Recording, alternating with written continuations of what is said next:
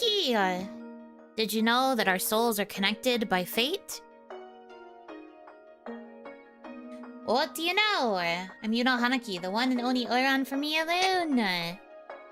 Hello, everybody. Happy Tuesday. Happy evening. Say hello, Hitomi. Hello. Hello. Welcome in, everybody.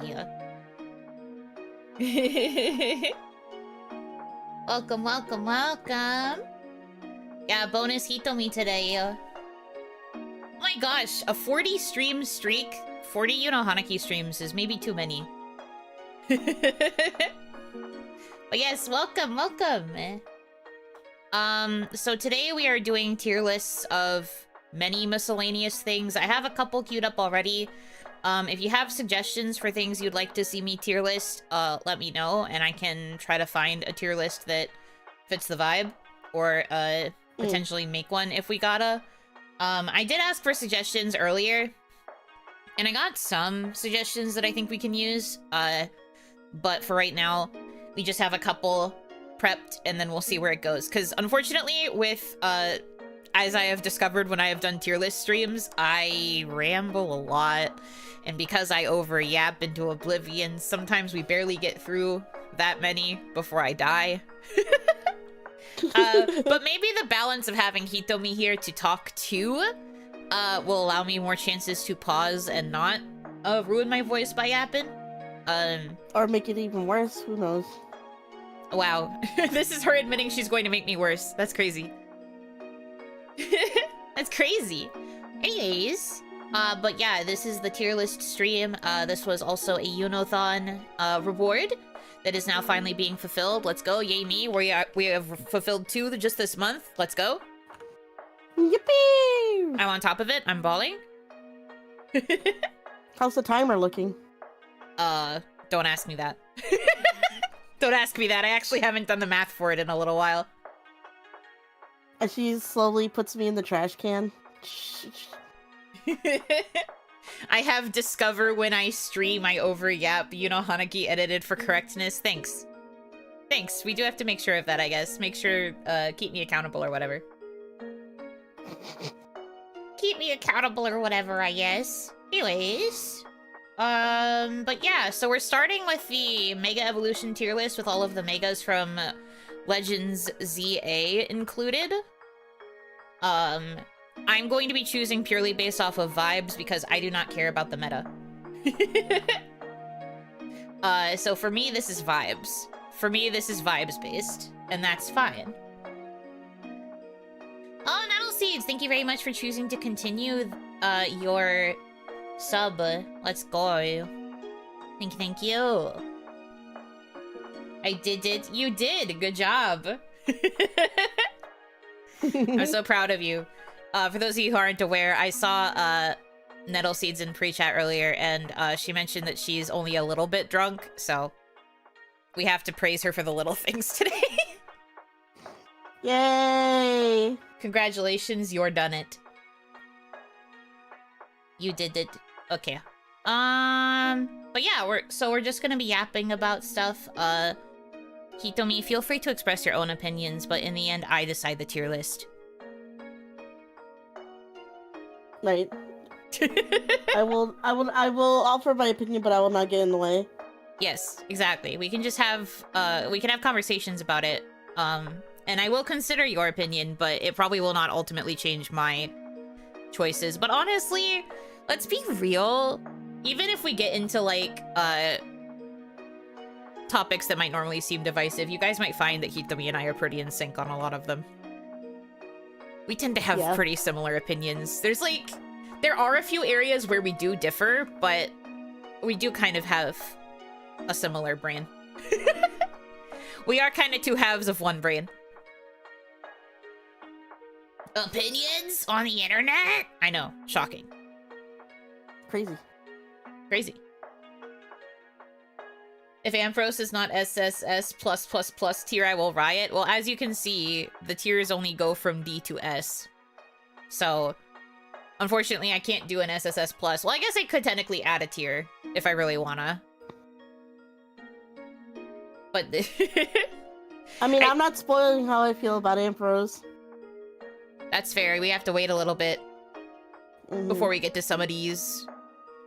Get a load of all these megas, man. Holy moly. Alright, anyway. Getting out my pitchfork? That's crazy.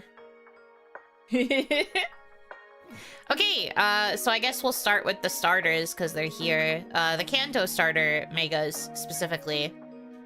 Starting with Mega Venusaur. I do like that it adds another flower on the head, but I feel like overall the design doesn't feel that different from regular Venusaur, in my humblest opinion. Yeah, it doesn't feel elevated. Like, there's some megas out there that I don't feel like add too much to the way the Pokemon normally looks, and it just looks like...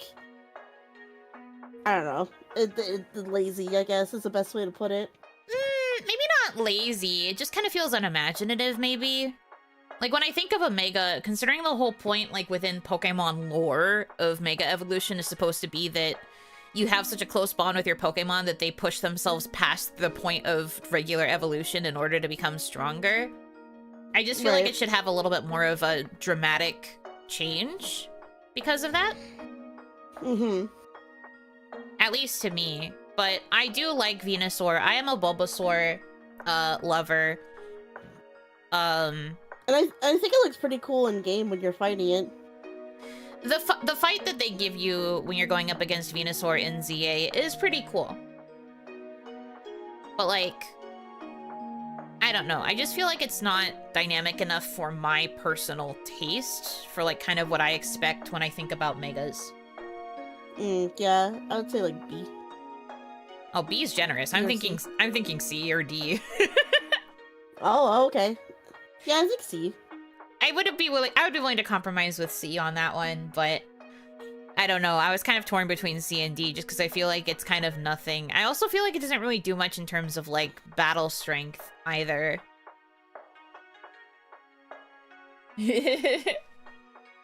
Yeah, if you put Venusaur and Mega Venusaur next to each other, you would think it would just be like male and female Venusaur. You wouldn't think it'd be like... That's true. Venusaur. Yeah, because the extra flower on the head, you'd be like, oh, that's the female Venusaur. I can see what you mean. Okay. The Charizards. Charizard X and Charizard Y. Gee, Charizard, why'd they let you get 2? There's only a couple other Pokemon that get 2. Y is lame as hell. I'll say it. You're correct. I like X more. You're correct. I am willing to do this. Okay, B rank for Charizard Y, A rank for Charizard X. Like, I kind of like the fact that Y gives you a little bit more of that Dragon E look. But I don't know. Like, I like the black and the blue. It does look more dragon, but I don't think Y actually changes its type much. I think X is the only one where it actually changes its type to dragon. And the blue fire is just cool. It's just bad. Blue fire is cool. And also blue fire is like hotter fire. So it feels like just by nature of it, it's like a bit stronger presenting. Yeah. But I've always felt that X was the cooler one. But when I first played through Kalos, I was on Pokemon Y, so I had access to this guy. Yeah, I remember making fun of you for it, because I'm pretty sure we played X and Y together. I'm pretty sure, yes. The very first time we got that them. was back... Yeah, that was back when we synchronized by getting the opposite versions of the game. I mean, we still do. It's just that we haven't really had that since Scarlet and Violet. Yeah. But we still always get the opposite version. Hitomi is like Charizard's fire, case closed. Yes, Hitomi is the tail. She's over there. Yes, I'm spicy hot. Mega Blastoise. Thoughts? The Alma Pharma Laser. Okay. Old. You went so quiet because you know how old that made you sound. You were like, I'm a Pharma Laser. The most unconfident. No thoughts, just, only gun. True. What's better than 2 cannons? 3 cannons. That said, I do still feel like it differs enough from regular Blastoise that I'd be willing to put it in a tier above where Venusaur is. Yeah.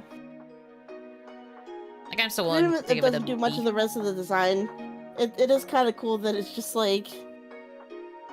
You mess with my trainer... two blasters isn't enough to get you. You have to get super blasted. Yeah. But no, I agree. I think B is a good placement. Mega Beedrill. I do not care. Personally. I hear, like, Mega Beedrill used to be considered one of, like, the better ones. Like, apparently Mega Beedrill was, like, one of the fastest Pokemon in the game at a certain point. And so it was, like, really good competitively when Megas were still allowed competitively. Oh, Jesus. Yeah, I'm looking it up. His speed was 145. Yeah, guy's fast. But, like, other than that, I don't really think he has much going for him. It is just a B. His butt that's a B. looks kind of cool. His butt? Like the butt singer?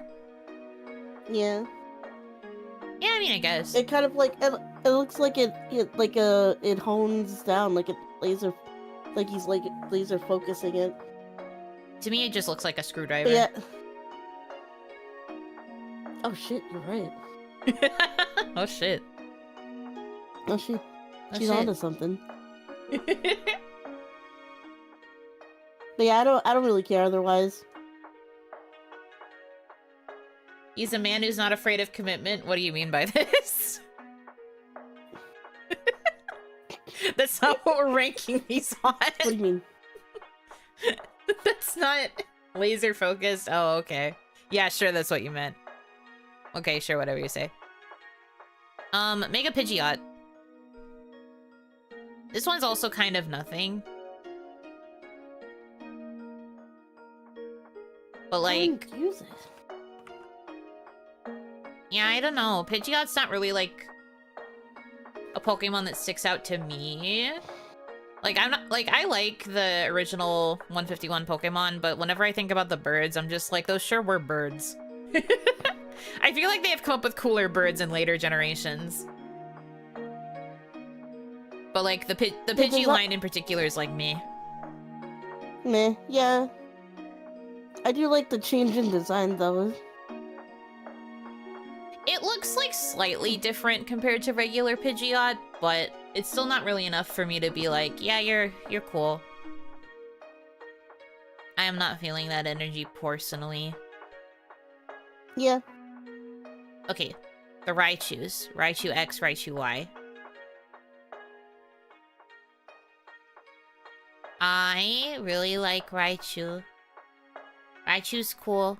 I'm also biased because I got my first shiny encounter in the game was a Pichu, so I got to have a shiny Raichu for the DLC. I'm biased. Why does Raichu have big feet? This is Raichu X is standing using its tails. X, I believe, is the physical attacker. Y is the special attacker. I primarily use Raichu X because my Raichu, my precious little daylily, is a physical attacker. So I have a bit of a bias towards X, more so than to Y. So for that reason, this is my first S tier. That said, I do still think that Raichu Y is very cute, so it deserves to go in A. Yeah, that's fair. I'll agree with that. I like them. They are very cute. It is kind of bad that it's standing on its tail. I'm tall now. Also, when you run with it in the overworld while it is Mega, it flies. Wow. He flies like a superhero with the tails like behind him. It's very cute.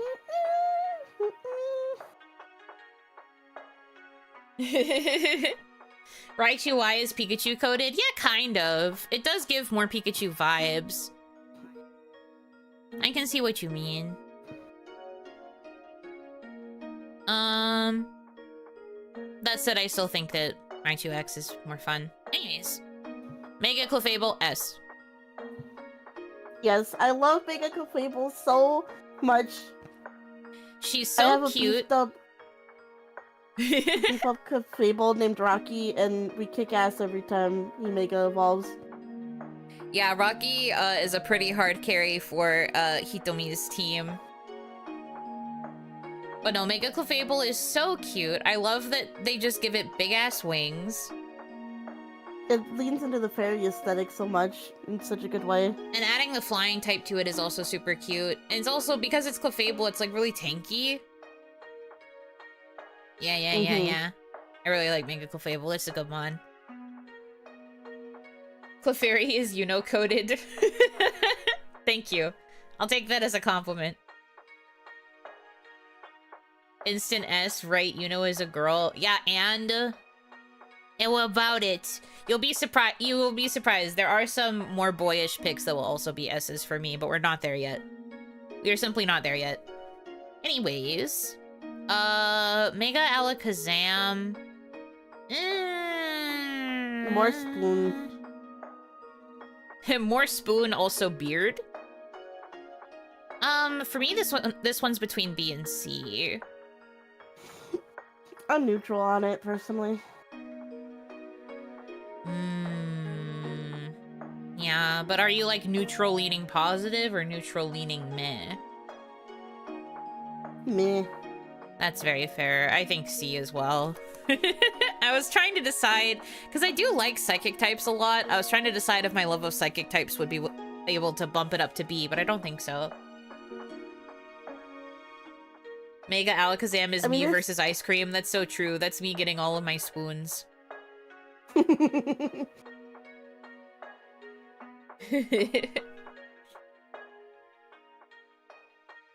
he's alright. I've never really been that into Alakazam as a Pokemon, admittedly, despite loving psychic types. Probably because it was like trade Evo, and it was always hard for me to really get into trade Evos because for a long time I had nobody to trade with. Only child problems. So a lot of trade Evo Pokemon, admittedly, are not as impactful to me, just because I didn't have anyone I could trade.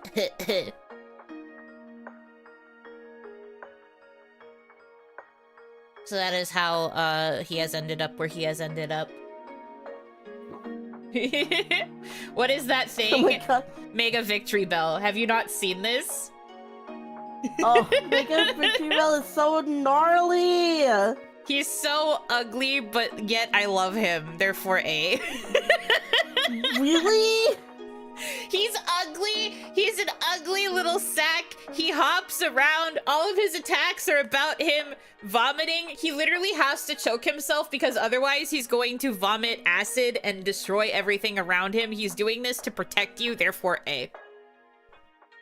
Amazing. I love him. Amazing logic.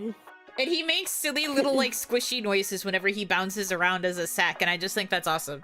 That's why I hate it so much. Oh, it's awesome. When I'm fighting it, I hear the oh my God, the Oh, it's awesome. Blech.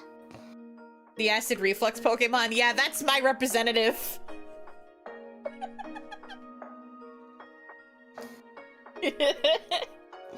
And I mean, I have to admit, the face is kind of goofy in an adorable way. He has a goofy little face. I love it. But the squish noises. I love him. So anyway, that is my opinion. Thank you. Let's see. Mega Slowbro. He's just been consumed by Dushell. He looks like, you know those, well, this is gonna sound kind of niche, but you know how there's like those like bread cones that you can get that'll be like filled with like a mac and cheese or something? He just reminds me of a mac and cheese cone. This is what he looks like to me.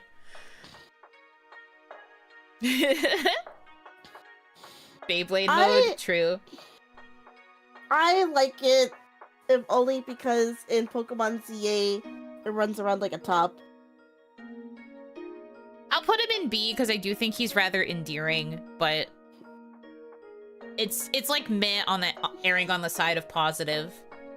He's just kind of a silly little guy. He's less endearing than freaking Victory Bell? I like Victory Bell. Why are you judge? I promised that I wouldn't judge yet. We're like You're not trying even 30 me. minutes into this stream. Leave me alone. You're trying me. Leave me alone. Keep me about to make Victory Bell an S tier. No. I do still think he deserves to be A. But it's just funny. I didn't realize how much she didn't like Mega Victory Bell. I thought Mega Victory Bell was awesome.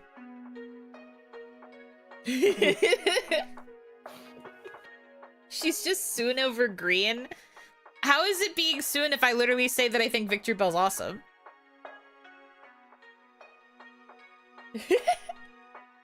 Another Twitter post coming from Mamadachi. I don't know what you think would happen.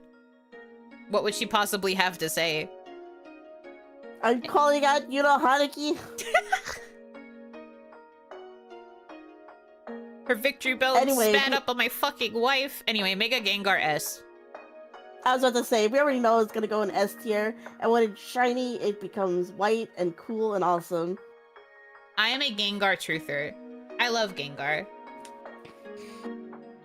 I think that Gengar is a sick Pokemon. Gengar is one of the best Pokemon lore-wise and fighting-wise. Yes. He is silly, he is goofy, he's full of mischief. He got a really cool design for his Mega. I really like it. I like the third eye activation that like gives him more of that like psychic vibe. I like the transition into red. I do also agree that his shiny is really, really cool. Yeah. I'm a big fan of Mega Gengar, so he deserves to be S. That's oomph, for real. What are we ranking? These are Mega Evolutions from Pokemon, now that Legends ZA has revealed all of its Megas. So it's Pokemon. Do not worry your little head, princess. I know you don't know anything about Pokemon. Mega Pinsir. This one's very nothing, so I'm kind of similar to Beedrill for me. I think it's gonna go in D. Yeah, I'll agree. Unfortunately, a lot of the bug evos don't really do much with it. Yeah, I don't... Maybe... I was about to say I don't know if there's other bugs that might change my mind, but, like, admittedly not really with Pinsir. All the Megas for now. I don't know why you're saying for now, because I'm pretty sure they're not going to be releasing anymore. I think they're pretty much done with ZA now that the DLC is done and dusted. Yeah, they said they were only going to release the one DLC for ZA, unfortunately. I don't know if that part was ever confirmed, but... I feel like it's mostly done and dusted. I can't really see them adding too many more if they're going to, ever. It probably wouldn't be for ZA. Back to that.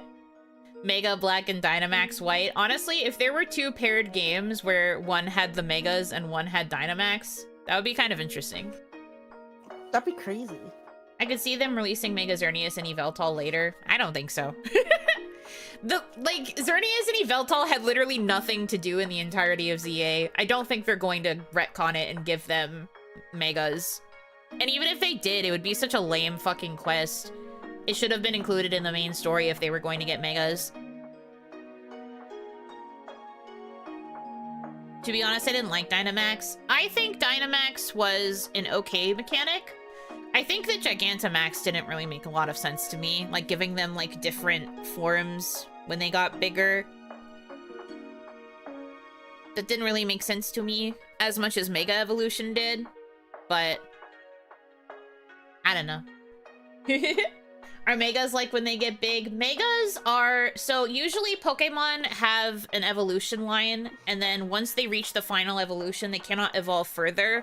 All Pokemon that are capable of Mega Evolution are so closely bonded with their trainer that they are able to push past the boundaries of evolution to get a new form. So, like, all of these Pokemon are, like, final stage Pokemon or Pokemon that don't normally evolve in general. But they get a Mega form because they bond with their trainer, and, like, that bond, like, heightens their powers. And it does put the Pokemon through a lot of strain, so it's temporary. But they do it because they love their trainer. So that's what a Mega Evolution is. If you check the dex entries for a lot of these Pokemon, there's like lots of stuff about how much pain the Pokemon is in when they're in their Mega form. But they power up because of the strength of the bond between them and their trainer, because that's what Pokemon's all about, baby.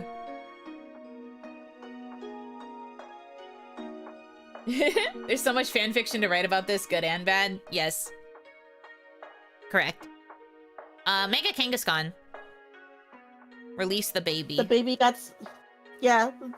The baby got so pissed off it wanted to fight. I'm leaning A or B. I like the fact that the baby comes out. I do think that the ability to, like, make every move that you do while you are Mega Evolved hit twice is pretty sick. Yeah, that's true. I think A sounds good. I'm gonna knock it to B, though, just because I think that the design could have been cooler. The only difference is that the baby hops out of the pouch. And, like, you get to see the full body of the baby, I guess. But I think maybe if they had given the baby a little bit more of, like, a makeover. B for baby. Yeah, let's go with that. B for baby. Because the baby's there. Yuno Mega Evolves because Yuno loves Damadachi. I mean, I haven't Mega Evolved yet, but sure.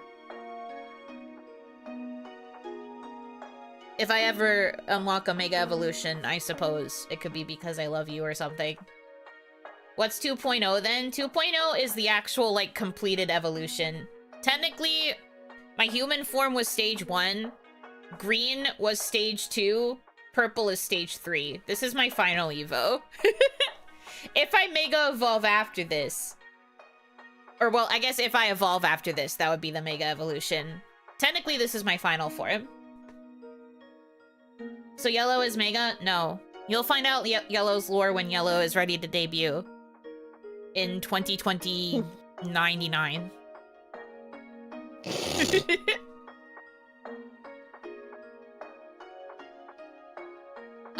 Mega Starmie. The man that took over the internet. I love this fucking guy. He's A. People are so pissed off about him. I love him. He's such a freak, A. But finding out about, like, what they were inspired by when they made him is kind of cute in its own way. Yeah, and the way he runs is very intimidating. The first time I fought it in Pokemon Z, I remember going, ugh, every time it kept running at me. He runs so fast, it's awesome. And then he also just runs like a fucking dork. I think it's great. This is what peak Pokemon looks like? Yes, I agree. Yeah. No, I love him. So, for me, he deserves to be A. I don't quite think it's S, but I think that he's neat. So I'm willing to have him be an A. I think it's funny. Mega Starmie was one of the only Megas that got spoiled for me. I didn't see what he looked like, but I knew that Mega Starmie was coming. So when I saw Mega Starmie come up in the quest line, I was like, oh boy, here he is. Why did he break the internet? And then when I saw the legs, I was like, I see why he broke the internet. Truly peak performance Pokemon. I love him. Okay. Mega Gyarados. I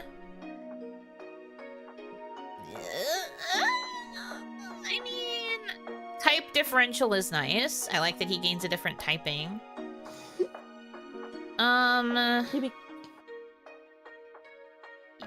He becomes smaller. He's one of the few Megas that becomes smaller, like shorter. It's like he compressed himself, like. Yeah. He also just isn't like the most memorable, despite him being the ace Mega for Lysander and X and Y. I just didn't really feel like he stood out to me. Yeah. It just was kind of like a bummer, I guess. I didn't really feel like they did much with him to make him good. I was watching videos saying how the whole Starmie line was based on Ultraman, including the poses. It's actually based off of this, like, star-type alien from, like, this really old Japanese horror movie series of, like, aliens that came to Earth and tried to communicate with blinking lights. Something like that. It can be both. Yeah, I'm just saying what was, like, canonically stated. I didn't hear anything about it being related to Ultraman, but sure. Maybe the posing itself is based off of Ultraman. But the actual reason why this guy exists is because he's supposed to be like an alien.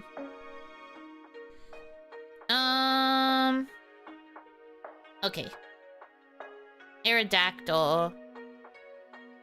I mean, it's a guy. Yeah. I do kind of agree with chat where it says, like, forgotten. Like, you could get Aerodactyl in the game by, like, restoring the old Amber, but you didn't actually get, like, any sort of quest or anything related to him being a Mega. It's just like, oh yeah, by the way, you can get the Mega Stone for him at the store. Yeah. It's just kind of meh. D for Dactyl. Yeah, we'll go with that. Mega Dragonite, controversial opinion. I know people hate this guy, but he is S to me. He is S in my heart. He's so cute. I love adorable. him. His silly little head wings are very endearing to me. He has a little thinky pose. I like his fat tail. I love his little chubs. I just think he's good. I love him. People could say that they hate him all that they want, and I do not care because I have taste. I have taste, and therefore it's good. Yeah. Not really a fan of the wings on the head, but see, that's why you have an incorrect opinion. Because I think that the head wings are awesome. And he still has his little, like, actual wings, and then he's got, like, the little, like, tufts here over his arm. Like, he still has his normal wings. They just got smaller and goofier. It's awesome. I think it's adorable. Yes, I do also like that the shiny is the same blue as the, like, Dratini and Dragonair. I do like that a lot. It makes him match them more. It's cute. Anyway, I love him. That's my son. Well, it's more so Kaya's son, because Kaya is literally Dragonite, but I do love him. He's baby. Yeah. He's baby.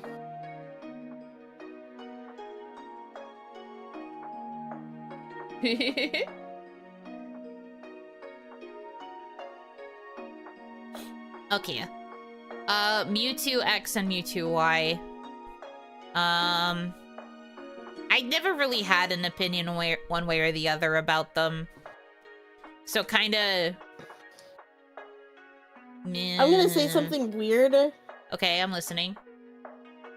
They give me Pinky in the Brain vibes.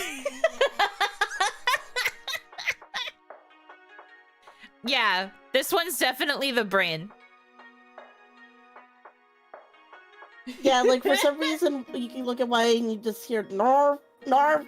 That is Y, right? Wait, no, Y is the smaller one. The smaller one is Y, the taller one is X. Yeah. Even the first time I saw them, all the way back in the first game they came out in, I was just like, that makes me feel like Pinky in the Brain. That's very fair. For that reason, this is their ranking. That is where they belong. I do not make the facts. Anyways, my beloved.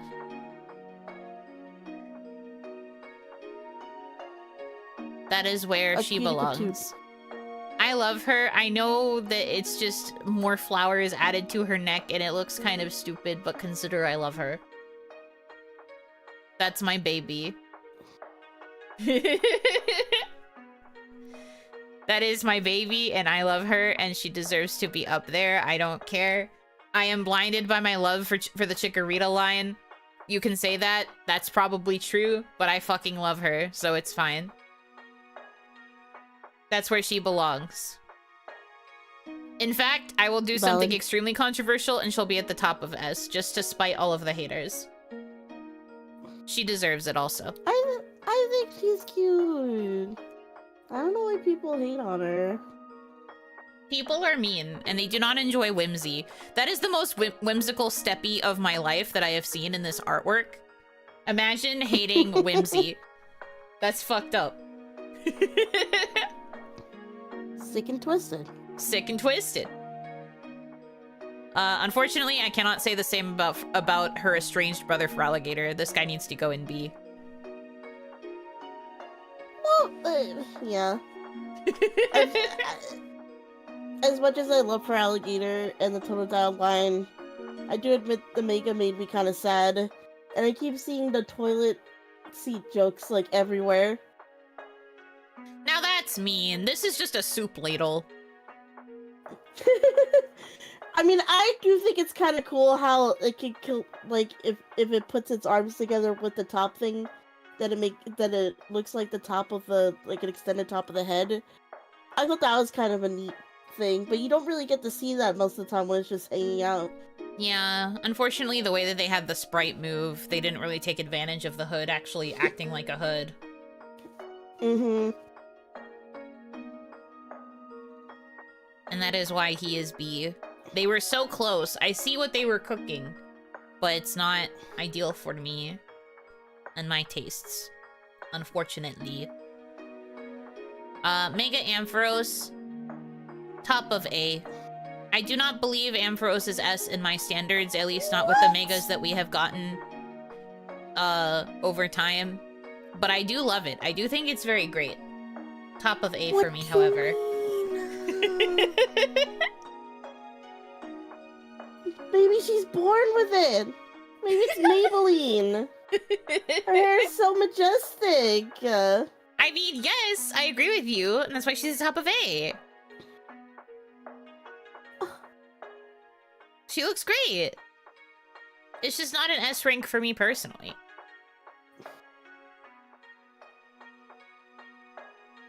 I think you broke Hitomi's heart. In the box. I'm sticking myself in the box. I'm leaving.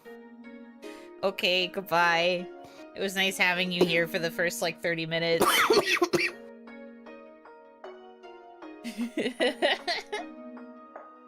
Dragon wool. Look, I don't understand what the problem is. I love Ampharos. It's just not an S.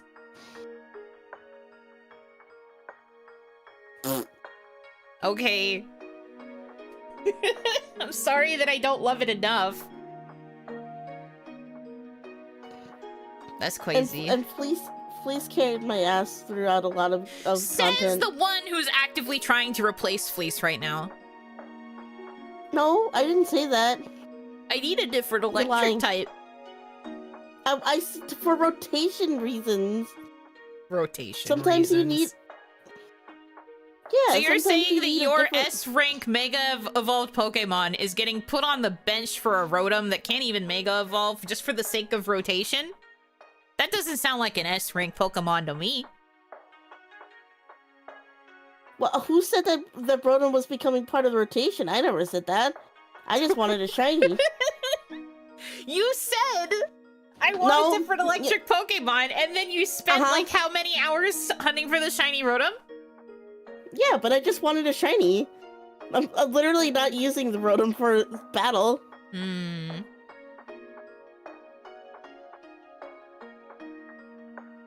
This girl sits on a throne of lies. I'm telling the truth! Sounds like someone who leans into the meta. He to me sometimes does a little bit with games. It depends on the game, though.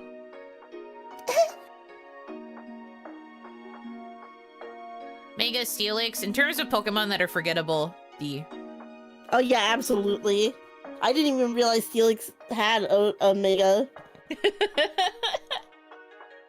Oh, your son? Oh, I'm sorry, Nettle. Your son's very forgettable. R.I.P. That one has a Mega. Yeah, literally this. Another Pokemon that was just basically forgotten. Who is this guy? Do we even get the Steelix site in game? We do, I think. It's one of the ones you can buy from the store. Wow, really? I think. I don't believe you. Check your fucking stones then, bitch. Don't look at me. Jasmine in shambles. Look, it's just such a forgettable mega. I'm sorry. I barely remembered it was there when it came out. I forgot that it existed in ZA because it didn't get a dedicated, like, rogue mega fight. None of the key trainers had a Mega Steelix. It's truly just here. It's just a guy. And, like, that's fine, but sometimes I just don't like the ones that are simply guys. Mega Caesar. I like Caesar a lot, so, for me, this one's kind of a bit higher, but I admittedly don't really use the Mega, so it is C. Yeah. So for once, a bug type that is not D. I like Caesar, I'll though. agree with you that. That's the guy.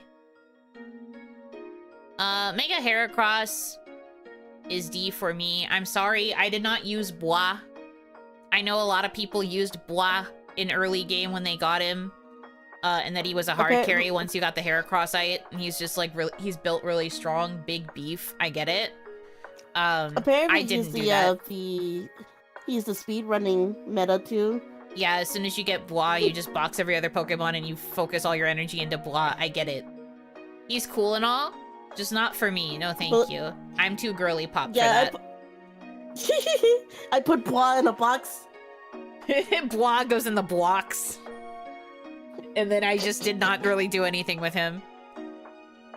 But he's cool. I get the appeal. It's just not for me. No, thank you. Mega Skarmory. I thought that Mega Skarmory was a cool reveal. I didn't think Skarmory was going to be the main for Felipe. Cool reveal. As for how I feel about the actual Mega, C. It's between B and C, kind of. C.5.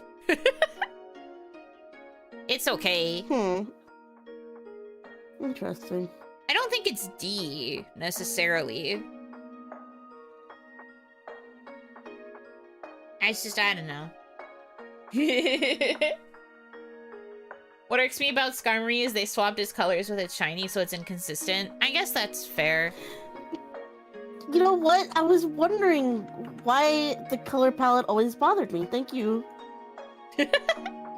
Why did they make it a shiny colors? That's so strange. And what happens when it's shiny? Does it just become silver again? I'm guessing maybe it does like a... I mean, I don't know, because I haven't seen it, but maybe it would just swap so that the main color is black and then it has gold accent. Shiny is its normal colors. Really? That's crazy. That's so crazy. And kind of lame, honestly. Oh yeah, it's a silver with green accents. Like, actually, regular Skarmory has red accents instead, right? Yeah. So I guess it's a little different. A little different, but still not by much.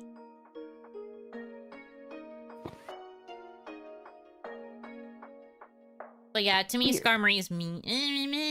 It's okay. I liked the reveal. I was like, oh, that's a cool one. So I don't think I'd actively use it. Mega Skarmory is that, sometimes it flies and sometimes it walks on its big feet. A lot of the birds do that. Sometimes they fly, sometimes they walk. It's apparently based on what moves you used prior. Like, if it used a move where it had to fly, it'll be flying for a bit, but if it's a move that's more, like, ground-based, that'll make it walk.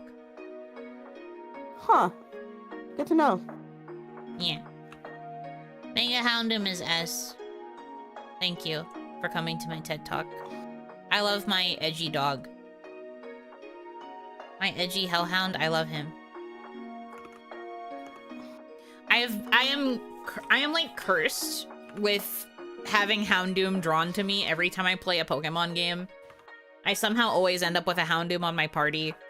Usually. I had to actively choose to not use a Houndoom this time around, even though you can access them pretty early. Just because I know that this is my curse, and I just always end up with Doggy. But I love Dog. He's so cute. I love Dog. He is dangerous to touch. If I touched him, my hand would die, but I love him. He Doggy. That's my funny Doggy. Thank you for coming to my TED Talk. I love him.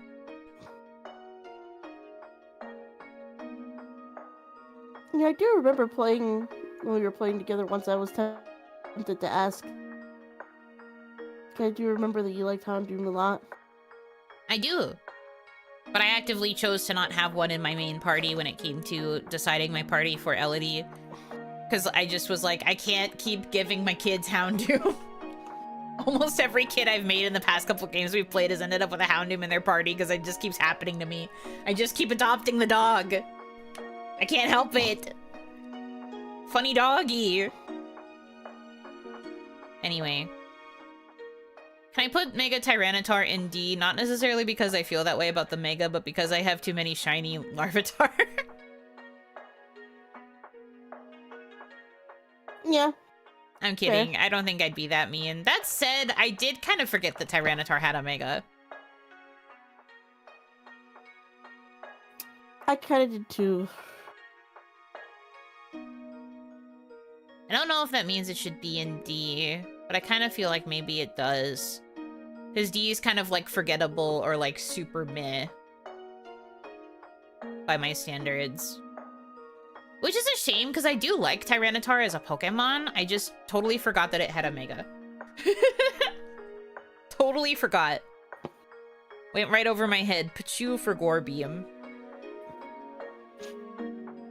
Yuno really does love dogs. I love dogs so much. Dogs are cute. I love Doggy.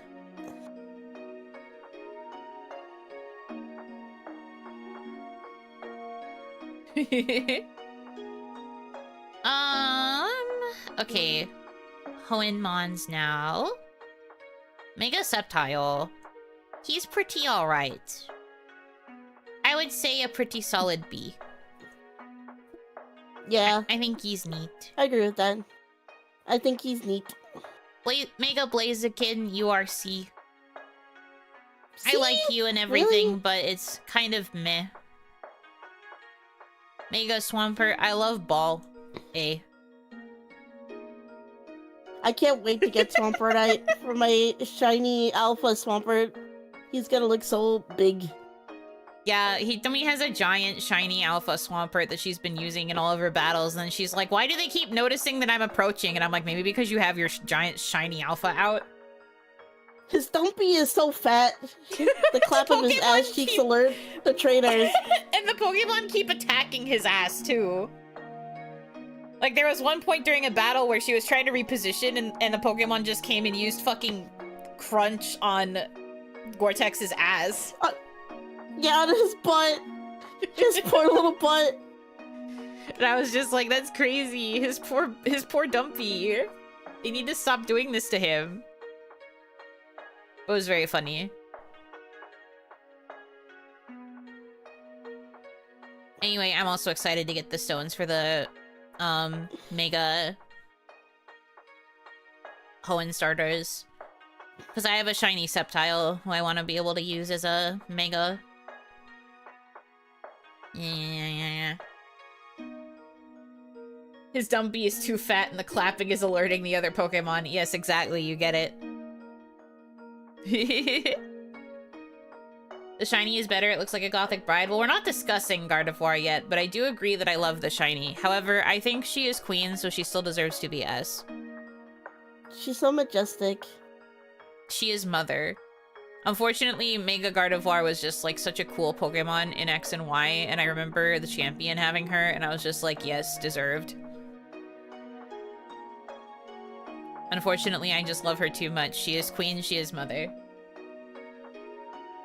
I was using the routes that came with the Gardevoir that was like part of the like pre-order bonuses for Pokemon ZA.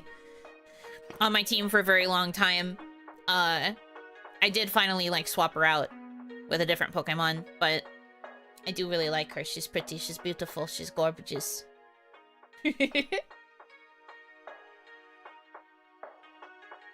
And therefore S tier. Mega Sableye. I do think he's a funny little gremlin. I love the fact that absolutely nothing... Like, I know I was griping on Pokemon that don't really change that much when they Mega Evolve, but I admit for Sableye, it's kind of hilarious that the only thing that changes is that he finds this giant gem to obsess over. He doesn't find it. He goblin. rips the gem out from his chest, and it gets bigger, and he uses that as a shield. Because I noticed when I looked at the sprite in the overworld in ZA, there's like a hole. Oh, that's even more badass. He's awesome. So, A. Mega Mawile, also A. I've always loved Mawile as a Pokemon. One of my favorite Hoenmons. Pretty solid Mega as well. I like it. It's good. Looks funny when he runs with his gem. Also, yes, I do agree. I do think that he looks very goofy when he runs. You could just tell when he's running that he's like... Yes, exactly. But no, I think he's good. I think he's cute. And the Mega Mawile also deserves to be A. Not quite mother status, like Gardevoir, but I do like Mega Mawile a lot. Good Pokemon. Big sister energy. Mega Aggron, also in the category of I forgot you could Mega.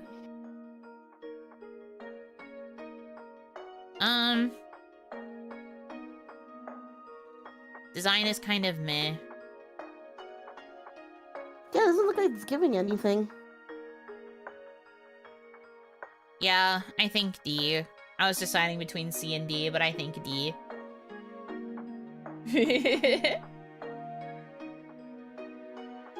He's alright. We're not judging by abilities here. I don't really take that into account very much. I am only going off of vibes. I'm girl, please understand.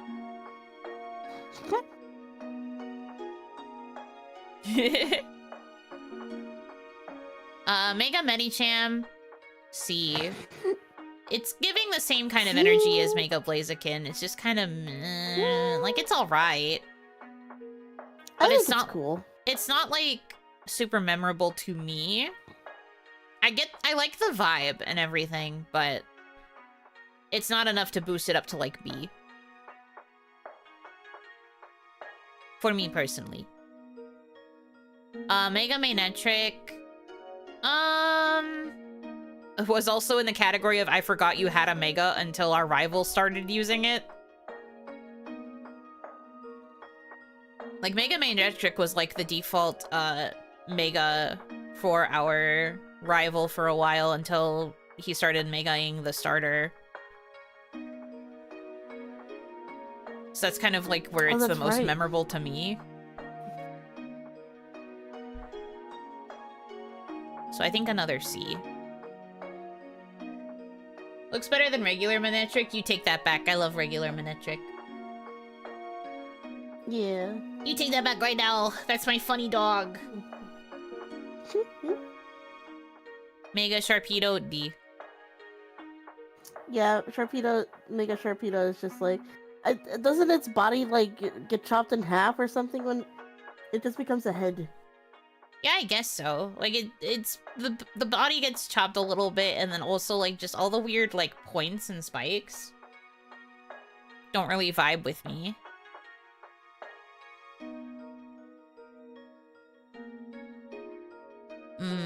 Thought it was already just a head. It is kind of hard to tell. Like, Sharpedo's body is very disproportionately, like, big head, tiny little tail. But I think Mega Sharpedo, the tail part is, like, completely cut off.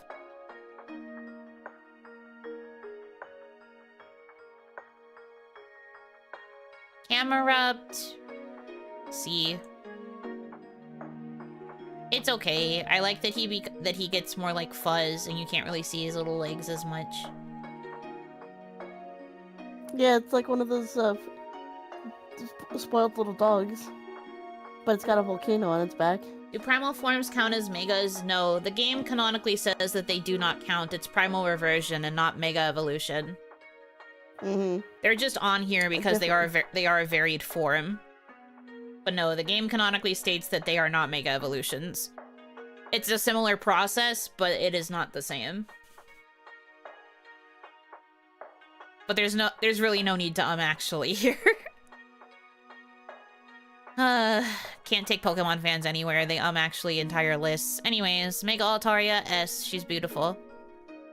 She's gorgeous. Look at her fluffies. If we're going to talk about maybe she's born with it, I think Mega Altaria is definitely like cuter and fluffier to me than Ampharos. Would probably be the softest pillow you've ever slept on in your entire life. I would love it. I just want to lay. She is so fluffy and pretty and beautiful. I love her long tail. Very, very cute. Actually, Mega Yuno is the fluffiest. I'm not a Pokemon! Please. Mega Banette. Banette is a very cool Pokemon, but I think the Mega is kind of B tier. In my opinion. I love Mega Banette. That's very fair. I do like Banette a lot. But to me, I think the Mega is more B.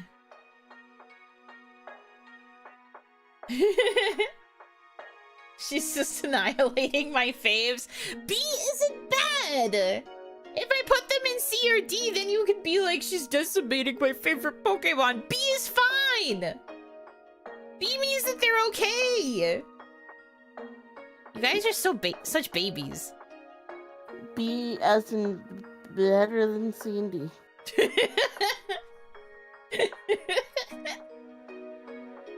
B means trash nowadays? Okay. That's because people cannot appreciate nuance of opinion. Mega Chimecho's A. I love her. She's so cute. I really like the smaller Chimecho, like, chimes attached to the big Chingling. I like that it's a callback to Chingling with this, like, big gold thing. I think when we watched the trailer for it, I was like, oh my god, that's so cool! Yeah, you really liked Mega Chimecho compared to frickin' Frigibax or whatever. You did not really care about that guy. You were like, that guy's meh. Who? Exactly. Oh no, I love Mega Chimecho. Very cute. Mega Absol, the normal one, is very pretty. A tier. Gorgeous. Very much serving. Love the vibes. That said, when they introduced the emo version, S. I had to do a lot of thinking for this because I do love normal Mega Absol very, very, very much. But I can't help it when they had the surprise reveal of Mega Absol Z at the beginning of the DLC and it showed the emo version with like the goth, like one winged angel type shit. I can't help it. My Chunibyo heart was satisfied. I had to choose her. I just think she's perfect. In the end, I am still just a Chunibyo. I care her. Therefore, this is the ranking.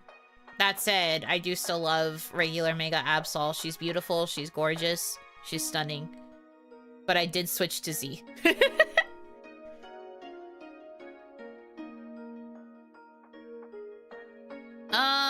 Mega Glalie. We were literally just memeing about this guy last night, how he's just big mouth. He's kind of a Dorcas. So like D tier. Is that Wario? He does kind of look like Wario. Wario. Wario. He does look like he's just in the middle of saying wah. Well, he's alright. Unhinged. He's just kind of a funny guy. Jawbreaker, blue Pac-Man. Blue Pac-Man's awesome. I think that's probably the most accurate description I've heard. Mega Salamence. Another I forgot you had a Mega. I kind of like the crescent moon aesthetic going on there though with the wings. I guess, but it reminds me a lot. Well, I mean, I guess this form came first, but it reminds me of the Roaring Moon form that it got in Scarlet and Violet. Oh, yeah. But this, I guess this technically came first. But I do agree that I like the shape of the wings and how they look like a moon. I guess C. I'm putting a lot of these in C tier. Well, it is how it is. Mega Metagross.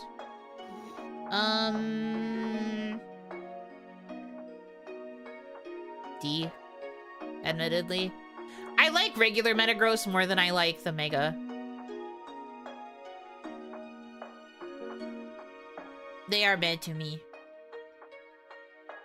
Not a fan of the chin spike. Yeah, why is that there? Why is that there? Why did they give him that? I must say I agree. Mega Latios and Latias, I feel like was kind of wasted by just making them the same color. Yeah, I don't understand why they did that. I feel like they it was supposed to be purple to combine the red and the blue, but I don't like it.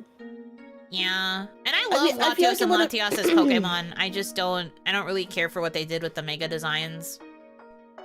It would have been cooler if they became purple because they merged into one Pokemon to Mega Evolve. I suppose, but that wouldn't really work for how Mega Evolution works, so you're only supposed to Mega Evolve one at a time. I guess that's a fair point. They can't really do a fusion ha type of thing. Also, the twins creep me out. The cultist twins. Yeah, the side quests where you get the Latiosite and the Latiasite are two twins that like speak the same sentence. They just echo each other the entire time. They did not pass the vibe check. Yeah. But it's just a shame that they look so similar to one another, so that's why they're low for me. I love Latios and Latias, though. Don't get it twisted. As for these Primal Reversion Mons, which is Kyogre and Groudon,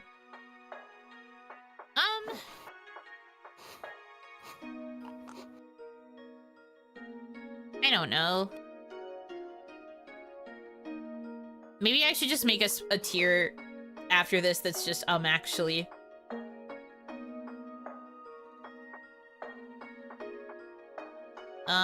How do I add another tier?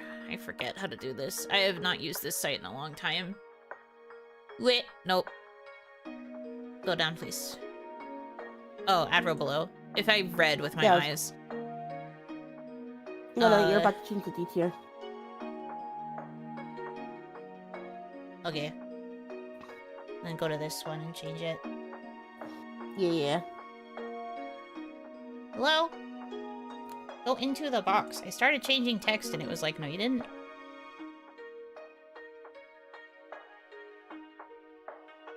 And we'll make this tier like gray because it's not really gonna count for anything. They don't count. Same with Rayquaza, no?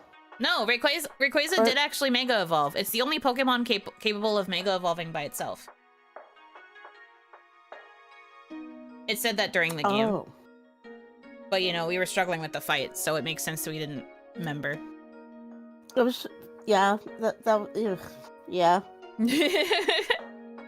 That said, I do think its design is pretty cool. It was pretty sick. So I'd be willing to put it in, like... Cool. B. B. Yeah, B.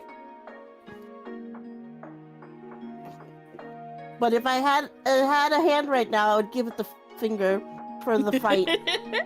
You suck, but you're cool, I guess. But you suck though. Okay. Megastaraptor. Speaking of like fights that were crazy. Yeah, fighting that guy was a bitch, but it's How did- another Mega that I feel like they didn't do much with the bird form. Which is, like, crazy, because this was a new manga that they introduced for this. And I just feel like they, like, really brushed over its existence. They didn't really do anything cool with it. They were just like, whoa, a bird. But I guess C, because it was kind of like a dedicated new mega. I guess. Mega Lot Bunny. I love her. I love her too. She's so cute.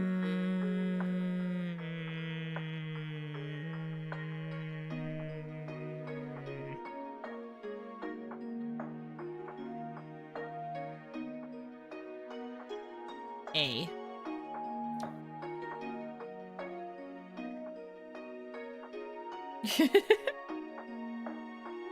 So does the internet. I mean, yeah. Internet does as internet does. I hate that I know that. Don't act like you're the only person in the world that knows that. Like, everybody knows that people want to fuck Mega Lot Bunny and regular Lot Bunny. Like, that's just... Unfortunately, that's just a fact of life. Like, there's a list of Pokemon that everybody knows that everybody wants to freaking fuck. We get it. You know, as an anime girl on the internet, she knows. Yes. Exactly. Exactly. Anyway. That said, I still think Lot Bunny is awesome, so she deserves to be up there. I forgot that Garchomp was another Pokemon that got another Mega form. Totally forgot about Garchomp. But it got 2 Megas as well. It did? Yeah, because these two are different from each other. The teethies are on the chest in this one, and then on this one it's on the blades. Oh, okay.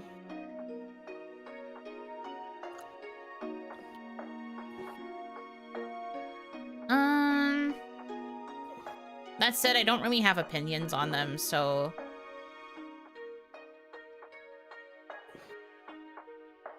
Scythe monster. To Scythe monster. I think they're both, like... I'm sorry to do this to them. But I, like, genuinely have never really used Garchomp, and so I have literally no opinion on the Megas. Fair enough. I need to make another new tier real quick. Hold on.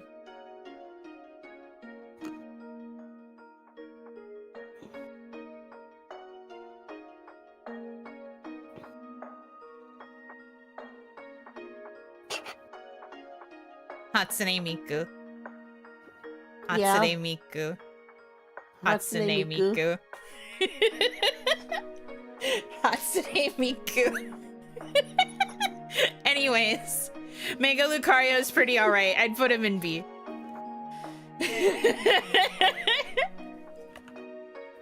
Regular Mega Lucario is okay. He goes in B. Mega Lucario Z is Hatsune Miku. And I just want to say, Mega Lucario Z is freaking crazy because we did the Karina fight the other day to get the Lucario Zite or whatever it's called. Yeah. And she obliterated our asses. One shot. One shot focus blast was killing us both. We had to figure out a strategy that just didn't allow that thing to attack. Yeah, because it was like we were level 100, we were Mega Evolved, we had moves on that were weak to Lucario. We were like, okay, we got this. And then one Aura Sphere and we were instantly down and was just like, what happened? It's important to mention that we had to use just a Lucario in this fight against her. It was a Lucario versus Lucario battle. She used Lucario Z, we used regular Lucario. Mega Lucario, I guess.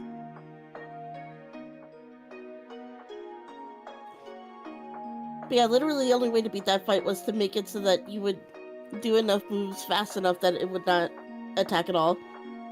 Because even trying Detect and Protect, we were not fast enough with it. That's because the timing for it in this game is also kind of annoying. They literally wait until you attack, and as soon as your attack lands is when they manage to time it. I can't figure out how to do that timing myself. Unfortunately, I'm bad. I remember one time when I went to fight her, I tried waiting to see if she would move first, and she didn't. The Lucarias just stood there staring at each other.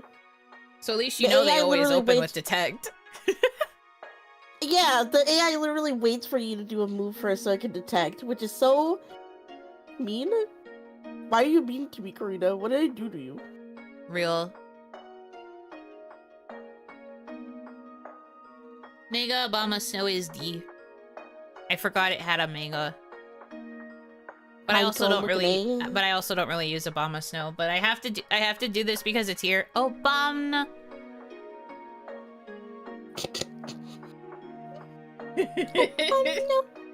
Obama. That's the guy. Make a Glade, cool design, honestly.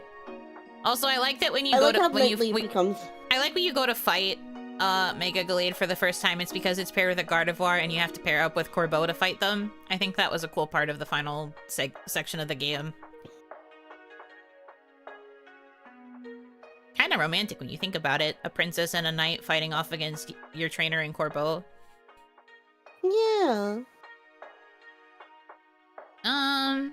I think this design's pretty cool. Not as cool as Gardevoir, in my opinion, but it is still pretty sick, so I will put it in A. I can agree with that. Mega Frostlass was a really cool Mega. This is a cool new one to add. So S for me. Also, Yuki Onna coded. Also, the Mega Evolution adds horns, so it's Yuno Hanaki. Also, the shiny has like a pink obi, so it's Yuno Hanaki. Pink with purple accents. Yeah, it becomes more purple in the shiny too, so it's Yuno Hanaki. Therefore, S.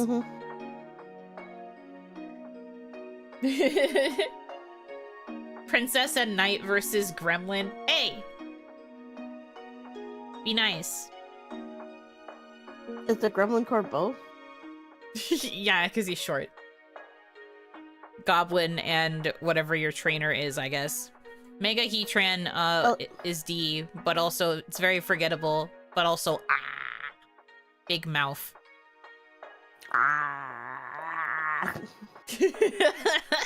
What is it with these dudes and their big mouths?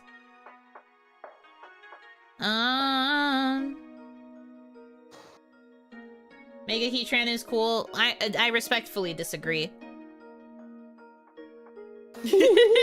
I'm sorry, but it's another Pokemon where I was just like, oh right, I guess you do have a Mega. Spoiler, I guess, if you haven't completed the Mega Dimensions DLC. But Mega Darkrai had such a fucking cool reveal. S.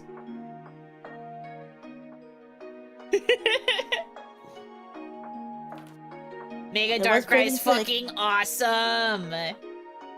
His whole fight was so sick. I always thought Darkrai was a cool Pokemon, but very underutilized when he was actually introduced. So it was kind of cool to see him get like a whole thing dedicated to him as part of this game. It was very awesome. I just kind of wish we got a Cresselia as well, because I also really like Cresselia as a legendary Pokemon. Yeah, the giant eye! It's so cool! Once again, I'm very Chunibyo, so I was just like, yes, I love this dark, edgy shit. Mega Darkrai Loki looks like a parade balloon. Yes, and at least he had a cool arrival as a cool parade balloon. Black Parade looking Me when Nintendo hides the coolest mythical behind a hard-to-get boat ticket again. God, I know, right? Literally. But no, I thought that Mega Darkrai was cool. Mega Emboar, kind of. I have to admit that I think that Mega Emboar is cooler than Mega Feraligatr, so by that I think it has to go into A.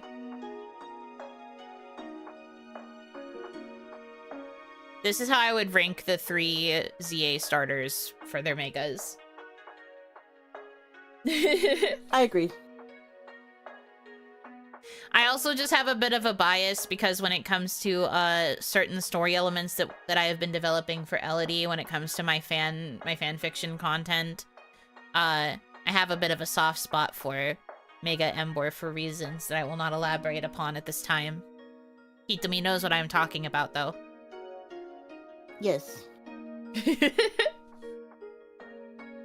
But I have a soft spot for that guy. He's cute. Anyways,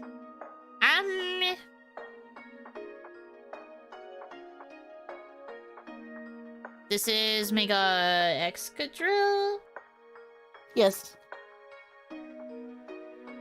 I think Mega Excadrill is pretty cool. He's pretty alright. I will say C for him. I think he's definitely better animated than stationary. True. I think this picture kind of doesn't really do him justice. Yeah. But I agree that seeing him like run around on the field, like when you're fighting him, when you fight against Tarragon, is pretty cool. Yeah. Mega Audino, a cutie, an angel, a baby. A. I love Mega Audino. It's very cute. It is adorable. A white little angel. So cute. And it gets more of like a purple, like lavender tint in the shiny form. Also very cute. Mm-hmm. Mega Scolipede.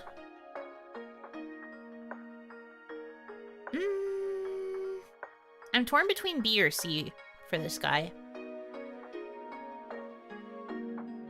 I think he's cool.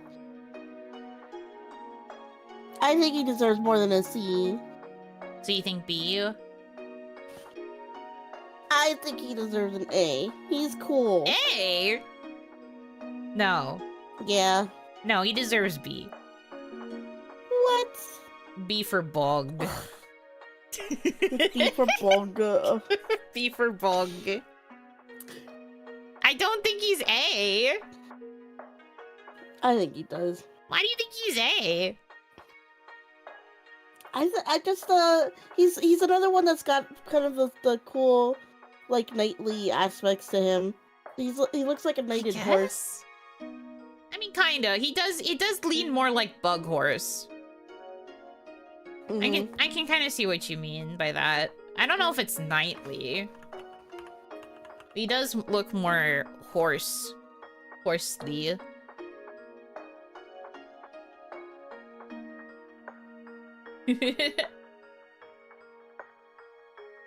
H for bug horse. There is no H tier. If I made a tier every time I just had a one-off opinion about a Pokemon, this list would be huge. And it would be a tier list anymore. Yeah, you fundamentally missed the point of a tier list at that level. Anyways, Mega Scrafty I thought was a pretty cool addition. I would be willing to give this guy A. I like that he's got like the shedded skin as like a hood, and he still looks like a little thug.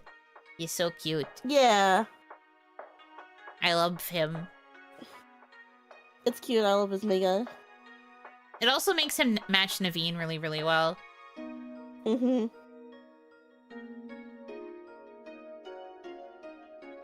Mega Electros.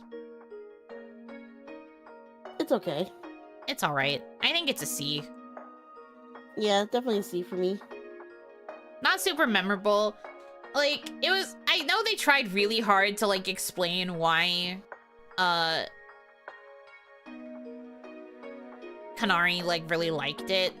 And, like, a lot of people became obsessed with Electros because it was Kanari's favorite Pokemon. But the propaganda didn't work on me. I guess is the best way to phrase it. I did not fall for the Electros propaganda. I loved Kanari. Like, Kanari, honestly, I did finally warm up to her more than I warmed up to Iono. I feel like Iono is a lot flatter as a streamer in comparison to what they did with Kanari. True. I think Kanari was their way of apologizing for not really capitalizing on Iono enough.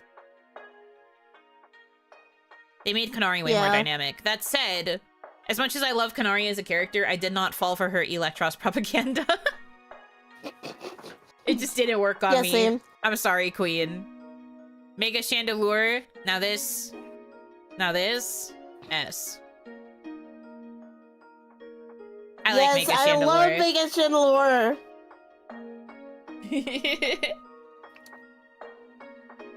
And it looks so freaking cool when it's shiny, too. Yeah, it does have a pretty cool shiny. It gets heterochromia.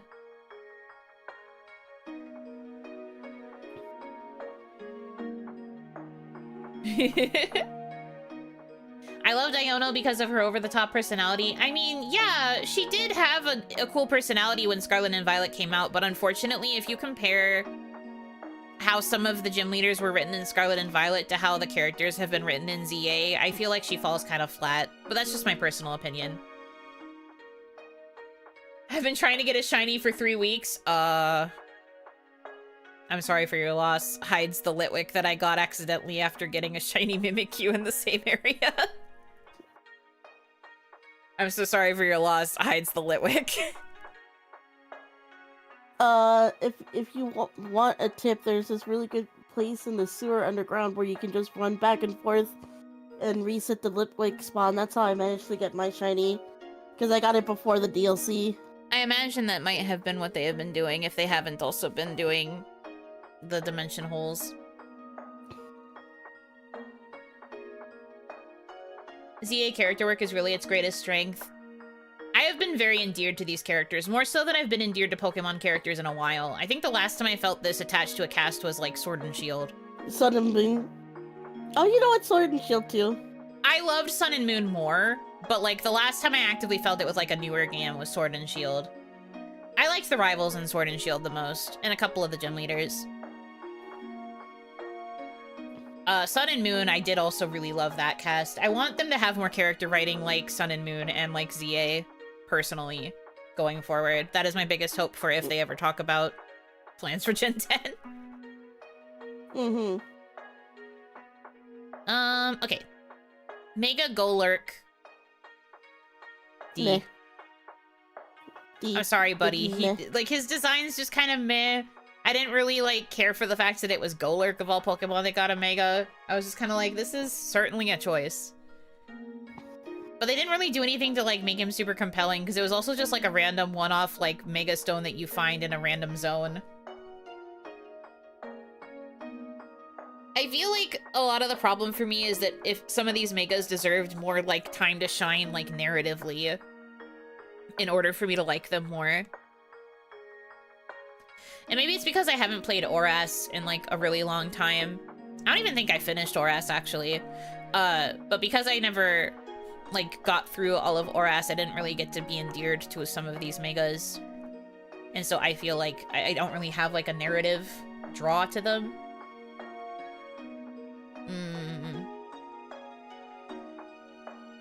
Outside of the gym leaders, Scarlet and Violet had some good characters, too. I do think so. Like, I liked the friend group in Scarlet and Violet. I think the character writing was pretty okay with them. However, I was saying this to Hitomi, and I guess we might get into this later if I end up doing a tier list of my opinions on the actual Pokemon games. I think that the best character writing with Scarlet and Violet happened during, like, the DLC, like, the post-game stuff. Not like the DLC, actually. Yeah. But, like, the post-game, when you're, like, in Area 0, I think was, like, the best character writing they did with the friend group. And then some of the DLC stuff was okay. I didn't like the Blueberry Academy stuff as much as I liked Kitakami. Blueberry Academy was kind of nothing. But for me, I feel like main game Scarlet Violet was very boring. It didn't really appeal to me all that much. I also felt like they tried to be like, oh yeah, choose your path, do whatever you want, but also there's a recommended order. So I kind of hated that I was still railroaded in the end, even though it was supposed to be more of like an open world you can choose. And yes, you could still choose, but the game kind of made it obvious with like leveling that there was a specific path you were supposed to take in terms of, like, do gym battle, then go here and do this, then go here and do this part. Like, it kind of made it obvious there was supposed to be an intended order. So therefore, the first part of the story was very bleh to me, because I still got railroaded. But then I felt that the Area Zero was really well written. I really liked the characters in that. I feel like they managed to shine a lot more. And that story was very compelling. I cried, so that's how you know it was compelling. And then Kitakami was also good as like a DLC storyline. Blueberry Academy did not care for it. Blueberry Academy kind of dropped the ball for me. Despite the fact that it had carryover with some of the characters from Kitakami that I got really attached to. I really liked the character work they were trying to do with Kirin, but then they just dropped it so hard in the Blueberry Academy part. In my humble opinion, they just really fumbled that bag, and I didn't like it. So, that's how I feel about Scarlet and Violet. But that's why I don't really feel like it sticks out to me much, because all of the best parts were, like, interspersed with boring, or, like, interspersed with meh. And that's always kind of sad to me. But I loved the story for Sun and Moon. I really liked the rivals in Sword and Shield. I liked seeing them actually, like, struggle a lot. And you kind of get that same vibe with Scarlet and Violet.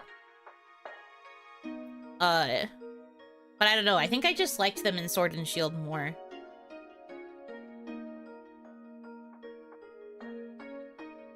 Anyway.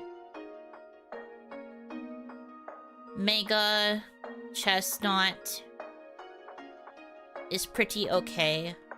I would give it a B. Yeah, B. Mega Delphox, that is my queen, that is my goat, that is my mother. S. I love the fact that they lean into the witchy vibes by riding the broom. Yeah, I love the witchy vibes for sure.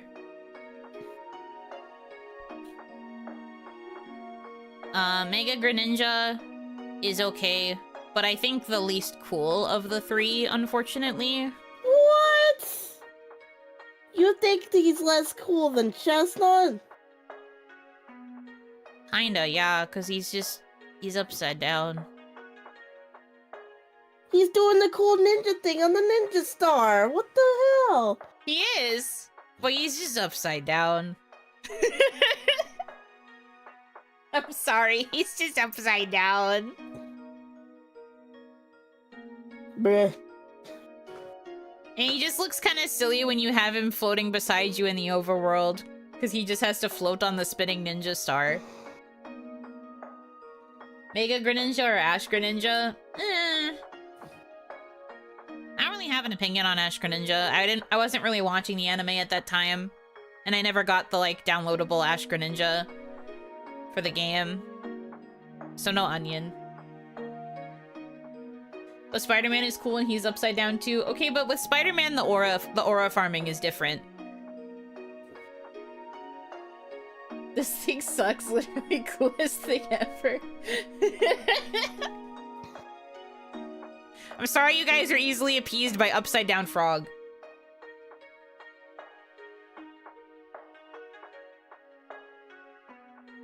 You're allowed to feel that way. It's still on the same tier as Chestnut. It's just not higher, I guess is the best way to put it. Mega Pyroar sucks. I'm sorry, D. Yeah, even after finding out the logic behind it, still lame. Yeah, the logic behind it is fine, but I'm just like, you're still lame.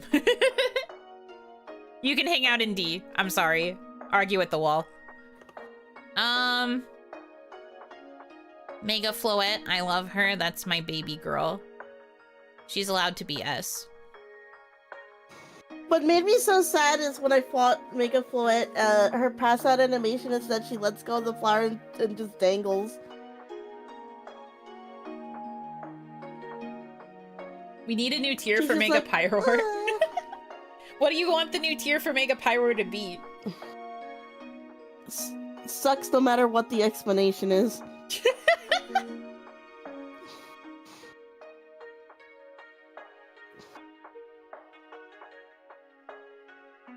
L. That's fine. L for lion.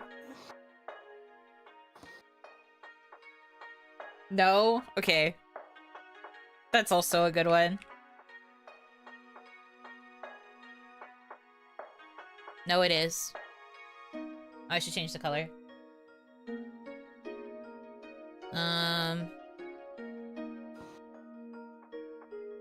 No.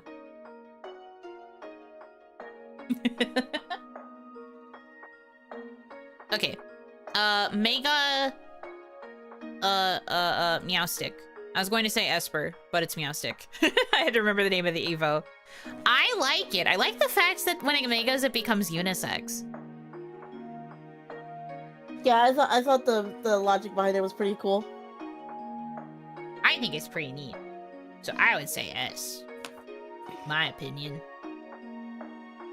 Also, I thought the fight was fun, if also really complicated because of the whole barrier mechanic. That barrier mechanic was kind of ass. But I like the fact that it openly stated it was unisex. I think all megas have no gender differences. Well, yes, but like that doesn't mean that they're unisex. Like all of the Pokemon still have their genders, like when they mega. The specific thing about Mega Meowstick is that it says it is both the female and the male characteristics combined into one Pokemon. Therefore, it is like legitimately unisex. Yeah. Like, yes, I know there's no actual gender differences between megas, but I think that the fact that they went out of their way to explain that it's the combination of the male Meowstick and the lady Meowstick in terms of their, like, special skills, too. It's neat. Especially considering Pyro just ignores the female design. Well, what it does is it takes the female mane and, like, just sticks it on top here like this. That's why it does the floopy. It's kind of goofy. That's why it's in no.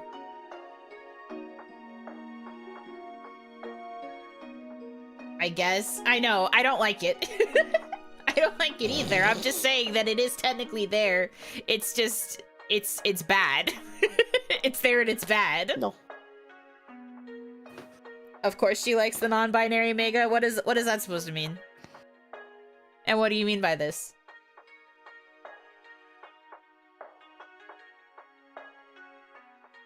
Anyway, my friend Malamar.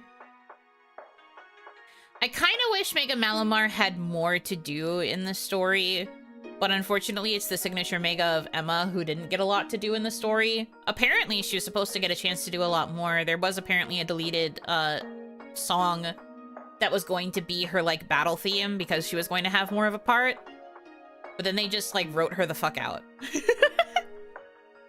So, you know, poor girl getting written out also meant that Mega Malamar didn't really get to have much of a chance to shine. As much as the advertising and the propaganda would have had you believe. But what can I say? I do so love mind control. If I were to be assigned a signature Mega, it would probably be Mega Malamar. I know my place in the world. Moving on. This guy sucks. Yeah, that's exactly. Actually, Barbarackle can go in no. He can hang out with Mega Pyroar.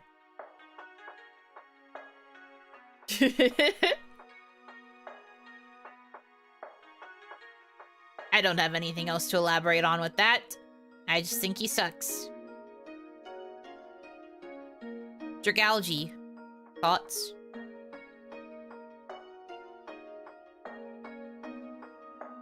I'm feeling B. B, yeah. Dragalge. I think he's pretty sick. When I first saw the Mega, the first time we fought, Laban, I thought it was pretty cool. Waiting for Draplankton. There isn't one. Should have been Clawitzer instead. Honestly, Clawitzer getting a Mega probably would have been sick. Huge yeah, cannons. Mega Halucha. See. He's okay. The propaganda made him seem cooler to some people. But even back then, I was just like, I don't know, it's just the same Pokemon with a different mask. And then in the actual game, they didn't really do much to make him cool. There was like a Rogue Mega fight, and then he didn't really become like a signature Pokemon for anybody. And I was just like, so he's just a guy in a mask for real. It just didn't really like... putting him in C! I'm sorry! They didn't make him more interesting! I'm not drawn into this vibe. What?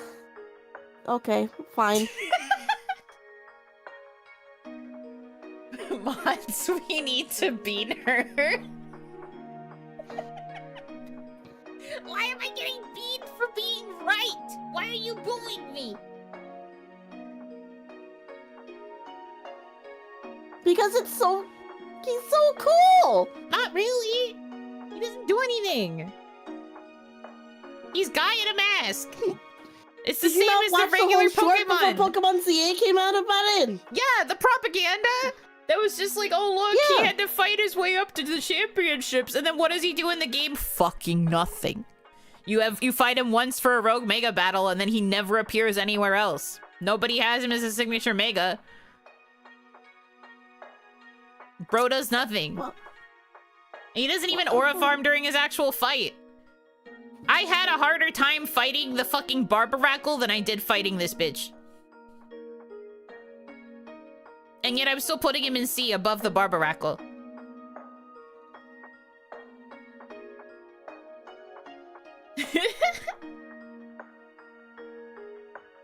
Can I say how BS it was that he can Mega Evolve for the championship? If we're going by technicalities, yes, because not everyone has access to a Mega Stone.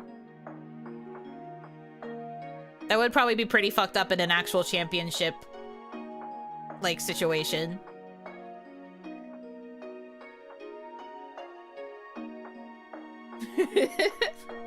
Hito mod, time her out. Time me out of my own chat. I can still read what you have to say, even if you time me out. And you're still stuck here. That's the joke. Even if you get rid of me from chat, it's not like I'm talking in there to begin with. Like, you're still stuck listening to my bad opinions. Keep arguing with the wall if you want. Anyway, Mega Zygarde.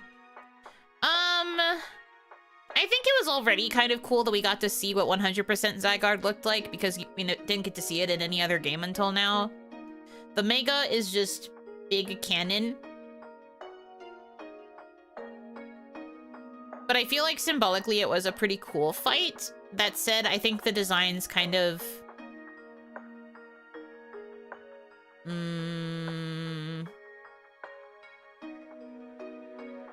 I want to give it B tier? I think I want to give it B tier. Yeah, that feels right to me.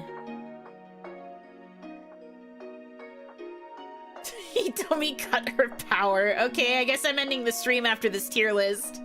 They hate me so bad. We finally got Pokemon Z and Pokemon Gun. That's true. He is very much hitting a twofer.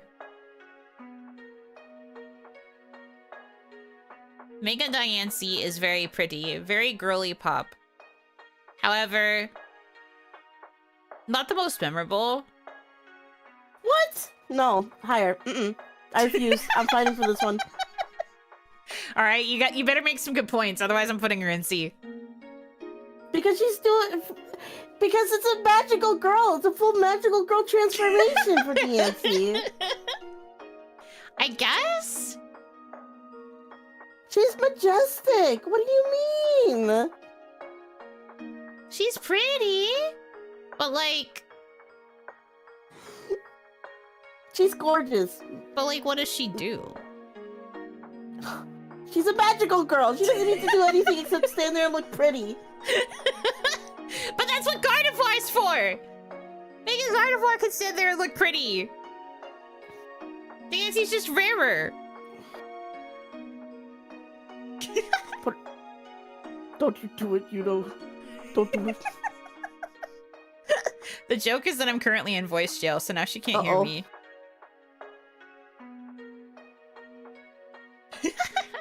can't. I think you're in jail. What a horrible time to be put in jail!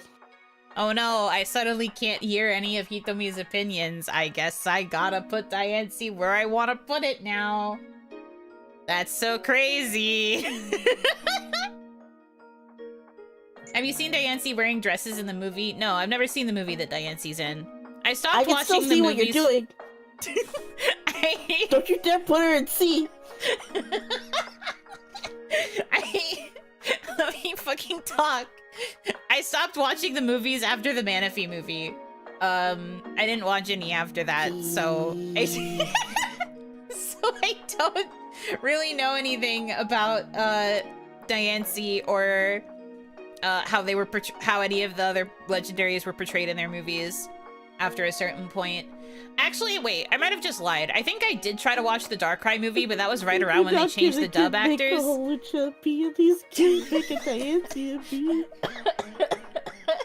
can't fucking talk. I don't ask for much. Maybe a cheese in every once in a while. Can you let me talk? Oh my god.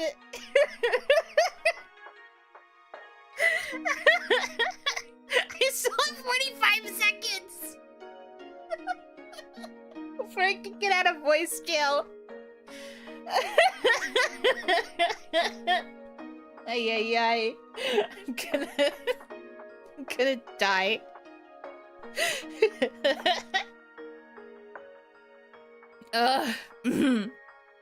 Alright, fine. Like, she is pretty, but I just feel like, I don't know.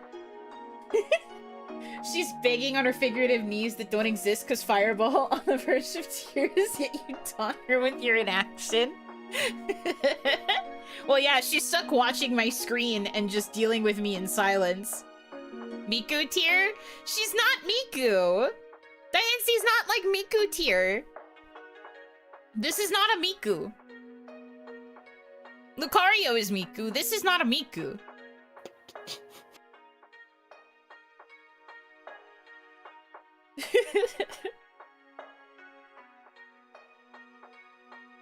God, fine. Whatever. She can go and be.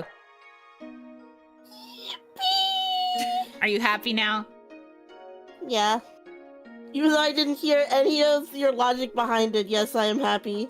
I didn't get a chance to have logic. I was trying to explain my thoughts and you started monologuing.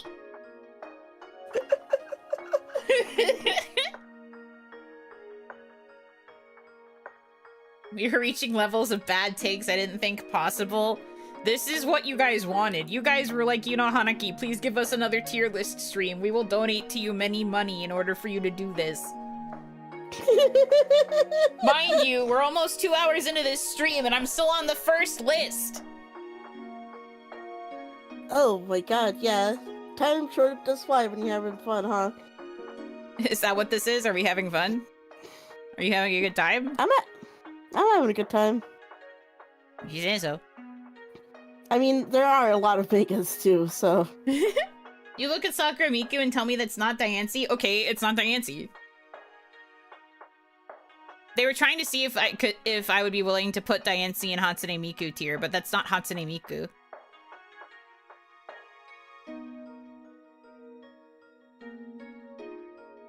F is for friends who don't have an F tier.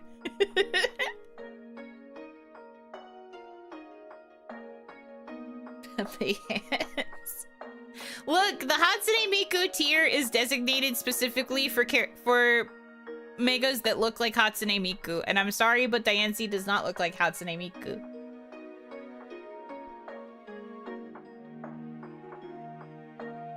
Continue to argue with the wall. Crabominable. This is certainly a design. But it's kind of like Golurk tier for me. Although I guess the kind of interesting thing was that we got to fight two at once. And that it was a very it was a very early hyperdimension encounter. we were in way in over our heads when we went in there. We were like, oh, we could take this, and then we fucking got creamed, and we were like, ah! Crazy.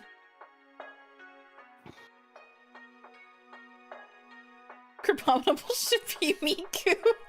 That's not... Those are not twin tails. Those are its fists. That's not what a twin tail is. I hate this place, dude. Galissapod, I didn't like this one at all because it's not really that different. So D.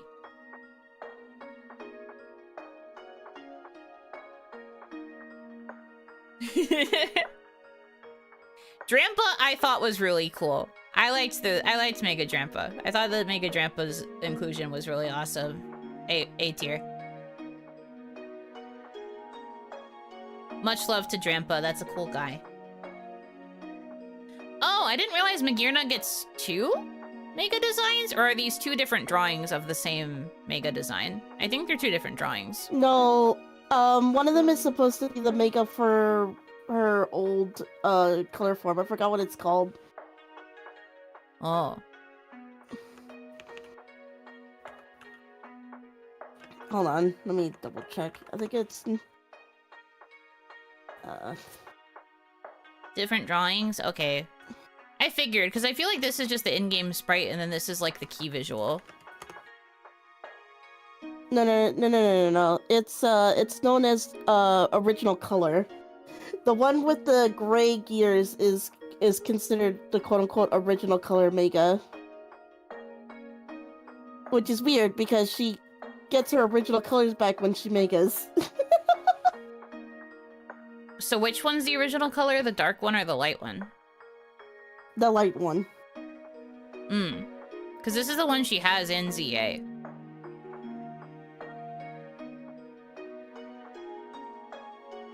I believe. Well then, I guess the wiki got it backwards.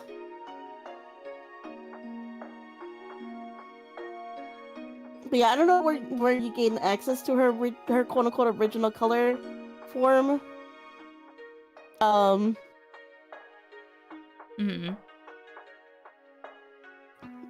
mean, she was first introduced in Sun and Moon, so I'm guessing it's something related to doing stuff for Alola.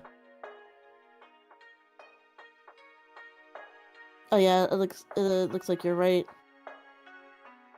Not made legitimately available until the release of Pokemon Home. Oh, okay. So it was completion on Pokemon Home, I'm guessing. Yeah. Completing the entire Pokedex in Home. Makes sense. Mega Magirna slaps. I do think she's pretty. I like Magirna a lot, after getting her and using her in ZA. She's very cutie. So I put both the designs in A just because I don't really think that there's too much of a difference between them for it to matter to me. I think both are neat. Mega Zeraora. It's fine. I like the darker coloration and like the emphasis on the lighter blue. I'd put it in B. Mega Phalanx. S tier. I love Voltron. Anyway. This is a Mega? Oh, I guess it is. Doesn't feel like it's doing anything. Yeah. Do you? I was afraid we were gonna have to bean you. No, I love Voltron. I love Mega Phalanx, actually. It's really cool.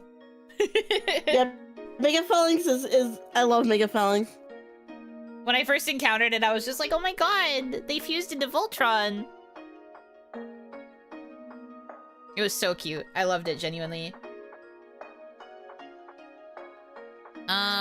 Mega Glamora, I think is what you call this thing. I don't really have an opinion on it. I will say C. I love that the sushi have all 3 variants because of different sushi being the center sushi. You didn't have to do all that. Like, do you think that's really gonna change my opinion? The position of the sushi? Tatsugiri was such a random inclusion as a Mega. I just didn't think that that would ever happen. And it's such a silly encounter in the game. It's just like, why are we at a sushi place? Why is everything big? Yeah, I know. And then sushi guy happened. Sushi set A, Buno, and 4. Are you saying I'm the orange one? What is that supposed to mean? What does he do? Megatatsu-Yuri? No, but actually, what does he do? The reason you encounter him is because you see this giant plate of sushi and you're like, oh, yummy! And then you go to eat it and then it turns into Tatsugiri and it just beats you the fuck up and fires salmon roe at you. It's kind of crazy. Kind of a crazy mon. And then Baxcalibur. I don't really have an opinion on this guy. So I guess here. Because I don't really have an opinion. Bro's really complaining about free food. I hate seafood, did you forget? It's a nightmare for me. Anyway, here's a look at the tier list. We finally completed one. It only took 2 hours. Sorry. I will continue to be like this. It's going to get worse. Sorry. But also not really.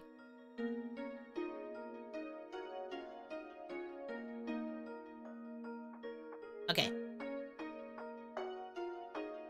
Next tier list. I'll try to do at least a couple more. I didn't think I was gonna take 2 hours to yap about Pokemon. I don't really want to make this a crazy long stream, so there might only be a couple more tier lists. I'm sorry. But at least you're getting a lot of yapping, question mark? Maybe that's good.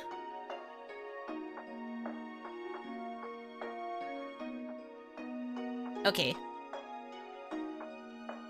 This next one I think might go a little bit faster. But we'll see. We'll see how it goes. 8 hours later. You guys would be very happy about that. I know this. Anyway, this is a Tales games tier list. There's only a few Tales games. And honestly, this is gonna be pretty easy because I do have to add a tier. Which is haven't played. Because there are some that I truly have not played and have not really, oops, I'm editing D again. My bad. There are some that I truly have not played, and so I cannot really offer a opinion. So, it will be, like that.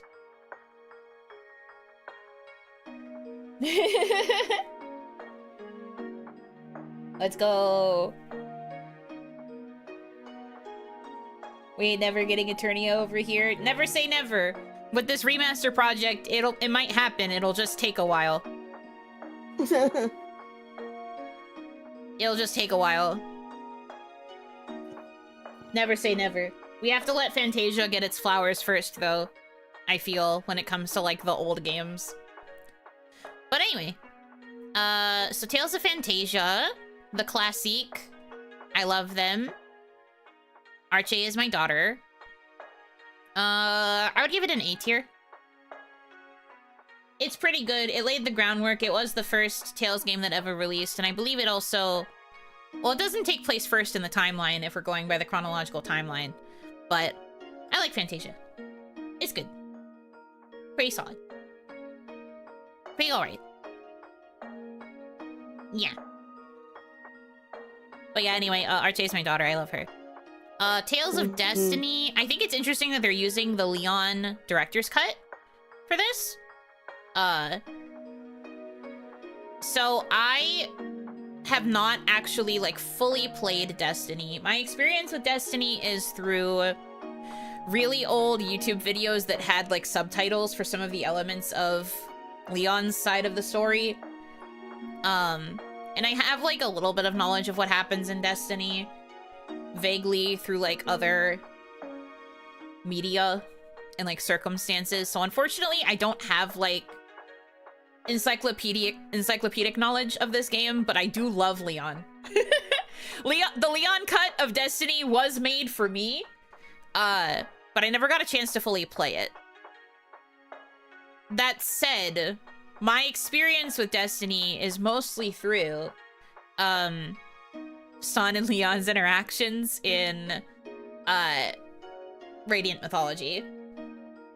And they were my first ever BL ship, so I sadly must give them their flowers, and this game is probably going to be in B tier if it is one of the ones that gets remastered in the remaster project.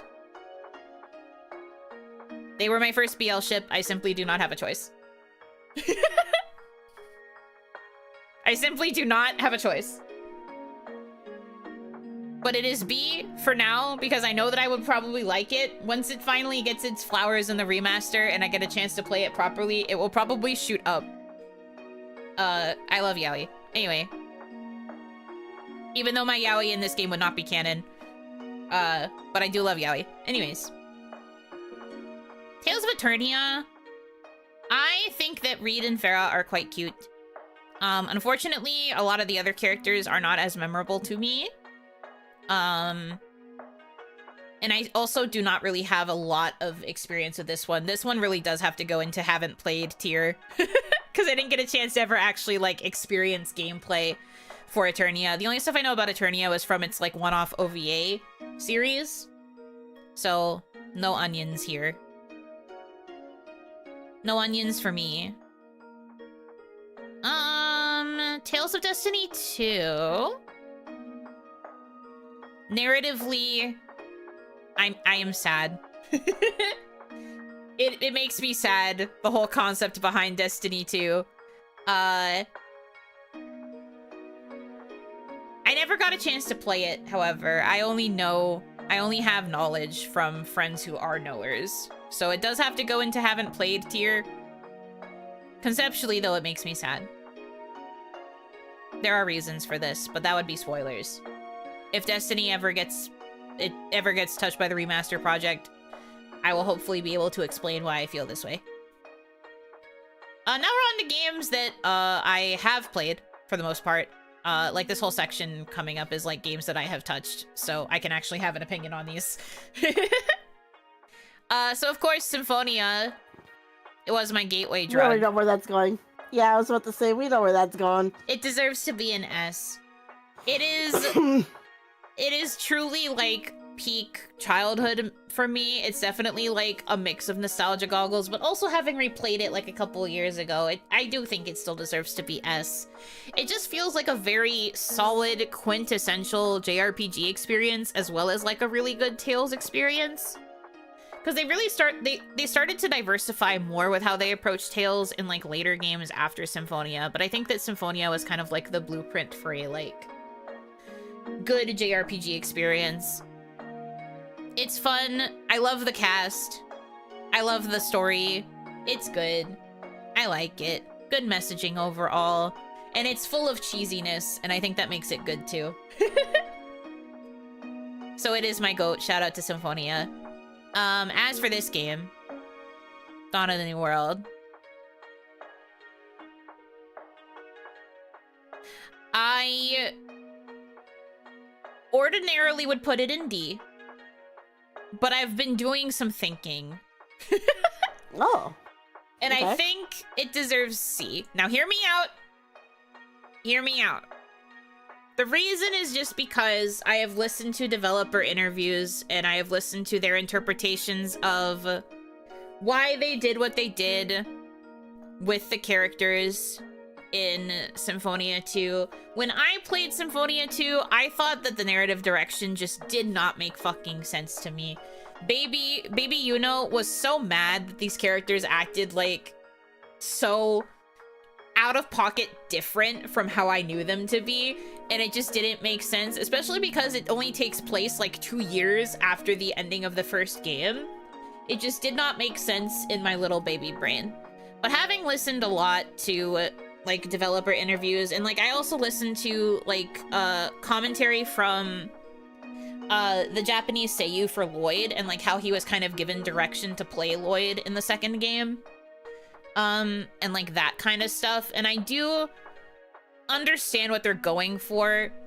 That said, I still don't fully agree with those choices that they made for it narratively, but I have a little bit more respect because they at least went in with the understanding that they were going to be making these characters act different for a specific reason that they had in mind. But I do kind of wish that they made it clearer and that it didn't have to be elaborated upon in an interview like a decade after the fact, because this was for the 10-year anniversary of like Dawn of the New World, I think. I did think that that was kind of stupid. I think you should just make it clearer in your actual source material. Obviously, you don't have to like say it outright in like bold text, but I think you should have made it more obvious that that was what was happening instead of it just seemingly coming out of nowhere and being so out of pocket at times. I really did not like Lloyd's character in particular, and Lloyd is my baby boy, my son, so I really thought that he was being butchered in the second game. But they did kind of try to give, like, reasons for why he was acting the way that he was and, like, what he was, like, dealing with and struggling with. To where I'm like, okay, I guess. But I really hope that, like, the implication can also be, narratively, that the other characters in the party will be able to prevent him from going down that path. Because otherwise, I'd be really mad. I'd be big mad. But anyway, it does go up slightly also because I was thinking about how I feel about the characters that are not the original Symphonia cast. I do actually really like Emil and Marta as characters. I don't entirely love how Marta's character shifts so drastically in the way that it does, but I guess it happens early enough in the game that it doesn't really hurt and you have to get used to who she is now. I like Richter. I like Alice and Deuce. I think they're both really cool. They were pretty cool antagonists to have in that game. So I think it does deserve to be a knock higher than D compared to where I normally would have put it. There are elements of it that are, like, good. I just tend to be blinded by my rage for how they butchered my son. Look how they massacred my boy type shit. But I think if I look at it with a more objective lens, I'm a little bit more willing to accept it as being slightly better than I remember it to be. That said, the minute it comes out on Steam, I have promised that I will do a playthrough, so...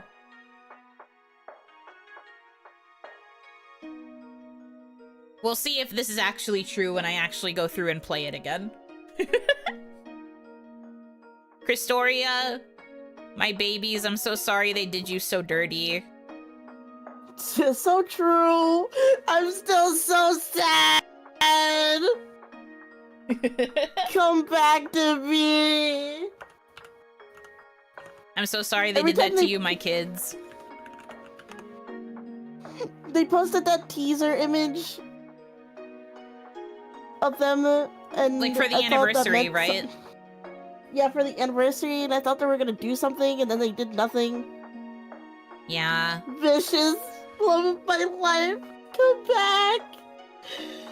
Come back with your slutty stomach. Jesus Christ. I miss Aegis. That's my son. Me too. I miss all of them. It was actually a pretty solid cast. Like, Christoria would actually make a pretty solid mainline game. It's sad that it became a mobile game that just died. It's sad that it was gacha, and I don't think they really needed to have all of the crossover characters in order to tell the story that they wanted. The crossover characters didn't really add much. They could have just easily been replaced by, like, new characters that they made to fill those roles. But they wanted to have the crossover characters there to encourage pulling in the gachas. Mm-hmm. And then, you know... the story for it was so solid. Yeah. The gameplay was okay. The gameplay was fine. And I also think the story was, like, really good and had potential to become better if it wasn't shackled to the crossover characters. Because I do think one of the other problems is that, like, we had so many events that focused purely on the crossover characters. And then, you know, I was telling you about this, like, a month or two ago, but the last update that ever happened for Christoria introduced and teased the idea of an alternate universe Yuri. Like a completely alternate universe Yuri Lowell. And then we never got to find out anything about him and what his vibe was and like what his deal was. Straight through my heart. Truly crazy. I still listen to the soundtrack from time to time, also banger. They just need to stop trying with gachas, because I keep getting invested in their gacha games, and then they're just like, actually, we're not making enough money for it, so, fuck you. Yeah, speaking How of the you're not gacha making games... enough money from it when you have when you bring in your literal moneymaker. You didn't give Yuri Lowell, Yuri Lowell a chance. Anyway, speaking of the gacha games, Tales of Luminaria... That one came and went like a fucking firework. Yeah, I opened the app once, and I was like, never again. God, the UI for that was so confusing, I hated it. They tried really hard to make it palatable to people who are casual gamers by letting it be something you could just play vertically instead of horizontal, but like, the vertical format it was sucked. Stupid. And then they introduced like 18 protagonists at one time. Well, that was supposed to be the appeal. They wanted you to have, like, a lot of character options, because that way there'd be a lot of characters to pull for in a gacha. Yeah, too many. All those gachas died in, like, less than a year. In the West, surprisingly, several of the gacha did persist in Japan for, like, quite a long time, but whenever they got localized, the localizations did not last. But that's because Tales just never does that well in the West. Yeah. It just doesn't. And also the marketing for, like, the Western versions of the games was really bad. Asteria made it to a decade, I think. Yes, Asteria was very popular in Japan. Cute.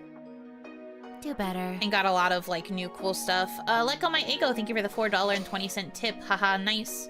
Tales of the Crypt is the best for me. Oh, wait, that's a TV show. Ha ha ha ha! Canned audience laughter.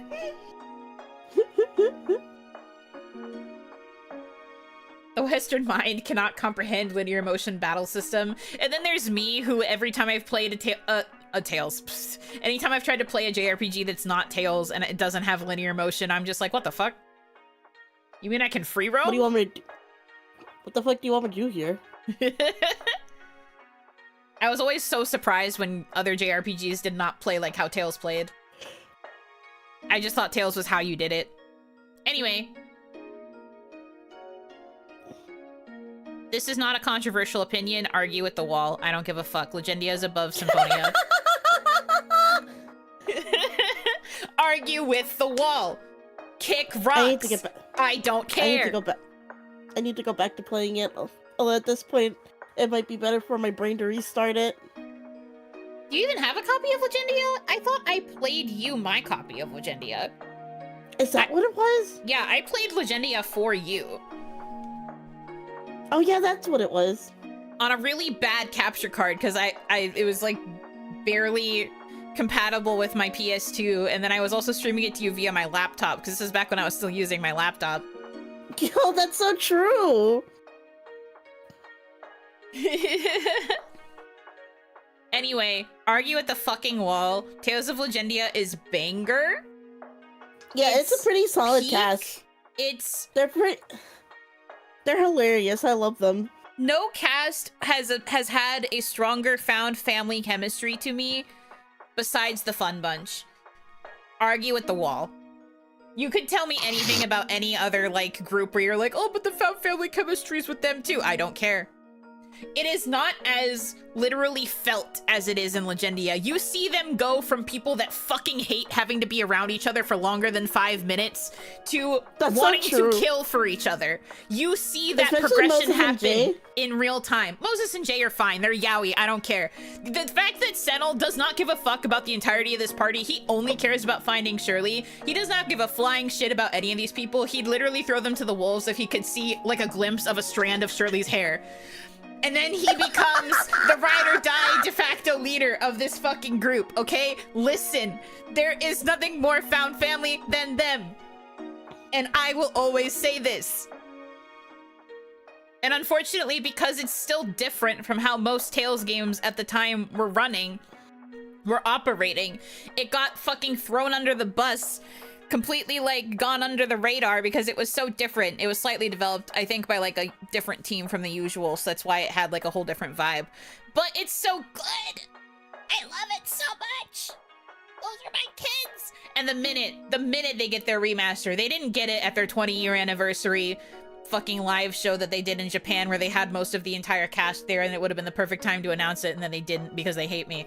But they didn't get it that time. But surely they're going to get touched by the remaster project, and the minute that it happens, it's on site, guys. I know I said I'm not going to play any more JRPGs, but literally the minute Legendia gets announced for a remaster, I am there, I am sat, I am ready. Come back to the stream 10 years from now when they finally announce a remaster. And I will be sat and I will be ready. I will not stream anything else until I beat Legendia. I love them. Those are my kids. Simple as. Anyway. Yes, I'm ride or die for Tales of Legendia, and it's even better than Symphonia, despite Symphonia being my gateway into Tales. And once again, if you have a different opinion, argue with the wall. Vesperia is good. It's like 3rd place in my list of S tier games in my onion. Vesperia was also my gateway to meeting a lot of my online friends, so it has a special place in my heart for that as well. I like the story for Vesperia. I think that the characters are very cute, very charming. I like Yuri's approach as a hero, quote-unquote hero, compared to the usual Tales protagonists up to this point. Obviously Yuri was like a trendsetter in terms of Tales protags. I think Senel was kind of close to what Yuri was. Yuri was a bit more personable than Senel. Senel was just kind of a fucking asocial asshole, so it didn't entirely have the same vibe. But I do think that the way Yuri was still like friendly and like sometimes cordial with other people, but then he just very much had his own sense of justice and was not really afraid to act on it. And like break away from the group to act on it, versus how a lot of these other characters are like, I really want to do this thing, but my friends are telling me I shouldn't, so I guess I'll get talked out of it. Yuri didn't give a shit. Yuri would see the injustice and be like, all right, I gotta go do this thing, and then he'd just go do the thing and then come back and be like, hey guys, what happened? Wiping blood off his sword. And I think that was something that was really so needed to like change up the chemistry and like the vibe of how like usual Tales parties did their thing. And I really liked how a lot of the core story elements were about how Yuri and Flynn are two sides of the same coin, and that they do have the same kind of view of justice. It's just that one is more willing to take the darker path than the other. I like how even though a lot of the point of the game is that Yuri is like getting to know other people and like becoming more reliant on others and like finding other people to like be friends with and depend on, but in the end he still is always like chasing after Flynn's back, and conversely Flynn is also chasing after his. I think that dynamic's really cool. And on a side note, I just think it's adorable that the Tales of team liked Yuri Lowenthal's performance so much as Luke that they named the next protagonist after him. And then he wasn't allowed to voice him because he had already voiced Luke. Because he had already voiced Luke. And it was so fucked up because he was like, I would have if I could have. But then he was very happy that Troy Baker got to be Yuri. Troy Baker called him up like, did you see this shit? Did you know about this? I'm sorry, I didn't mean to take this from you. And then he was just like, no, dude, please. By all means. I also just love the fact that Yuri Lowell is just so beloved by the fandom that he's not allowed to participate in... They've lifted that. Oh, they lifted that already? They lifted it years ago, yes. But for a long time, you could not vote for Yuri to be in the top male character ranking because he was constantly winning. They had to do the same thing with Leon as well, because Leon had been winning a bunch before then, but then they realized how bad it was with Yuri. It was constantly Yuri first, Leon second for like 4 or 5 years in a row, and they were like, okay, we can't let this continue. Like, they were even releasing other games after that, and Yuri and Leon were still 1 and 2.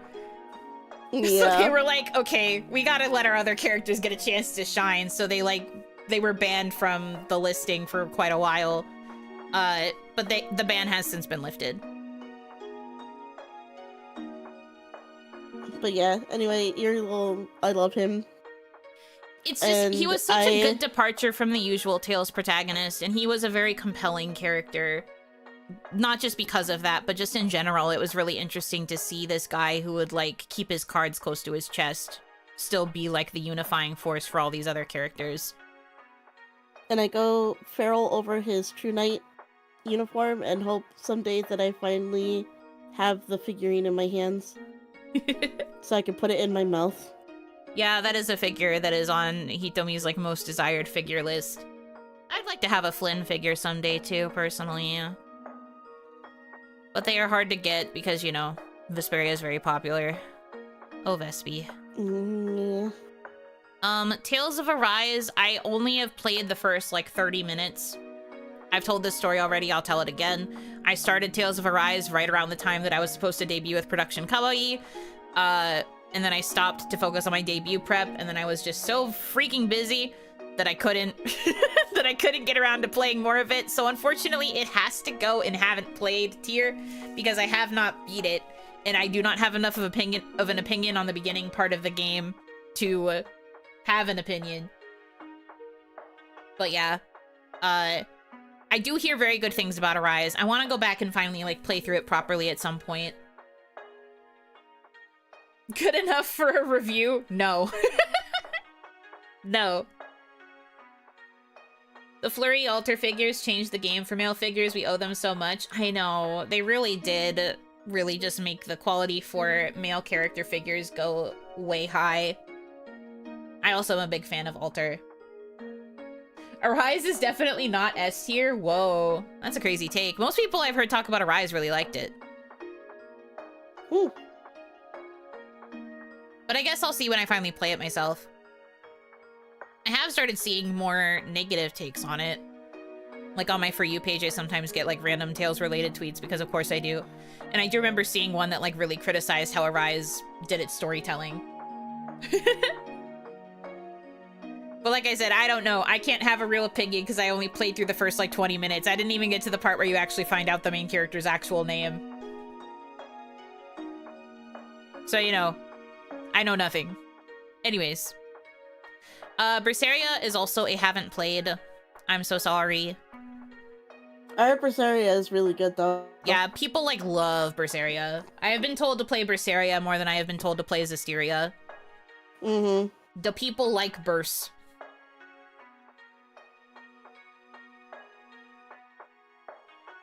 It will be interesting to finally be able to touch Berseria. I'm not there yet, though. Tales of Graces. This originally would have had to have been in haven't played, but with the remaster, I was able to finally play it. And I would say...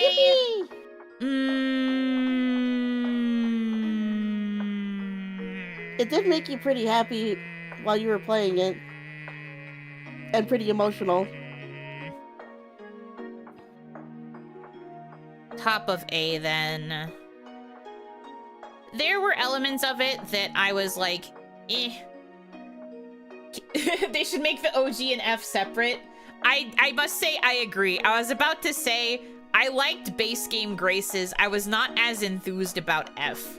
I will forever remember how we were in the middle of like a story beat and then they took the time to derail what was happening to be like, how's your love life going, everybody? And it was just so that they could really like hammer in all of the ships that they were trying to force onto the players.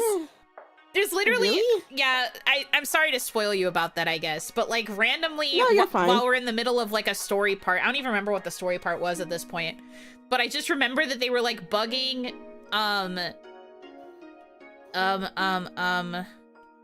Malik about like his love life because he's old, and they were like, you need to get married soon, bro, you're old. And he was like, well, how are your love lives doing? And he was like teasing the boys, like he was teasing Asbel about Sharia, and he was teasing Hubert about Pascal. And then like Richard just didn't have anything to do, so Richard was just there like nodding. Because he's not allowed to have anybody because he's in love with Asbel and isn't allowed to be in love with anyone else. So like, it just was very weird and out of place to just like shove in this shipping like that. And it just totally derailed like what the point of the plot was supposed to be. And I was just kind of sitting here like, where am I? What in the fan disc conversation is this? Did someone just, like, steal a fanfic and, like, put the script as part of the game? Because what is this? I did not like that at all. I feel like F just didn't really, like, add anything. It was just kind of, like, weird. It was, like, I don't want to call it weird filler, but it just didn't really feel like there was anything substantial left to be said besides, like, truly just, like, the fan service aspect of making the two brothers be paired with the two women. Mm. So that was not for me. I liked Baseline Graces, though. Baseline Graces was really fun for me. But I was not nearly as enthused with the F portion. Such is Richard's curse to love Asbel from afar. Like, closely, but afar. No, real. He does it closely, but also from afar. Anyway, in my head, it's not an unrequited love, because... I mean, I understand Asbel and Sharia, but also... crazy. Empty calories. I think that's a good way to put it. It's truly just there if you wanted more graces. Add F to disrespect.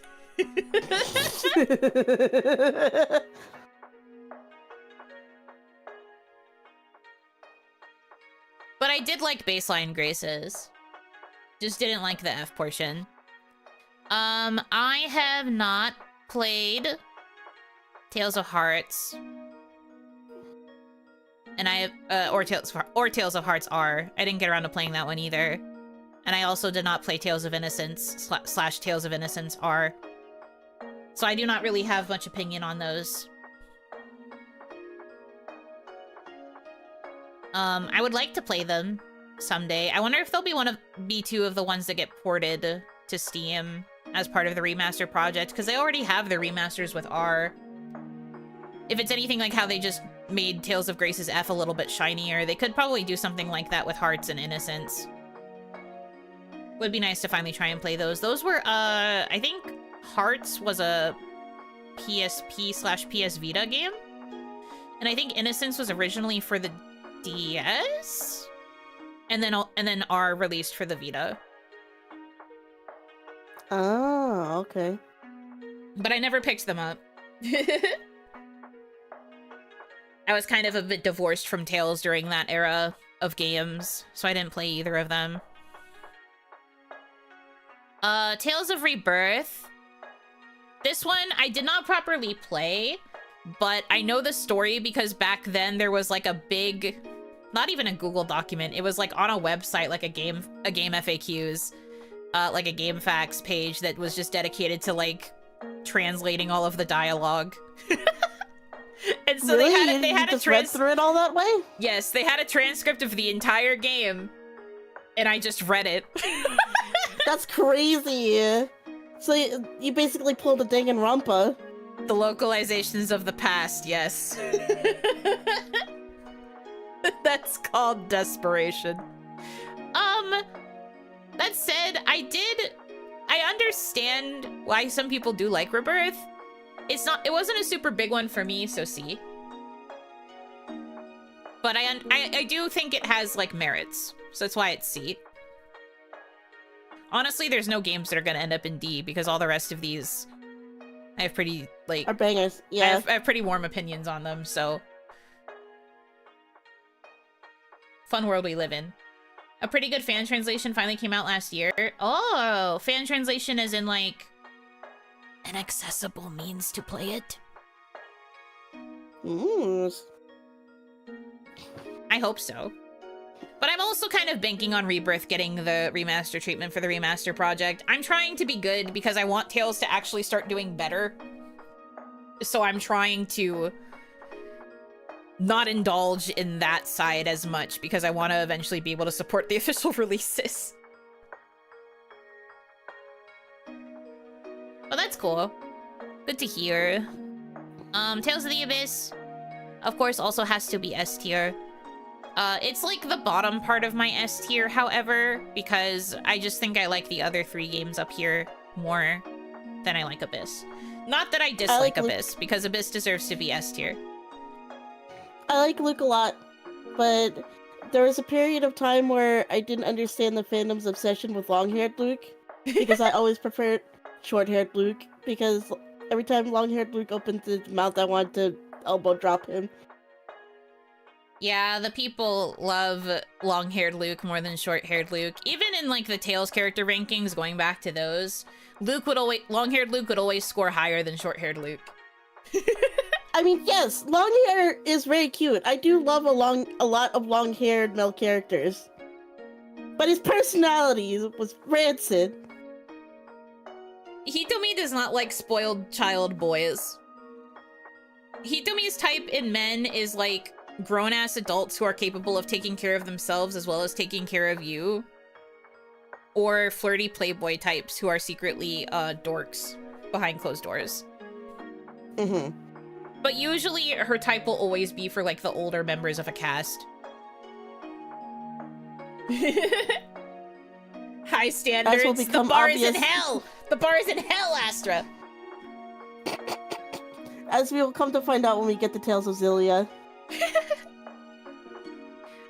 It's interesting that it wants me to sort Zillia 2 before Zillia.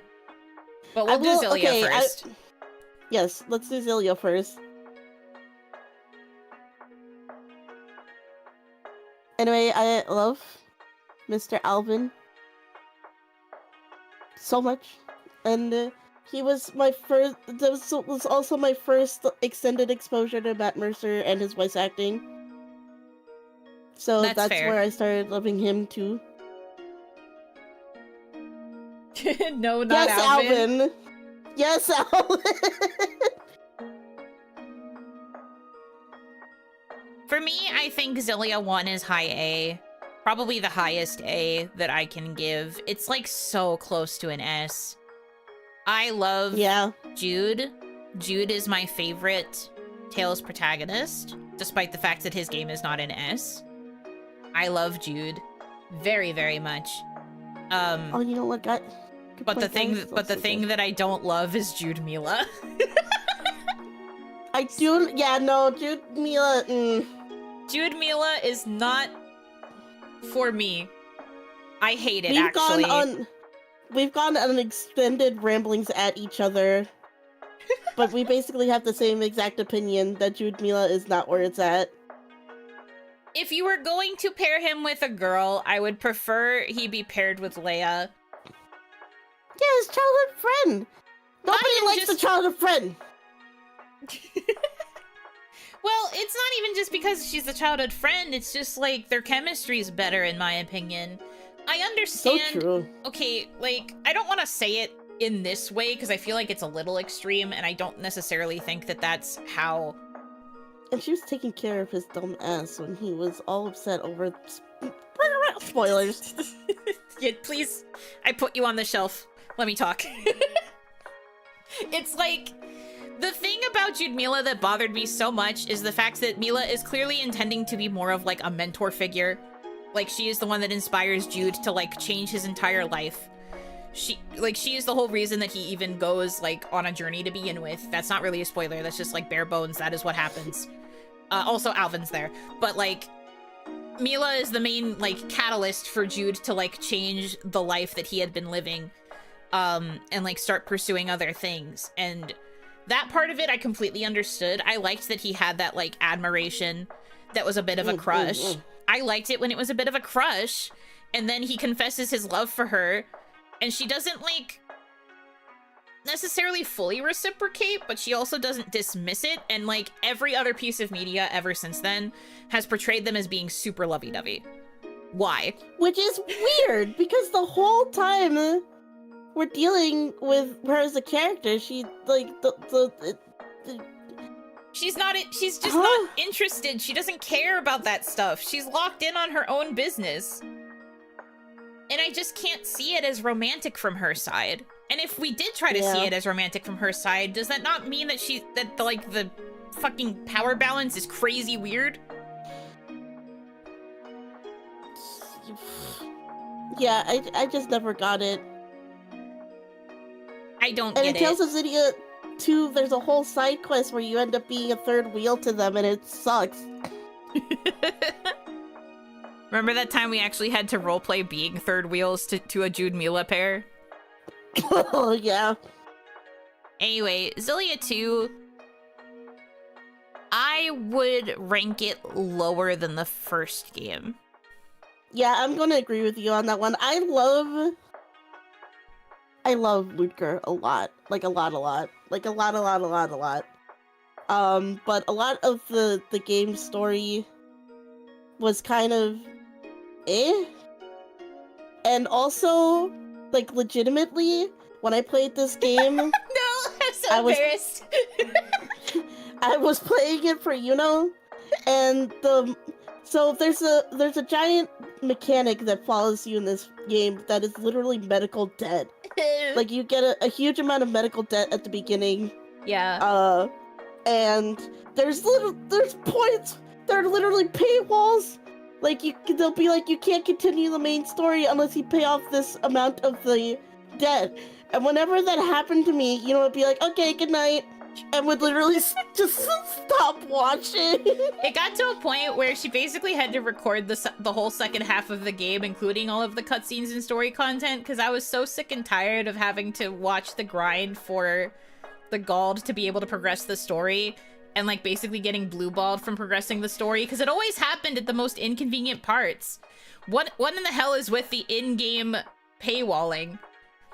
And the worst part I is, hated it. paying off the full medical debt doesn't even get you anything special. Yeah, it really doesn't. It gets you like a cutscene that's like, okay, cool, you paid it off, congratulations, and that's it. What? And then the true ending of the game, I personally cannot agree with. That's all I'm gonna say. I can't agree with it.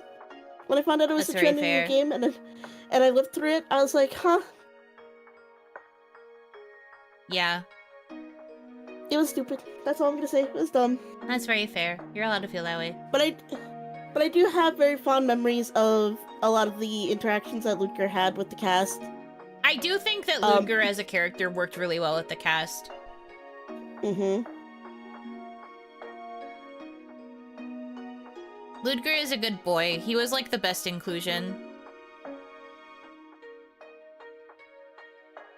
And I like the fact that he is expressly a silent protagonist. I know that you can play a New Game Plus where he voices all the lines, but I prefer him as a silent protagonist, like as mute. Yeah, I think it's more fun having him be mute too, because it's also quite different from how the Tales games had been before then, because we never really had a silent protagonist. Oh yeah, I also like the battle mechanic of linking with people. If it's surprise to no one, the person whose link I maxed first was Alvin's. Yeah, being able to link characters together was pretty fun. You could do that in both 1 and 2.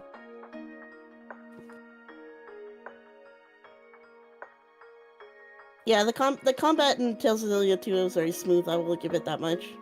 And then the ability to change between weapon type, like, styles, that was cool. But the story, ugh. And the medical debt thing, unneeded. Yeah, I don't know what they were thinking with that. Get better healthcare, Ludger. It's all Ludger's fault.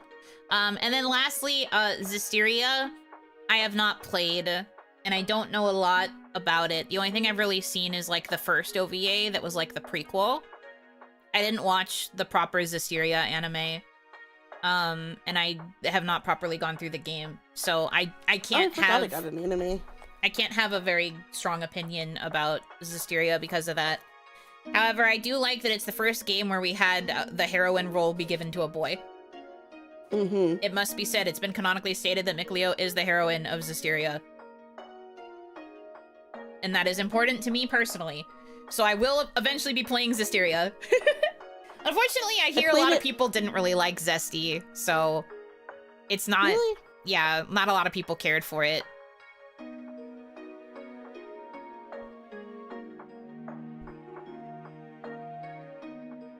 Yeah, the initial version that released on Steam was pretty buggy, because you were initially going to play through it for us so that I could watch, but you were like really struggling because it was really buggy. And I also kept missing the prompts for the skits, which pissed you off. Mechanically very clunky. I don't think we got far enough to really notice any of the, like, clunkiness of it. Yeah, we didn't get to the point where we were fully into battles. We were still in, like, the tutorial area. So yeah, not an ideal experience. Asteria's characters are solid, but the lore is messy and the story itself is a bit generic. That's very fair. I've heard that the anime tried to fix it, but I don't know if it really fixed it well or not. The only person I know who, like, is gung-ho about Asteria doesn't like the anime because she thinks that the anime didn't really do it justice.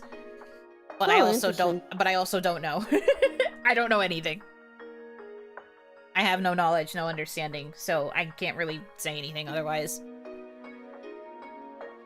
Oh, the anime just broke it in different ways? Oh, fun. Neat. But yeah, here's my Tales opinions. As you can see, no Tales game can be in D tier for me. We are at C at worst. But we will see if my opinion ever changes. Well, I can't play Luminaria to have an opinion change on that. Oh no, so sorry. But I can't, I have to, like, play through these in order to form opinions on them. And then maybe we could revisit this someday after I have played them, and I'll be able to put them on a tier list. Also, they aren't on here, but the spin-off games, in particular Radiant Mythology, would probably be, like, somewhere between B and A. Fair enough. I really loved Radiant Mythology, personally.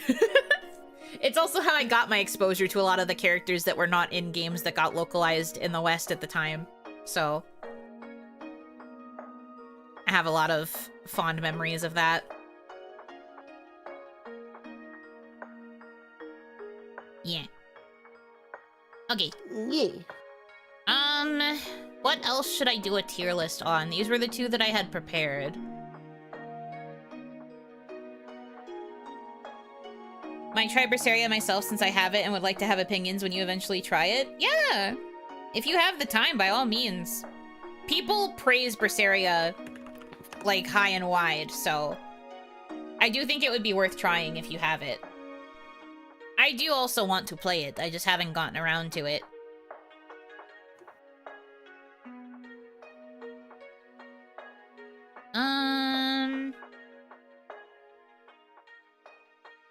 You did cereals once, but we could let Hito rank the cereals. Oh, do you guys want Hitomi to get a chance to make a tier list and I'll just drag and drop it for her? How do you feel, Hitomi? Do you want to rank cereals? Sure. Okay. Also, I was about to say do a shiny ranking, but that would be take us forever. That would literally take forever. There's too many shiny Pokemon. What do you mean? Even if we just went by, like, shinies that I have, that would take a while. True. Alright, hold on. I'm grabbing the cereal tier list. Okay, while you do that, let me just go to the restroom real quick. Okay. Why is she going to a nap room? Bump.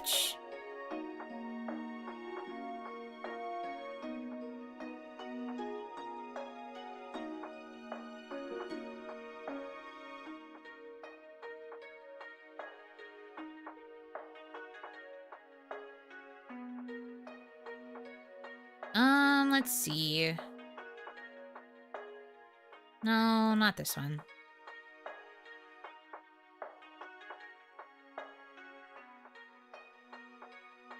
Oh. Yeah, this is the list that I used, huh? Yeah. I forgot that I already cleared this one. Can I put all of these back? Reset. There we go.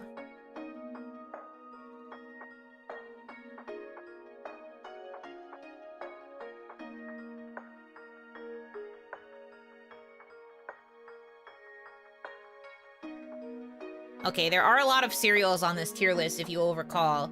So we'll be here for a while. The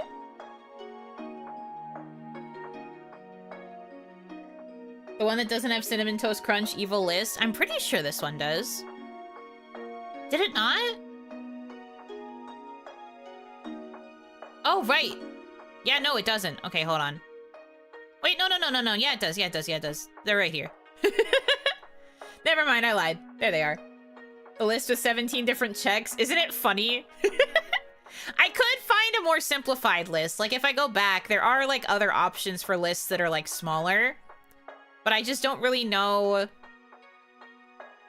All of them say serial list that matters. This is the serial list of all time. Like, all of that stuff. So I just don't really know which one is, like, the most ideal to pick. Because we could do this one, I guess. But its listing is just so bare bones.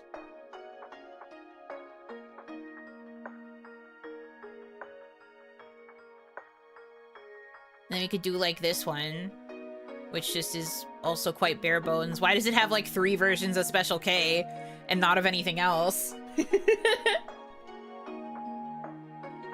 This one has 192 cereals. That's crazy. Ah shit, that's a lot of cereal. No s'more cereal? Well, sorry. We're trying to find a good option.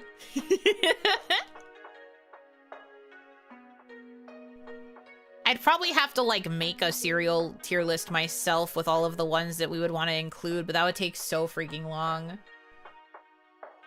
This one has the s'mores. Are you happy with this one, then? Should we stick with this one? We'll stick with this one, then.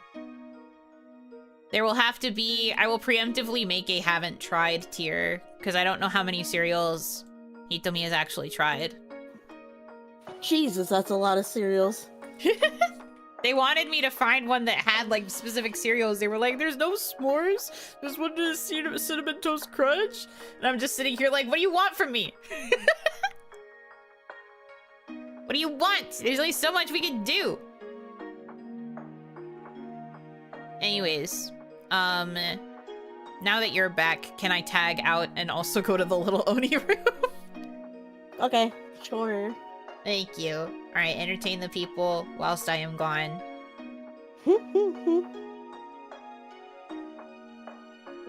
But you said there's one that doesn't have cinnamon toast crunch? That can't happen.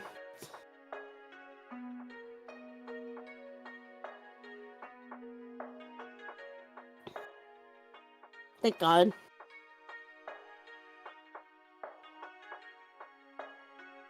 Go piss, girl.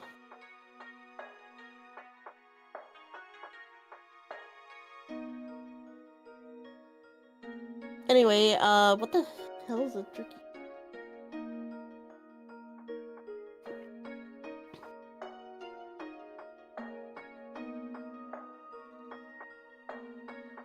Anyway, what is everybody's favorite, like, savory snack? Like, do you guys prefer, like, jerky or chips or Cheez-Its? My preferred savory snack has been Cheez-Its lately.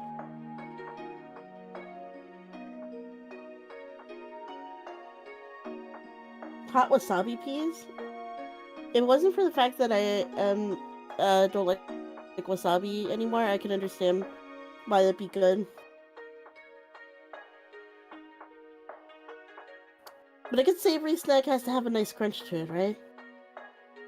We can all agree on that much. Pepperoni sticks? Ooh. Yeah. Sometimes you just need to...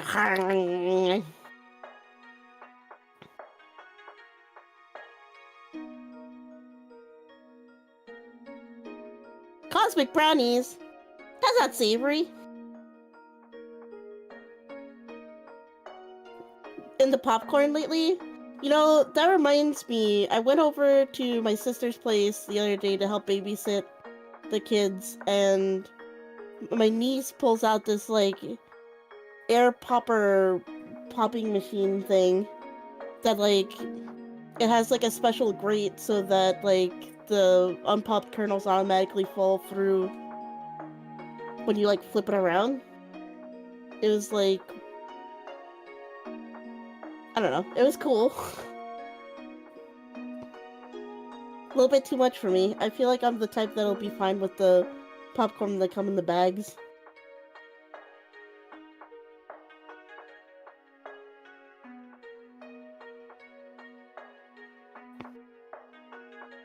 Branded snacks? I mean, we can include branded snacks. I just mean in general. Like, what's your go-to savory snack? Mother's most beloved appliance? My mother is the exact opposite. She hates kitchen appliances that only do one thing.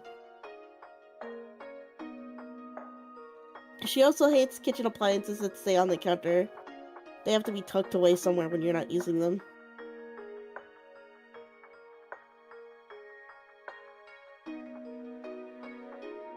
Cashews? White cheddar popcorn. I love white cheddar popcorn. Do you guys, like, remember those, like, gigantic tins of, like, different flavored popcorns that you could get for, like, Christmas? It had, like, regular popcorn, the white cheddar popcorn, and then, like, a caramel popcorn or whatever. I used to always, like, go through the white cheddar one and then leave the other two alone.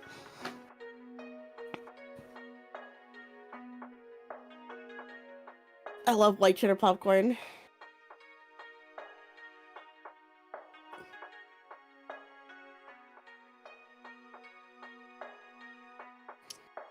There's also kettle popcorn. That stuff's pretty good. I wouldn't eat it, like, if you gave me the option of either white cheddar or kettle popcorn, I would pick white cheddar 100% of the Fucking time. hate kettle but corn. Kettle corn's gross. Kettle corn is fine. Kettle corn, no. Kettle corn, I'm okay with. No. White cheddar popcorn is the best. Movie theater butter. Extra salt. The popcorn ever.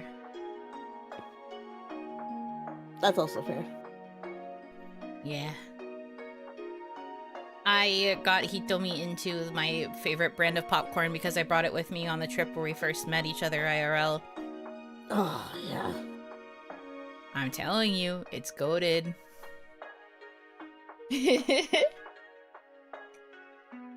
It's like a super extreme, like, butter flavor. Like, it's basically like neon yellow with how much butter and salt is on it. But it's so fucking good.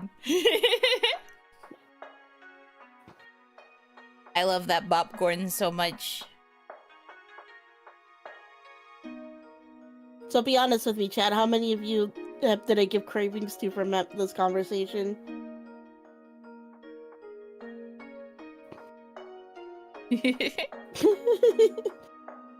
Probably all Snack of them. time.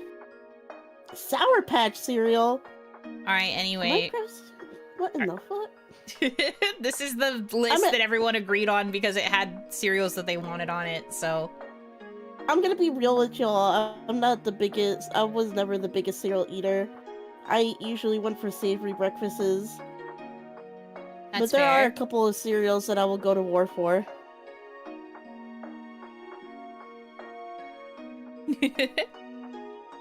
Okay, so I will read you the names of them, I guess, and you can either tell me if you've had it or if you have had it, where you would want to put it on the list. First up is Wheaties. Haven't tried it. Didn't you just make a joke about eating Wheaties, like, yesterday with me? Well, yeah, mostly because, like, I've seen commercials where people are... Like, there's old school commercials where it's just like, you need to eat your Wheaties to be big and strong. But I never personally ate them. Oh, okay, okay. I've never seen those commercials, so I didn't know that that was, like, more commonplace, I guess. I didn't know that. Okay.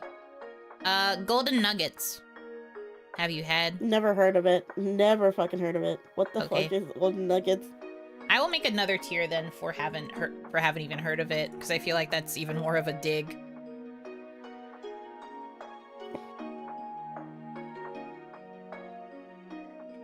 Yeah, I am small. I fit in this little teeny tiny box. I'm a little tiny.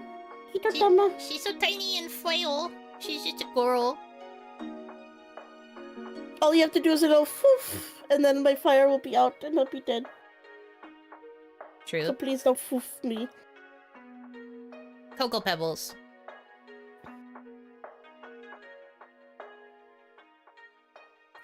Cocoa Pebbles. Think wisely. A. I love Cocoa Pebbles. Okay, A is acceptable. I had Cocoa Pebbles for breakfast this morning. And a bagel. They're pretty yummy. I like chocolatey cereals. I will probably be going to bat for more chocolatey cereals as we go through this list. Fair enough. Tricks. I think I've only had that once or twice in my life, and I've never been partial to it. So I'll put it in like an E. Fair enough. Of like the fruity cereals, I do also agree that Trix is kind of meh. I've had more Trix yogurt than Trix cereal. Also very I fair. prefer fruity yogurts. Yeah. Makes sense to me, yeah. I love my protein powder of Cocoa Pebbles. Maybe that'll be the thing that convinces me to bulk up, because I do love me some Cocoa Pebbles. It must be said. Kellogg's S'mores. I haven't tried it. Okay. 2 questions. Type of milk, and do you freeze the bowl? Freeze the bowl? I've never heard of that either. Usually I drink 1% milk. I am a fat-free milk enjoyer, but I also don't mind 1%. Like pre-freezing a glass before I put soda in it. I don't do that either. That's what ice is for. What is this I mean, I technique, freezing understand- the bowl? Yeah, I don't know what it's for. I understand the appeal of it though, like, because I know there's some bars that will like freeze their glasses before they put drinks in them. Yeah, but that's for drinks. Yeah, that's too fancy for me. Anyway, anything Weetabix related, I haven't tried it, but I have heard of it because I do watch some people in the UK that love Weetabix. Fair. I guess you can But I add think that's ice more to like the a- cereal since you're drinking milk water already. Oi. Raisin Bran. Raisin Bran, that is an A for me. Okay. Oh, actually, we have an S and S plus. Put an S. Really? Yeah, I actually really like Raisin Bran.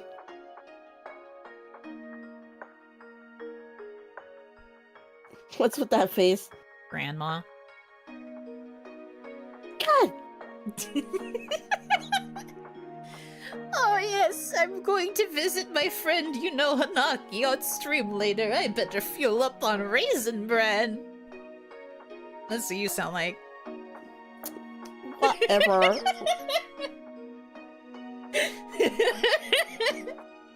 Now, can we scroll down the list real quick? I need to check something. Okay.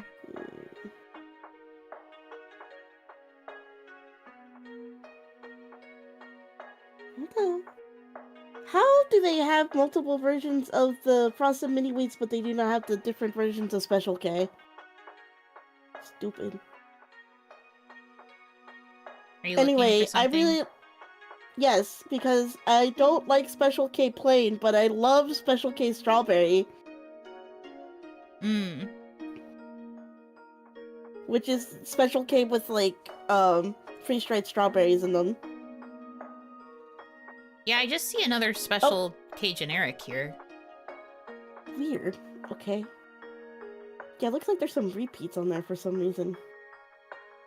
The other list was better. Even You know, if it didn't yeah, have... yeah, I was making fun of a list that had all the special K varieties. Would you rather do that one? Yeah. Okay. In the end, this is your list. I'm pretty sure it was this one. Okay, it has like less options for tiers unless you want me to add like S plus and F. You probably should add at least I haven't tried because Okay. There's some of these I have not tried. That's fine. I like having haven't tried and haven't even heard of it, because I feel like that's also an important tier. Because sometimes you have not even heard of something, versus having heard of it and just not wanted to try it. Haven't jured. Okay. And then we'll make these color and these color. Okay. Alright, starting over. Mulligan. Mulligan. Strawberry honeycomb. Oh, strawberry honeycomb I haven't tried. But that sounds like it'd be pretty good. Sounds like I'd like it. You do tend to like strawberry stuff. Yeah.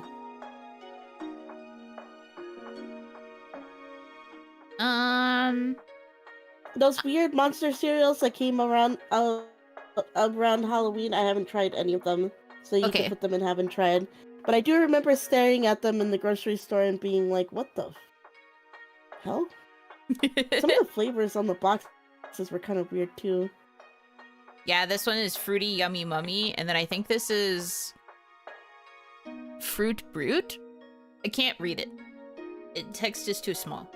It was brute fruit, I believe. It looks like it says fruit brute, but it's really tiny. Even with my glasses, I'm squinting at it like I can't read that. Potatoes. Anyway. Fiber 1. A D. That's bad. I don't like it. It's like eating like nails. Alphabets, I haven't even heard of it. I don't even know what that means. I've heard of alphabets. It's like... It's kind of like Cheerios, but in alphabet shapes. Like, imagine an alphabet soup, but it's cereal.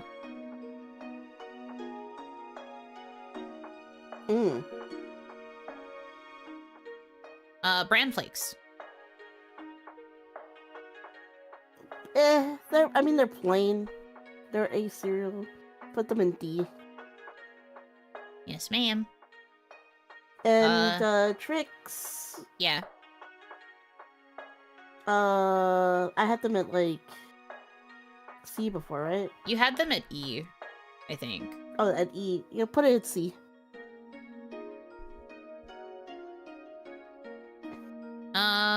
This is, I think... alphabets, as in, like, the alphabet. Okay.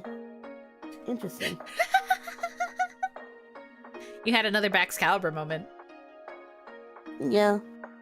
Did you tell them about Baxcalibur? No, I'm just making a joke about it. Another Baxcalibur moment. Okay. Earlier today, we were,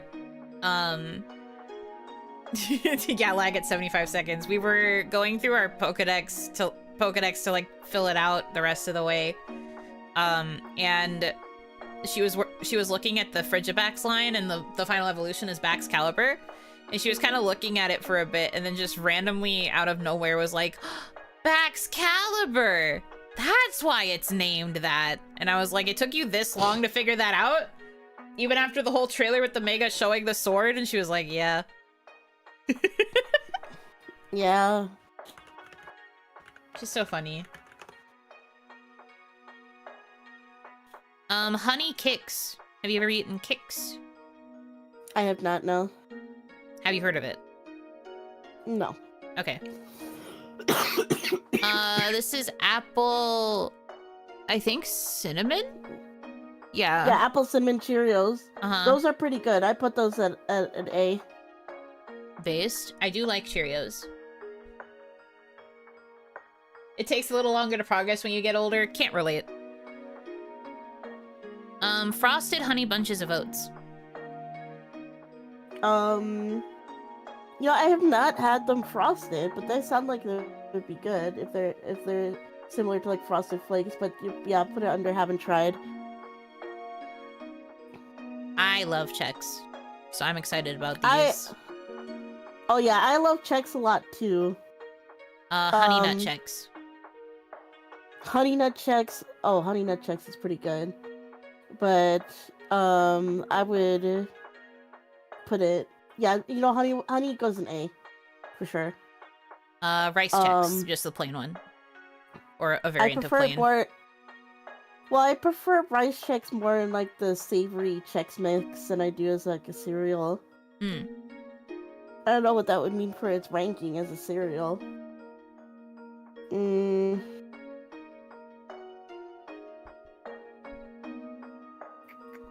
We'll put that in B. Same with Blueberry? well, actually, blueberry haven't tried blueberry. Vanilla? Vanilla, I haven't tried vanilla either. Corn Chex? Corn Chex you could put in B. Wheat Chex? Oh, that's definitely like a C. I'm not a big fan of the wheat stuff. The Chocolate stuff is Chex. pretty good. Answer wisely. Yeah, chocolate Chex is pretty banger. I'm definitely gonna put that in S. Yeah! I love that shit. Peanut butter Chex? Also pretty good. Also put that in S. Yeah! That's my fucking bestie. Well, we know what the cereal is gonna be stocked in our home. Cinnamon Chex? Cinnamon, not the biggest fan of cinnamon. Actually, that's not true. You like sweet The cinnamon. You don't cinnamon like the more spicy cinnamon. Right. And this is more I like don't sweet rem- cinnamon. Yeah. So let's go with an A for that one. Okay. Upper A. What do you say? It's above Honey Nut? No. Okay. Oh yeah. Actually, yes. Above Honey Nut, below Cheerios. Okay. And like I said before, I haven't tried Wheaties. Total cereal.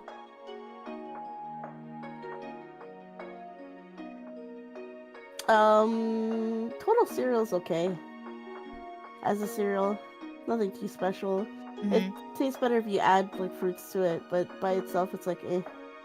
So, C or D? C. Okay. C.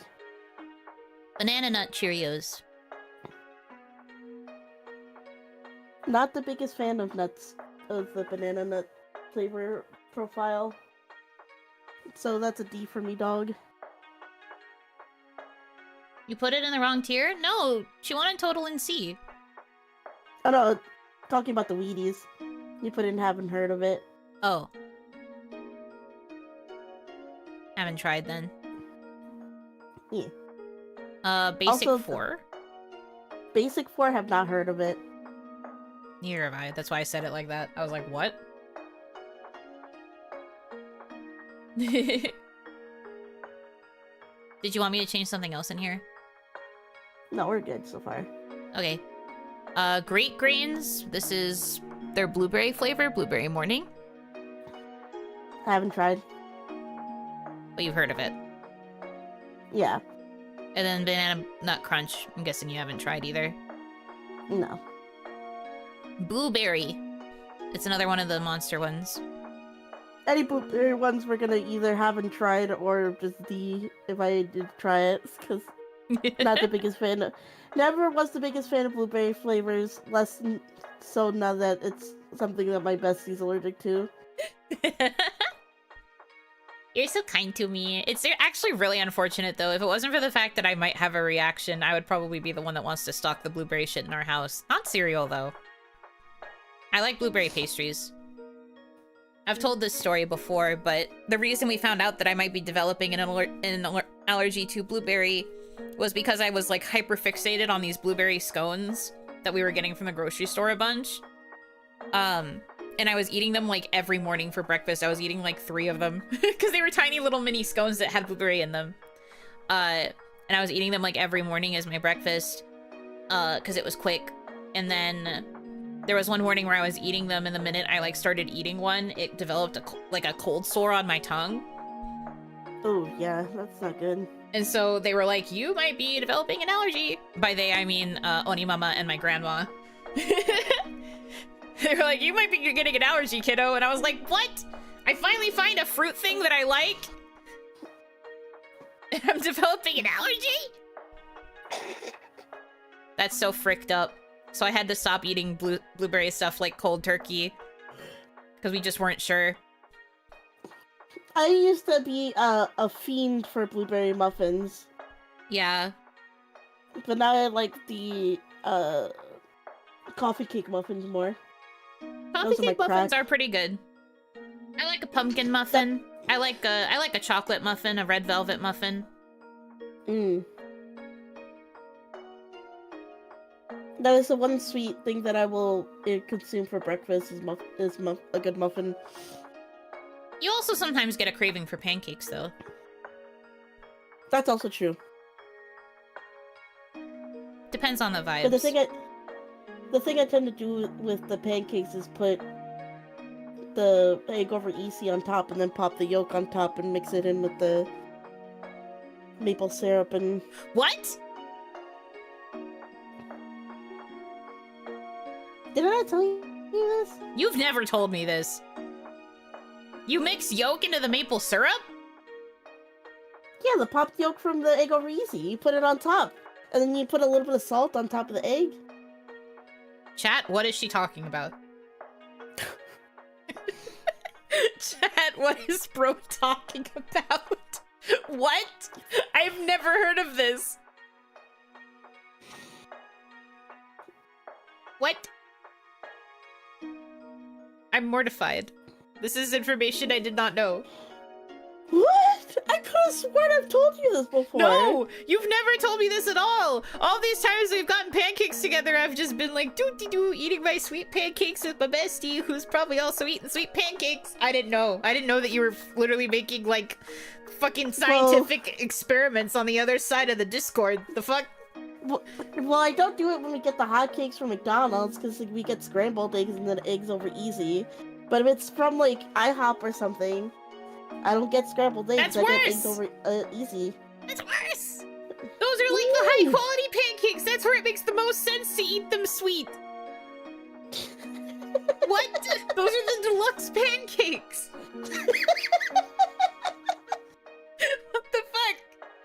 I hate this conversation suddenly. What?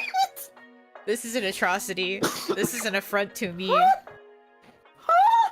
I can't believe this. It's not that bad. No, it is! What do you mean? I can understand wanting to eat the egg on top of the pancake, but like having the maple syrup still be on it is crazy to me. Syrup and eggs?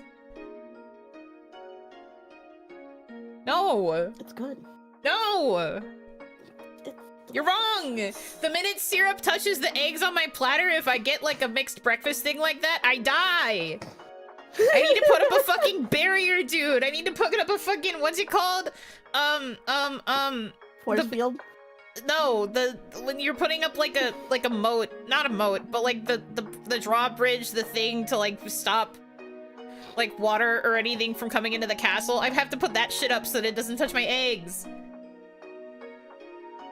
What else are you supposed to do with the syrup? Not use it if you're gonna top it with egg! The fuck? This is crazy. I have never heard of this. But you are also very much like my grandma, because I think my grandma also didn't mind maple syrup on her eggs.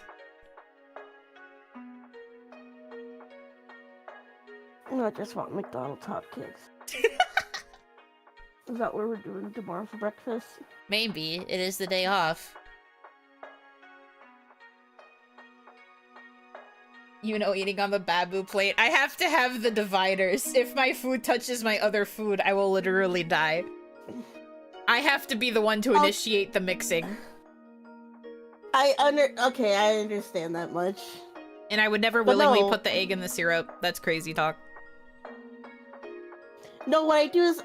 See, what I do is... Here's the full process, okay? This From isn't start going to to finish. change my opinion, but go ahead. It Say your won't. business. It won't, but I'm going to tell you the process anyway. Okay. You butter. You butter each of the tops of the pancakes, okay? Alright. Get that out of the way. Okay. You take the egg, you put it on top of the pancakes. You take this is the where- egg!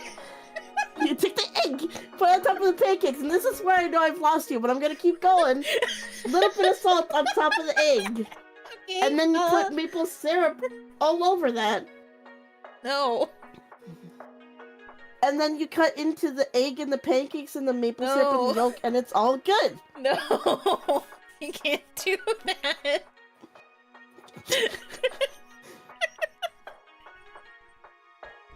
You can't just do that. You can't just explain this process and be like, yeah, yummy food. That's not how that works.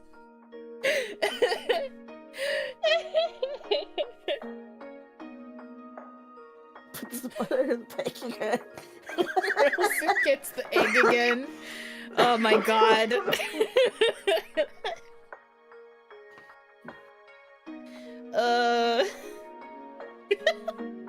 I could have sworn I've told you this. Okay, I don't think you have. I feel like I would have remembered if you had, because this is like... Obviously, because it's just an affront to nature to you. Yeah, yes it is! That's the thing, it is!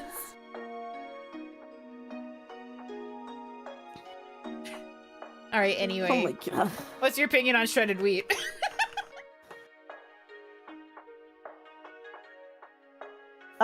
Shredded wheat, D.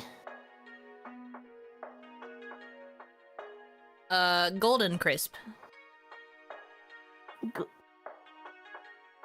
Golden crisp? Yes. Not golden grams? No, it's golden crisp. Golden grams might be Oh. later. I don't think I've ever had golden crisp. Okay, have you heard of it? I have heard of them, yes. Okay. Now Got it? this might be a controversial opinion, Cute. because I hear that Do Oreo better. O's is very, what's it called? You either love it or you hate it. But Oreo O's used to be my favorite back when I was younger. I Okay. really liked them a lot. Okay. So, Sorry, I'm laughing at a donation I got. I'll wait until you give me your opinion on Oreo O's before I read it. this was literally the only cereal in my entire life that had beaten out the goat for me. But it was only temporary. So it goes in A now. Okay. Would you say top of A? But it was- Like ahead of the Cheerios, or... Yeah, ahead of the Cheerios. Okay. Also, the tip that I got. Thank you, Daniel Smith, for the $5. Yuno reacting as if Hitomi says her pancakes only taste right if she kicked a puppy first. 2026 colorized.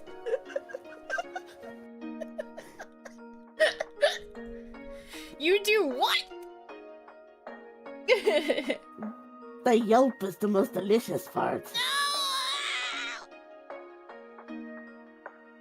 That's one of the ways I would know that you were replaced by a fucking doppelganger, because you would never say that. Absolutely never. In a million years, never. Yelping dogs actually make me cry. You're so real for that. This is red shredded wheat. I don't know what the difference is. I don't eat shredded wheat. Yeah, I haven't heard of it. Okay. Honey made s'mores cereal. So this is like the graham cracker brand made a s'mores cereal. Haven't tried it. They are. I don't think I've tried it either. I feel like I've heard of it though. Great Grains. This looks like a cranberry almond. Oh, yeah, no, I don't like cranberries. But I haven't tried that version anyway either, so... Okay, we're on to the Cheerios, more Cheerios flavors. Okay. This is going to determine some things, because some of these are ones that I like. Oh boy. Blueberry Cheerios. I haven't tried. Chocolate peanut butter Cheerios. Chocolate peanut butter is pretty good. Mm-hmm. I'd definitely put that in, A. Acceptable. Are they ahead of the apple cinnamon? No. No longer as acceptable. But I'll allow it. Cheerios Oat Crunch. It looks like this is like the honey flavor. I can't tell if there's anything else besides honey. I don't think I've tried that. Okay. I haven't tried chocolate Cheerios either. You need to, they're yummy. Oh, okay. Cinnamon Toast Crunch Churros. Have not tried them, but I feel like I would like them if I did. Probably. Chocolate strawberry Cheerios. These were a limited Yo, that edition sounds- flavor. Oh, that sucks, because that sounds like it'd be really good. But no, I haven't tried it. Cinnamon Cheerios. Cinnamon Cheerios.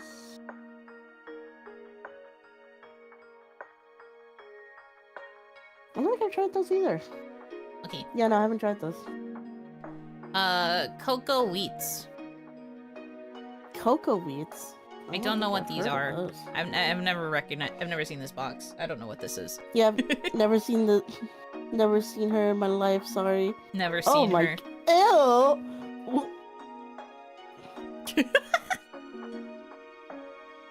What the fuck is that? What? It looks like poop.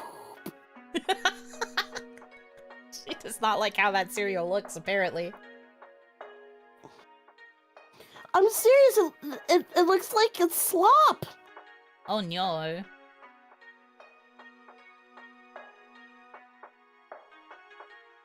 Well, the last time people contributed images to this chart was in 2021, so it can't be slop. At least not that kind of slop. Poop from a butt tier. The creamy hot cereal with the tasty cocoa treat. Oh, so it's supposed to be like a hot oatmeal, but it's chocolate. So it really does just look like poop. It really is poop from a butt. No. That's yikes. I didn't realize that it was meant to be like a hot cereal. Ew.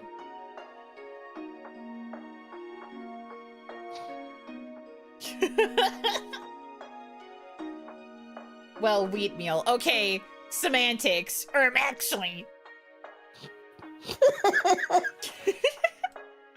Whatever, man. Okay. Cocoa Pebbles. You had it in A before. Well, Is it still A? Yes, it's still A. Ahead of Oreos or behind? Behind. Okay.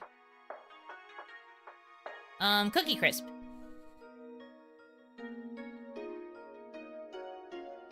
Cookie Crisp was one of those ones that like you like more as a kid because it's like you're literally eating just cookies and milk. It just felt like you were eating a bunch of little cookies and milk.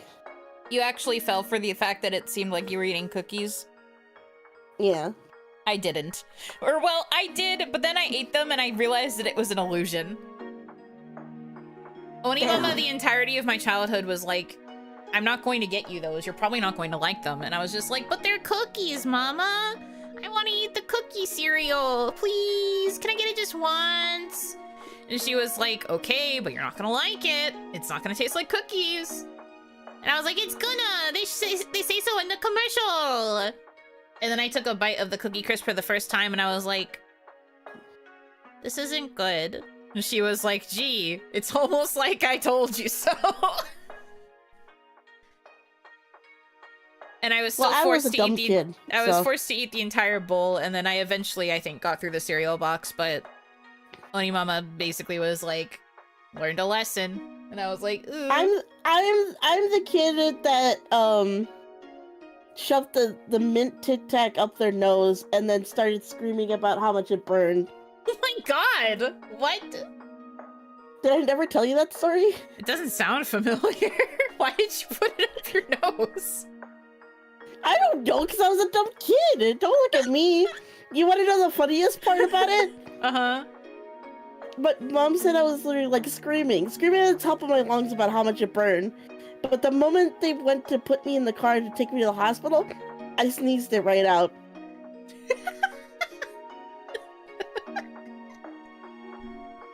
And then you were just fine. Yeah, I was like, oh, I feel better now.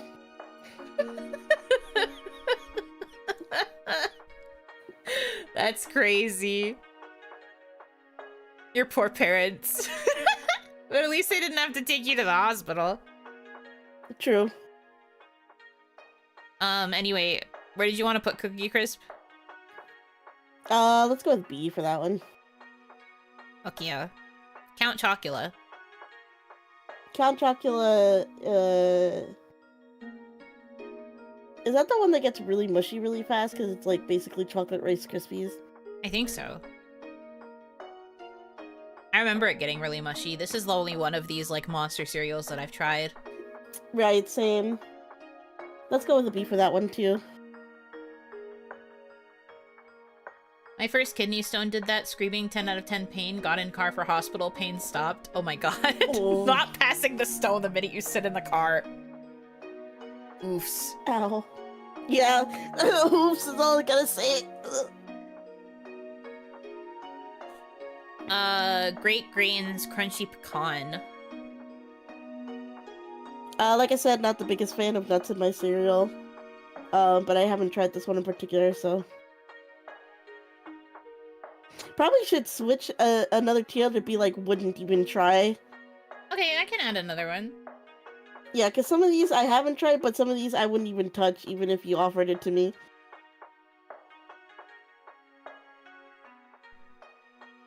Yeah, Mazel Tov on the kidney stone. Mazel tov. Okay, so wouldn't touch, and then are there any that you would want to put into this tier then, now that I'm setting it up? Definitely all the blueberry ones. Okay. The banana nut one. Wouldn't touch that one. Okay. And then the great grains that we just put in there, I wouldn't touch that one either. Okay. Oh, the cranberry one, would not touch that one either. Not the biggest fan of cranberries. Okay. And then I'm guessing you also wouldn't touch the cocoa weeds. Yeah, I would not touch the poop from a butt. Poop from a butt in a bowl. Okay, got it. So now we have a wouldn't touch tier for if you hear one that you think wouldn't sound good at all. Okay, now we're on to your favorite section. So I'm pretty sure we know where a lot of these are gonna go. Yes. Chocolate Toast Crunch. S.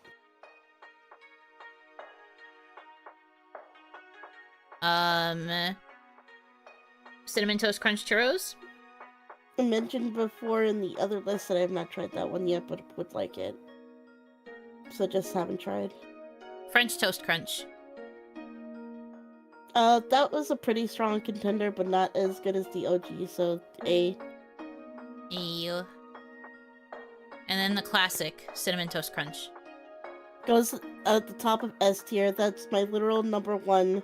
If there's only one cereal I could eat for the rest of my life, it would be OG Cinnamon Toast Crunch. Understandable. That was what she insisted we bring on the trip when we met IRL. We asked if there was any like food that we should bring so that we could eat it at the Airbnb in between all of the adventuring that we did, and she asked for Cinnamon Toast Crunch. Mm-hmm. Yum yum.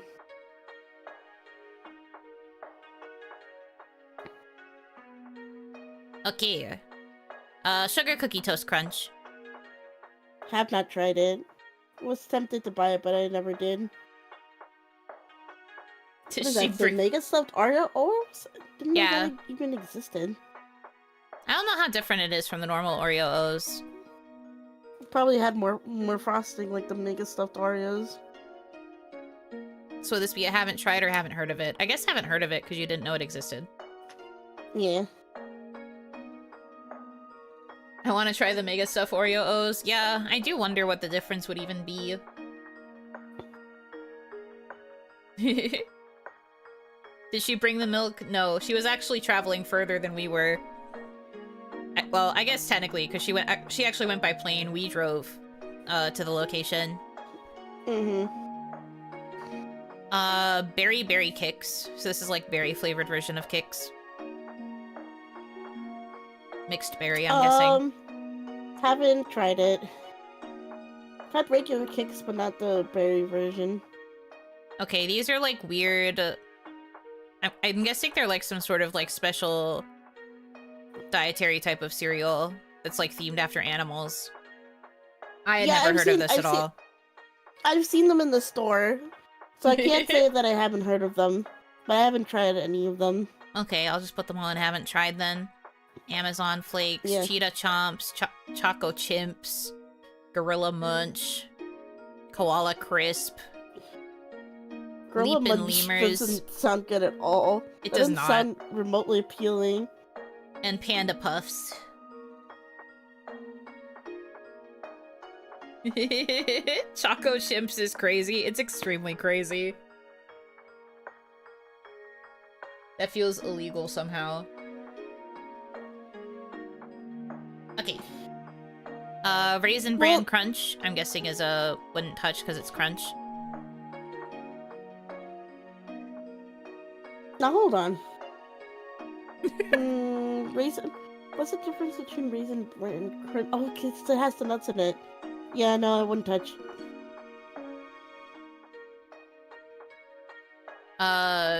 Crave. Like lots of chocolate version of Crave. I haven't touched it. Haven't tried it. Honey Smacks. Lucky. Honey Smacks? That's what it says. Honey Smacks. Haven't tried it. Crave is amazing. I'll keep that in mind. Cocoa Krispies. Cocoa Krispies is actually pretty good. I'm one of those people that like used to eat Cocoa Krispies and the regular Rice Krispies with just a little bit of sugar. Like not too many extra toppings. Yeah. So we'll put it at A for Cocoa Krispies. Okay. All bran wheat flakes. That's the D. That's the one that I said tastes like. Wait, no. Yeah, that's one of the ones I don't like. Okay. Now we're talking about Grandpa's cereals. Those are definitely Grandpa's cereals.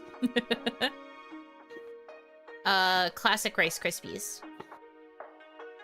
For the nostalgia factor alone, lower S. Fair enough. And Rice Krispie treats, smack. I was about to ask how you felt about Rice Krispie treats. I love Rice Krispie treats. I was never super into them. I couldn't get into the texture. I liked it when it was like fresher and it was more like sticky and kind of gooey. Once it hardened up and became like a block, I didn't really care for the block. That's understandable. Frosted Mini Wheats cinnamon roll flavor, or like Cinnabon crossover. Weird. Thing. I haven't heard of it. Okay. Raisin Bran with banana. Wouldn't touch. Frosted Flakes with marshmallows. Haven't heard of it.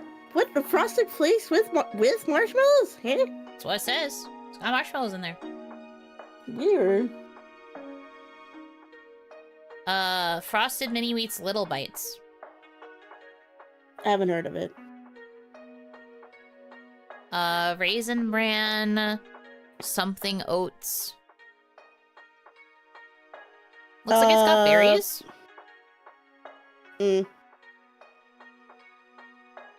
Haven't tried.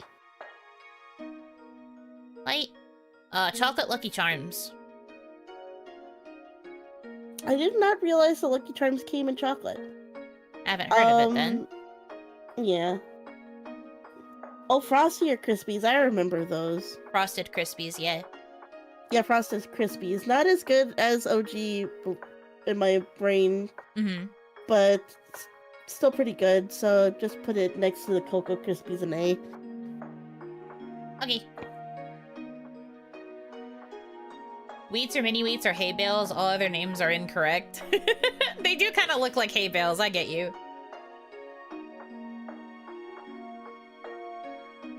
Frosted mini wheats. I think that's the OG Frosted Mini Wheat. Yeah, so this is where things are gonna be a little bit weird in my brain, okay? Alright, I'm Because listening. I know I've been talking about how I don't like the grandpa, like, tastes like nails, crunchy cereal, but I really like Frosted Mini Wheats. Not as much as Cinnamon Toast Crunch. That is my one and only beloved. But I do really like Frosted Mini Wheats, so they get, yeah, second. Grandpa-ass cereal. It is a grandpa-ass cereal, but I feel like the frosted part of it actually adds enough sugar that it doesn't make you feel like you're truly eating a Hell Bay. And they stand up to milk pretty well, too. Mm.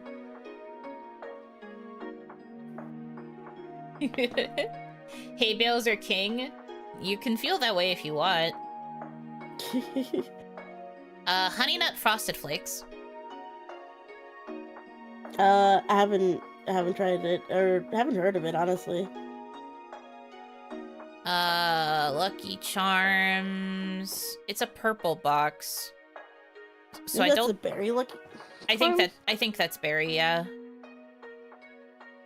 I haven't tried it. Do they have regular Lucky Charms on there? Yeah, the red box is like down here.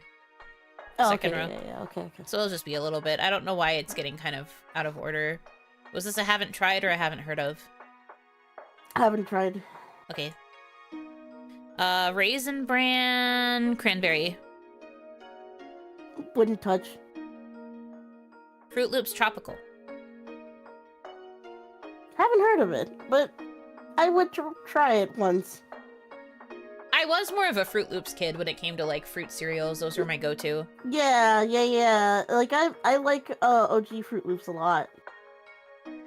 That's one of the few fruit cereals I like. Cookies and Cream Krispies. Haven't heard of it, but I probably would try it if given the opportunity. You'd probably like it because it combines the Oreo taste with the Rice Krispie. With the Krispies, yeah. Apple Jacks Caramel.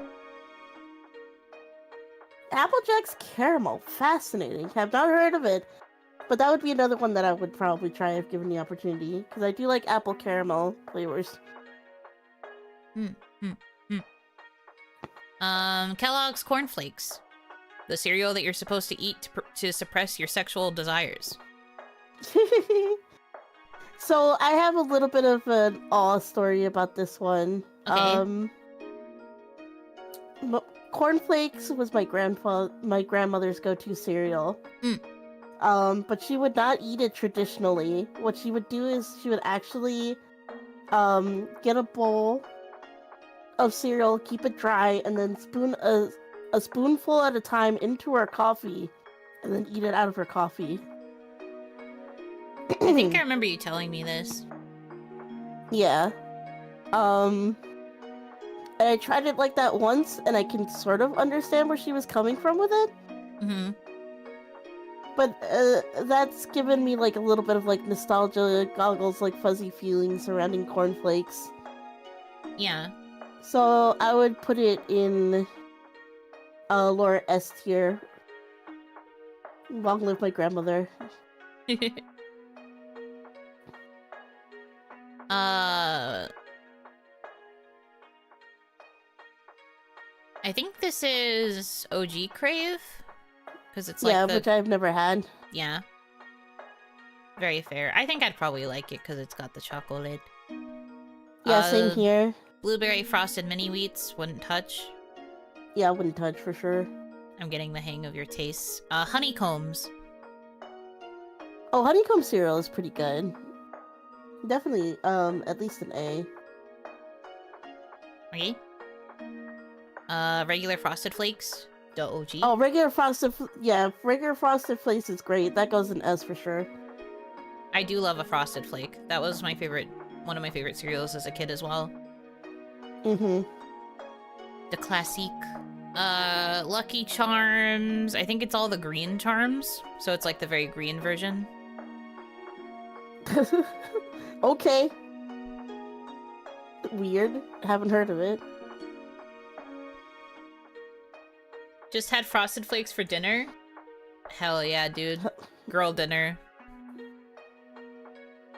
Classic Raisin Bran. Classic Raisin Bran. I think that we put that in A before, right? I believe so. You wanted an A Yeah. still? Yeah. Okay. Lucky Charms, honey. Haven't heard. I think this is Lucky Charms green again, but the smaller box. The other one was family size. Why? Okay. I don't know. Might be some dupes. There's a lot of fucking cereal on here. Raisin Bran Crunch. I'm guessing is wouldn't touch it because it's crunchy. Wouldn't touch, yeah. Yeah. I think it's also like the crunch with blueberry because it's got the blue box instead of the other one. Chocolate Frosted Flakes. I haven't tried it, but I probably would like it. True. Classic Lucky Charms. OG Lucky Charms, I'm fine with. Definitely goes in the B for me. Yeah, I was also going to say B. Not the biggest fan of the marshmallows. I don't like the fact that it's crunchy marshmallows. Yeah. And then when they soak up the milk, they don't feel like eating regular marshmallows. They just feel like goop. Bleh. Yeah, it's just kind of a weird goop if they don't just straight up dissolve in the milk.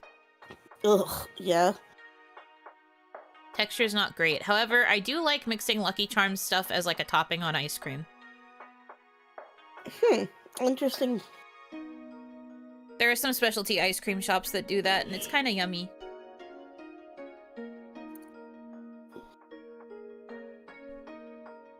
Marshmallows are better out the box. They still aren't that good. But at least that does make them better. Cracklin' Oat Bran. It looks like horse food, and I am not in the Uma Musume universe, so wouldn't touch. Horse. This is where you're going to get to reveal something to the chat, because I don't think they know this about you, but, Frosted Mini Wheats Pumpkin Spice.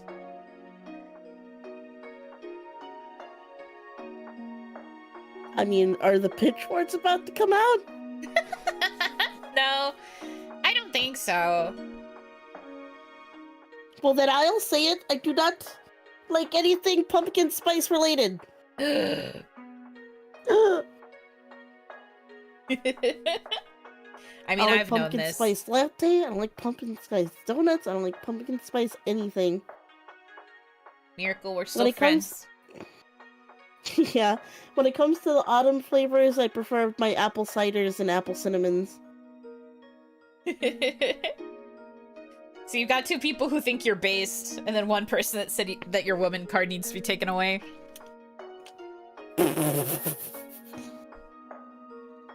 Like, oh my god, we need to go to Starbucks and get our pumpkin lattes. It's starting for the season. Start coughing up blood. I mean, I don't drink the pumpkin spice latte, but I love pumpkin spice flavored stuff. Yeah, you like pumpkin spice donuts specifically, right? I like pumpkin spice donuts. I also really like the pumpkin spice muffins that Starbucks gets during the fall season. Because they have cream cheese in the center. It's really good. Okay, come on. You don't have to mention the Starbies in the Stanley Cup. That's a low blow. My Stanley only has water in it. Come on. Come on. Everybody's so mean to me. But yeah, apple cider donuts are top tier, better than anything pumpkin spice related that it's ever existed. I will die on this hill. I do like an apple cider donut. I also really like my pumpkin donuts. And you know what? That means you can have more of them. Yay! I just push them all to your side. Yay! More donuts for me.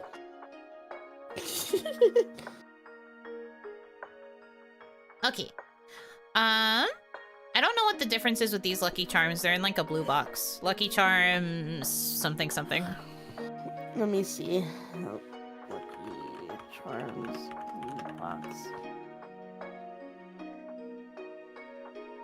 Lucky Charms Frosted Flakes. So the flakes are frosted. I feel like that would just add even more sugar when I think the cereal is already too sugary to begin with. So I wouldn't touch it personally. That's fair. Ranch must be for blue. Ew. Lucky Charms ranch flavor is gross. Oh, I barf. Yuck. This, ugh. Nope, don't like that. Never say that again.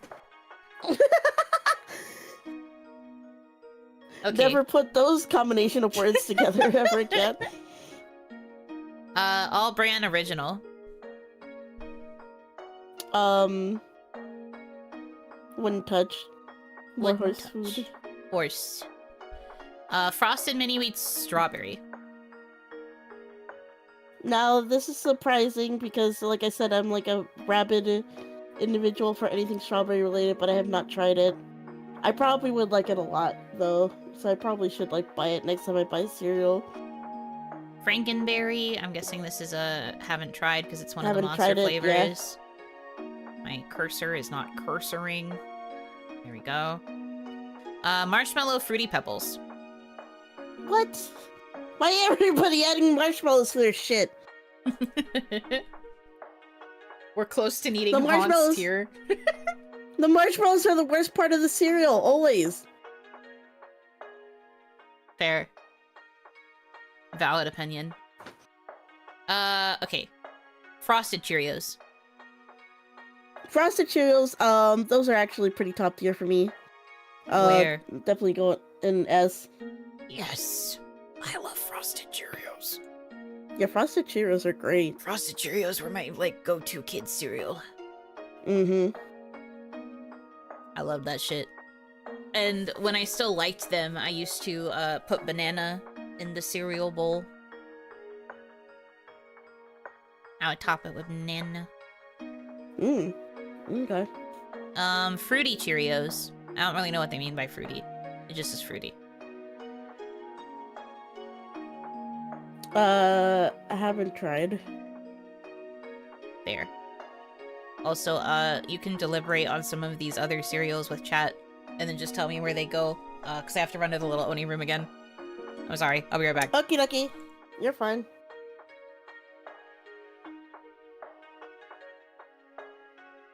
Okay, so we already know that I wouldn't like any of the cereals that have any sort of nuts in it.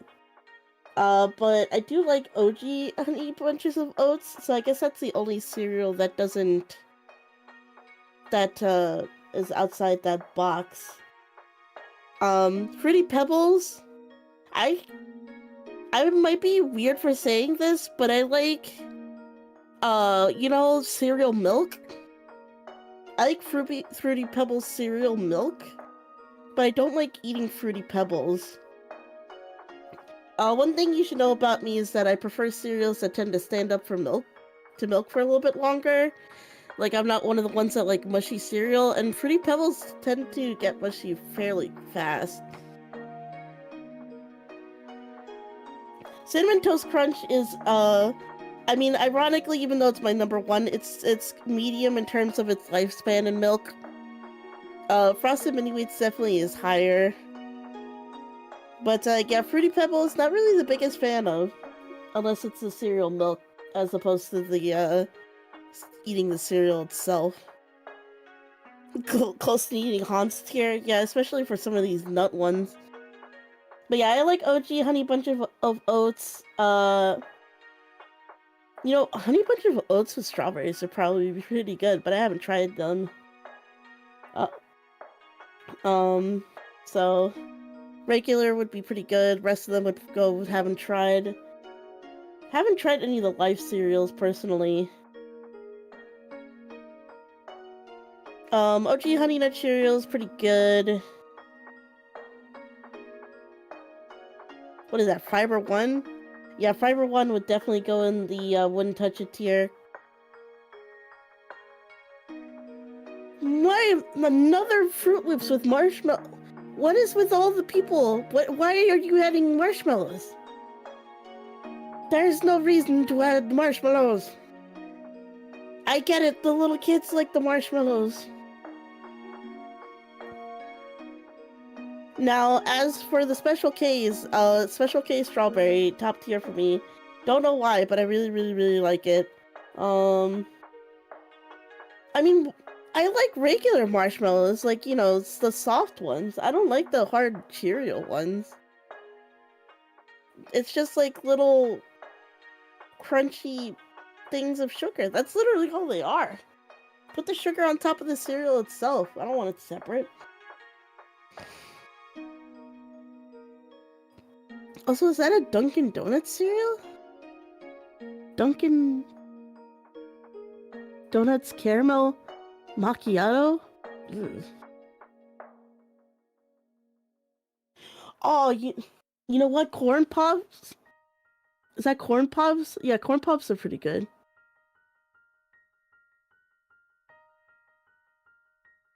I think in terms of the rest of this list, the ones that would rank pretty highly are the OG Honey Bunch of Oats, so the honey roasted, OG Honey Nut Cheerios, OG Fruit Loops. Oh, Apple Jacks is there. Apple Jacks is pretty good.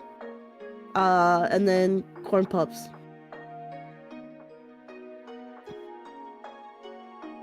What the fuck? The Game of Life made a cereal? I guess so.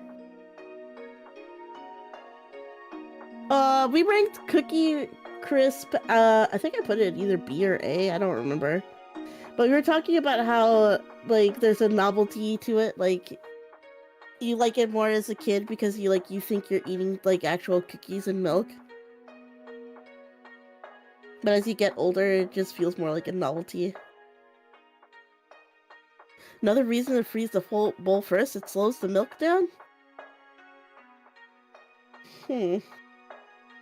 I might need to try this. Your weird ways intrigue me. Regular Kix are unsweetened corn pops. Yeah, I would agree with that. Like, Corn Pops has, like, just, like, the little bit of sweetness to it that makes it really good when you crunch down on it. Meanwhile, Kix is just like, oh.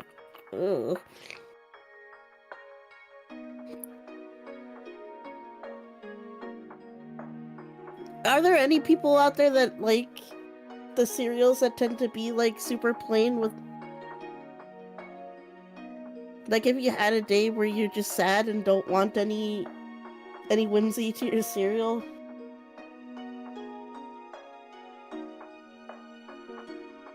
That's a mean way of putting it, I'm sorry. Gotta have my Pops! Oh, I remember those commercials. Wait, is that another Dunkin' cereal? What is that? Oh my god, what is that? Mocha latte? What the What is Dunkin' out here doing making cereals? Total, which is the grossest cereal of all time? Yeah, Total is pretty bad. Yeah, I remember seeing a Dunkin' protein bar the other day. Do you have Dunkin' dog treats? That's so funny. Why? Why? Dunkin' just be giving their name to anything nowadays. Dog treats? What are we talking about? Oh, we were talking about how Dunkin' has a lot of crossover items. Because I was looking at the Dunkin' cereal flavors. Because they looked good and my dog loves them. Well, if your dog loves them, that's all that matters. It's not like you're the one eating them. Well, you could eat them if you want. No, dog treats don't taste good. Don't ask me how I know. You could eat them if you want. They don't taste good. Don't ask me how I know. Depends on the dog treat. Chicken ones are horrible. Well, I feel like any of the savory ones would be bad, but like most of the sweet ones are just like, you know, peanut butter. You know what? That's fair. Chicken and yogurt flavors, they probably wouldn't taste good. Well, you don't know that. Imagine all the protein. Anyways, did you develop any opinions on these? Oh yeah, absolutely. Okay. I was talking about how Fruity Pebbles, I prefer it as like a cereal milk as opposed to eating it as a cereal. Very fair. Because I don't like the fact that it gets mushy too fast in milk. So is it D or C? D. Okay. The honey bunches of oats. I really like the OG ones of the honey roasted, the orange box. Okay. So that goes in S, and the rest I have not tried. Got it. I like the although Vanilla Bunches almond- one. The Vanilla Bunches is good. Oh, really? I like it. Yeah, I'll keep that in mind then. I haven't tried any of the Life cereals, personally. Honey Nut... The OG Honey Nut Cheerios, I said, was pretty banger, so that would probably go, in S. Honey Nut Cheerios and S. Yeah. Got it. Honey Nut Cheerios. This is just the lower cholesterol version, I think. I haven't tried it. Fiber One wouldn't touch. Honey Maid Haven't- cinnamon cereal. Haven't tried it. Fruit Loops with marshmallows wouldn't touch. I was going on another rant about marshmallows. Fair. Frosted Mini Mini Wheats Wheats Little Little Bites? Bites. So they're like little, tiny pieces. I don't know. I don't think I'd like them as much as regular mini wheats because they probably would get mushy in milk faster. But yeah, I haven't tried it. Pops. Corn Pops are really... Yeah, Pops. They used to be Corn Pops, right? It says corn in really tiny text, but they made the pops huge. Yeah. So we were talking about this. Corn Pops is really good. Uh-huh. So that definitely goes to upper A. Okay. And Kix is D because it's basically unsweetened Corn Pops, and that sucks. Real. Good point. I saw more commercials for Kix on PBS than I did for Corn Pops, so I think I ended up being one of those kids that asked for Kix, and then I didn't like them. Yeah, probably because Kix was technically the healthier one because it didn't have as much sugar. True. Life Kix cereal. is the one chocolate. that had the kid tested, mother approved model, right? Yeah. I remember that commercial all over PBS. It was like one of the only like sponsors that they allowed to actually say something like that. Yeah, I remember. But yeah, Chocolate Life I haven't tried it. Dunkin' Caramel Macchiato. Yeah, the Dunkin' ones, haven't tried it. Haven't even heard of them, honestly. Okay, I could just put them in haven't heard of. Mocha latte as well. I feel like I'd be willing to try it once just to see if it even tastes good. Right? Would be kind of funny if it was yummy. And then imagine the coffee milk that you would have afterwards. I do love me some coffee milk. That would be acceptable. My favorite thing. Maple Cheerios. Maple Cheerios sounds like it'd be pretty good, but I have not heard of, or have not tried them. Multi-grain Cheerios. Wouldn't touch. Multi-grain biggest fan of Cheerios with multi-grain real stuff. strawberries. Okay, fine. We're gonna put strawberries in there. We'll just put in the haven't tried. That's how they get you. Turtle Splash is another one of those animal-themed ones, so... That I have not tried yet. yeah. Cheerios Oat Crunch Cinnamon. I really like these. I remember trying them once. B tier for me. One of the few Oat Crunch ones that you like. And it's cinnamon. Yeah. Hell yeah. Yeah, At least I you know know, it would be they- acceptable in our house. Yeah. Honey O's. Never heard of them. Peach Cheerios. What? That is so weird. Definitely haven't heard of them. CTC is top tier list done. Great job. Yeah, Cinnamon Toast Crunch is Hitomi's ride or die cereal. She loves that thing. I'm actually thinking of getting... Wait, no, it's too late to eat. I was thinking of getting a bowl after this stream, but might be too late for that. Just a little. Depends. Did you want to stay up an extra 2 hours-ish? That's the sound of someone who doesn't want to stay up. That's very fair. Honey bunches of oats, whole grain. I think it's something with like almond crunch. Wouldn't touch. Put both of the whole grains in there. Okay. Classic Apple Jacks. Classic Apple Jack's definitely an A. That was Onimama's favorite cereal. I liked it by proxy. Oh. It was okay, but then they like changed the flavor and it wasn't as good anymore. Really? You changed the flavor? The flavor I'm thinking of is the old school one, so I don't know. Yeah, I really loved the old school because I thought that the apple flavor was way more subtle. But when they changed it, they made the apple flavor a bit too strong, so then it was like kind of like too tangy almost. I can understand why they changed it though. People used to make fun of them for calling it Apple Jacks when it didn't taste like apple. I like the subtlety. It used to be like integrated into the commercials. Like, why do you call it Apple Jacks if it doesn't taste like apples?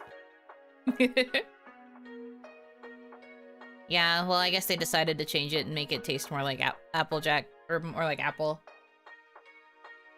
Anyways. Fruit Loops. OG. OG Fruit Loops. Definitely, that's like a borderline A and S. So, top of A. Even above the French Toast Crunch? Yeah. Damn. Original Crave, you haven't tried. But I apparently should at some point. Frosted Flakes and Fruit Loops mashup. That'd be kind of weird, but I haven't heard of it. Pumpkin Spice Cheerios. Wouldn't touch. I would try them once. I don't know if I'd like it in cereal. I don't know if I like the idea of a pumpkin spice milk. Yeah, no. Fruit Loops were decent for the novelty for when I was a kid, but I would not want to eat it now for what it is. I do feel like the flavor changed, and it also became really, like, pungent. I liked how subtle a lot of cereal flavors were when I was little.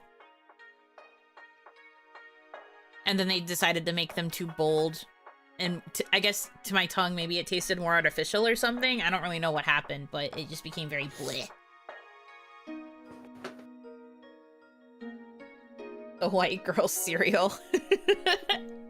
Well, we've established that Hitomi is not a white girl because she doesn't like pumpkin spice stuff. Oh, no. Oh, no. No.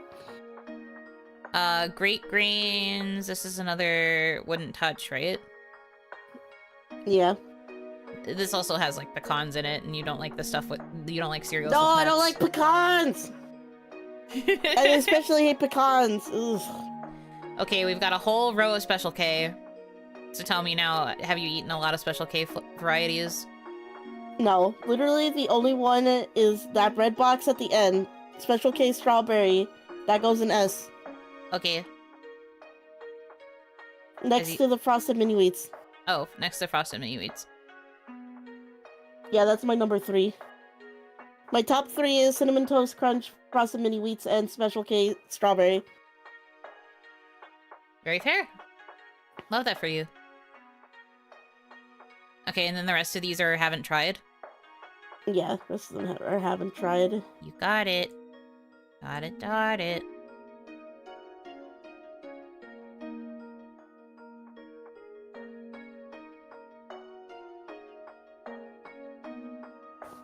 I think I saw a lot of commercials for Special K and thought that I would probably like it, but I never ended up getting it.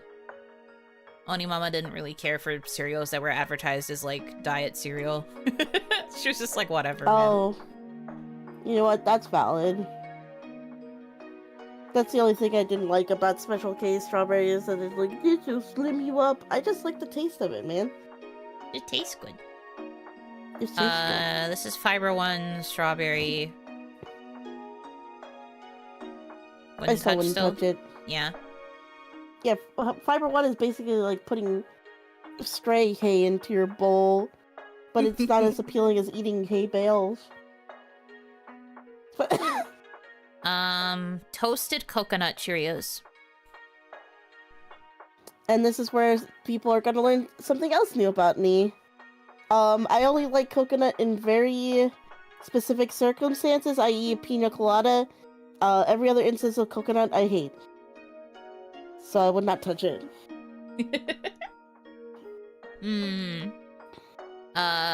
Okay. Just two more. Very berry Cheerios. I haven't tried it. And then classic Cheerios. Just the plain Classic guys. Cheerios?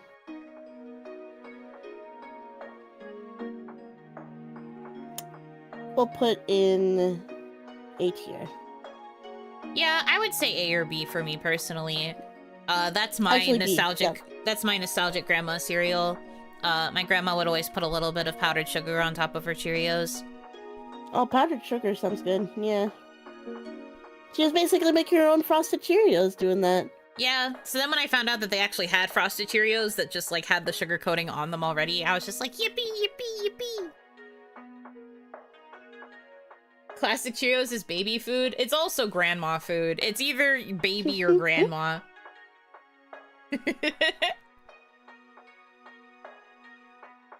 But they're yummy.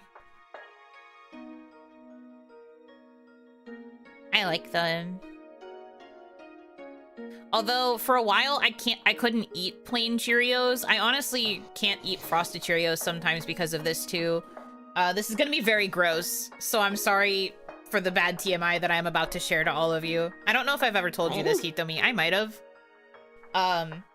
But for some reason, every time I am stomach sick and I throw up, and it's at the point where I'm throwing up my stomach acid tastes like Cheerios.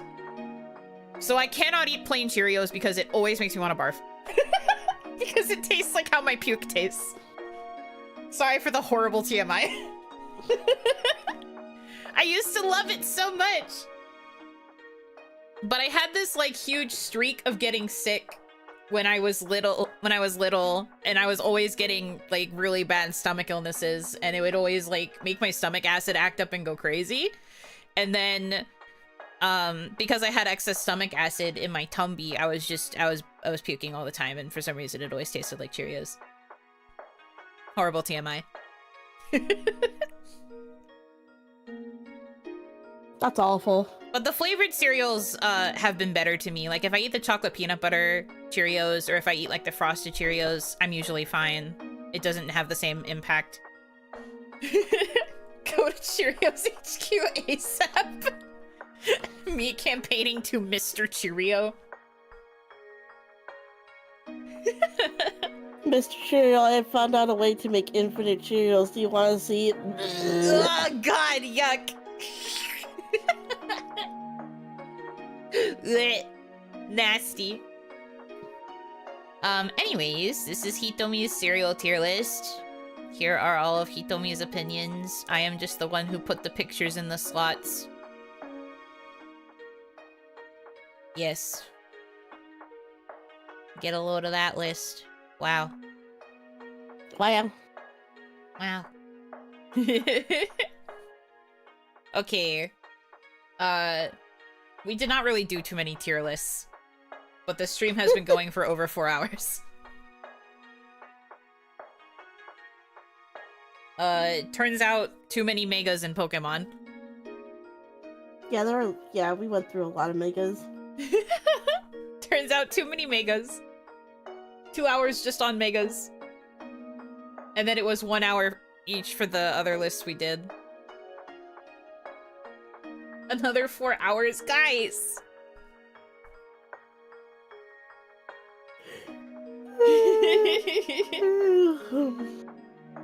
Yeah, in case you can't tell, Hitomi's getting tired.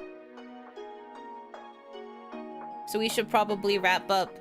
I did not anticipate how long the megas section would be. True. But I think it's because since we play Pokemon ZA, we had a lot of very recent opinions about it. I guess that's fair.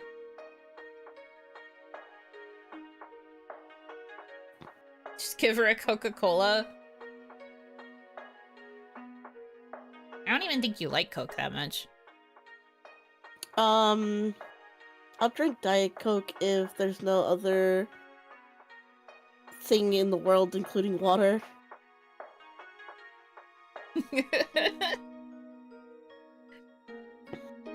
That's crazy. I was squinting because you said Diet Coke, and then I realized what you were talking about, and I was like, okay. I don't mind. Like, sometimes I will get a very strong craving for a Coca-Cola, but I could never drink the diet one. Or, like, Coke Zero or whatever. If you haven't... If you drink Diet Coke as often as my mom does, it starts tasting fine. But if you go for a long period without drinking it, and then you take a sip of it, you're just like, what? Well, yeah, I guess if you get immune to something after a while, it's just kind of, like, there just to fulfill the urge. But, Like you immediately taste the extreme sweetness of the aspartame or whatever, the fake sugar that they use. Yeah, I don't like it. Oh, thank you for the hydrate. I sip water. Onimama tried to pivot to drinking, I want to say Diet Coke maybe, or Coke Zero, but she could just never convince herself to stick with it. She would always switch back to regular Coke. Oh. Yeah, fair enough. For me personally, top tier soda is Starry. I like Starry. Starry's good.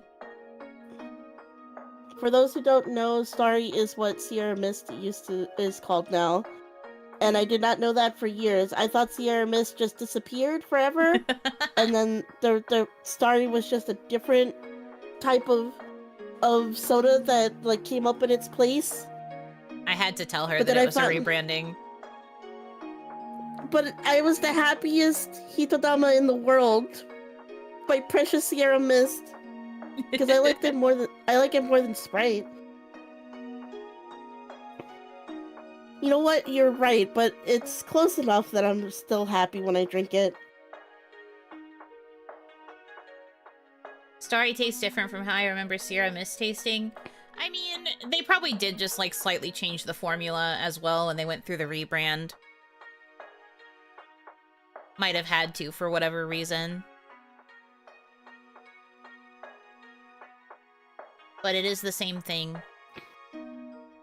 But yeah, when it comes to sodas, I prefer the lemon lime sodas, for sure. I'm the same way. I also prefer the lemon lime sodas. I was the happiest person in the world when KFC, not this past year, but the year before, had a cranberry flavored Starry for like Thanksgiving season. Oh yeah, that was so good. The times that we managed to get it. It was so freaking good. I was ordering more KFC than normal just because I wanted to get the cranberry Starry. It was so good. And the cranberry Starry that they had in stores was like the zero sugar version, which was weird. The reason that it was good at KFC was because they mixed it with like an actual like cranberry juice extract thing. Like a concentrate or whatever. So it was really yummy. Stronger, more crisp and refreshing taste, using more citrus flavors and citric acid, moving away from some of Sierra's mixed sugar variations. So I guess that makes sense. But it still tastes close enough for me to be nostalgic when I drink it. So I'm happy. If you guys want to know my hyperfixation drink right now, though, it is the Tropicana Fruit Punch Refresher. Fruit Punch Refresher? What makes it a Tropicana Refresher? I don't know. It's just the brand of juices that Tropicana has called Refreshers. Because I know Tropicana is like a juice brand, but I didn't know that they made like a Refreshers brand.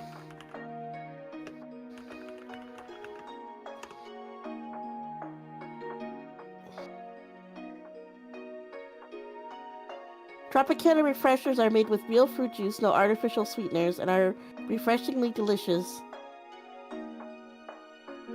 And? That's what it says on their website. That's like no information.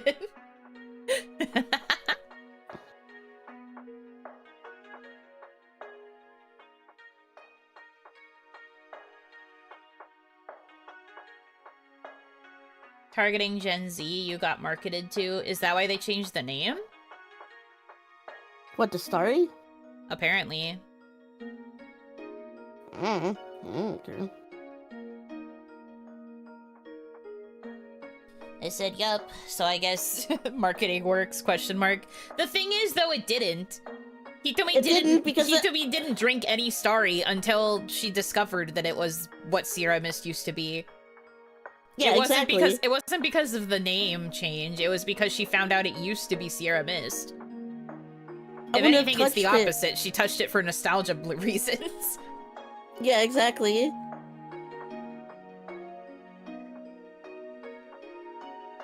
Because in case you guys forgot, Hitomi's older than me. She's older than 223. Oh, God. Yeah.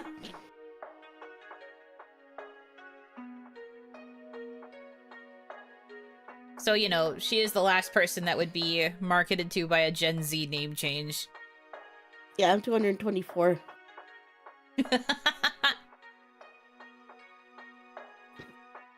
Oh my god.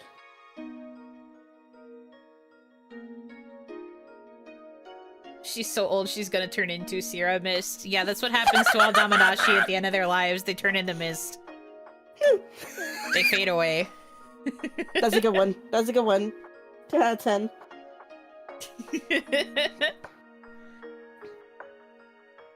Miss Hanaki, I don't feel so good. Turns into Sierra Mist.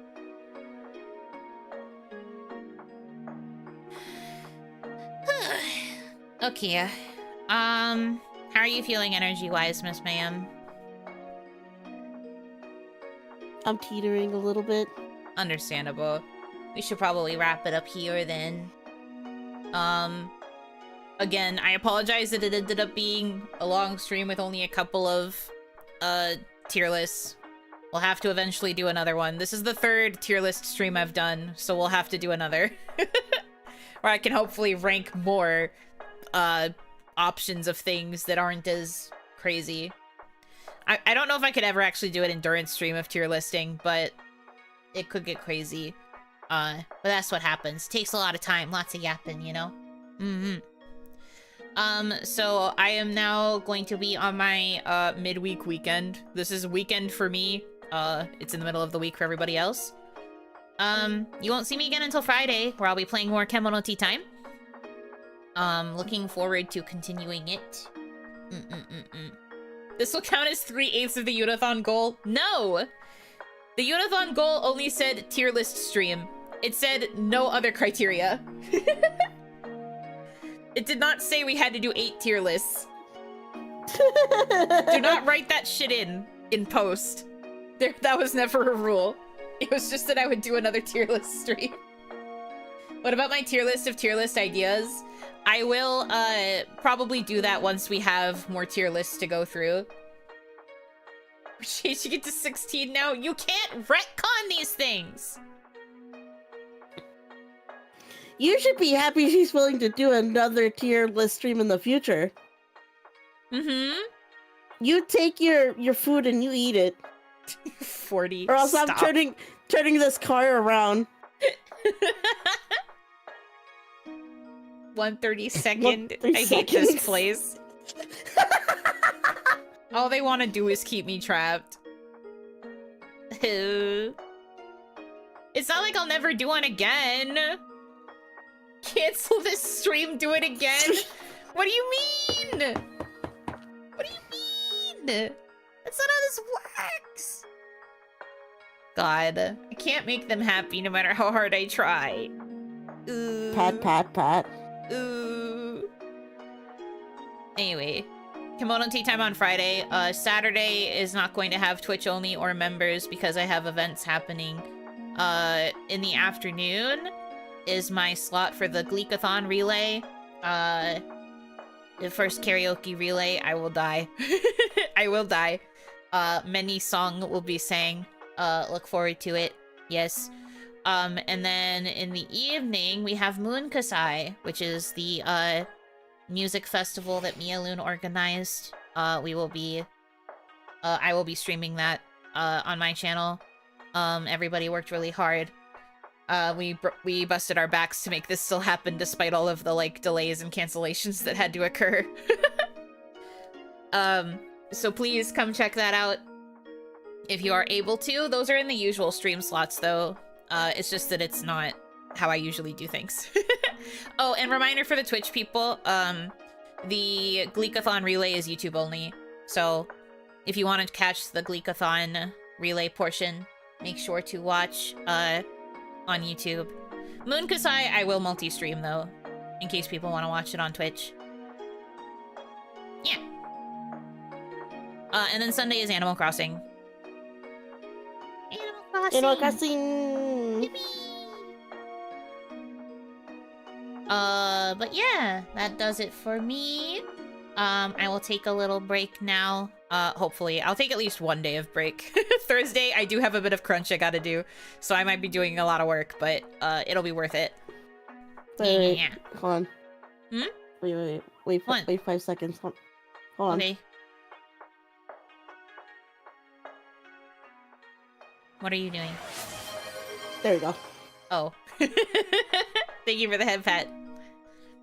Thank you, thank you, thank you. Thank you, thank you. Anyways. Yeah. So that's the plan for the rest of the week. I will see you guys on Friday. So until then, thank you guys so much for choosing to spend time with me. I hope that you have a good rest of your time zone. And until I see you again, Yunotsu! Say good night, Hitomi. Good night, everybody. Anotsu. Yunotsu!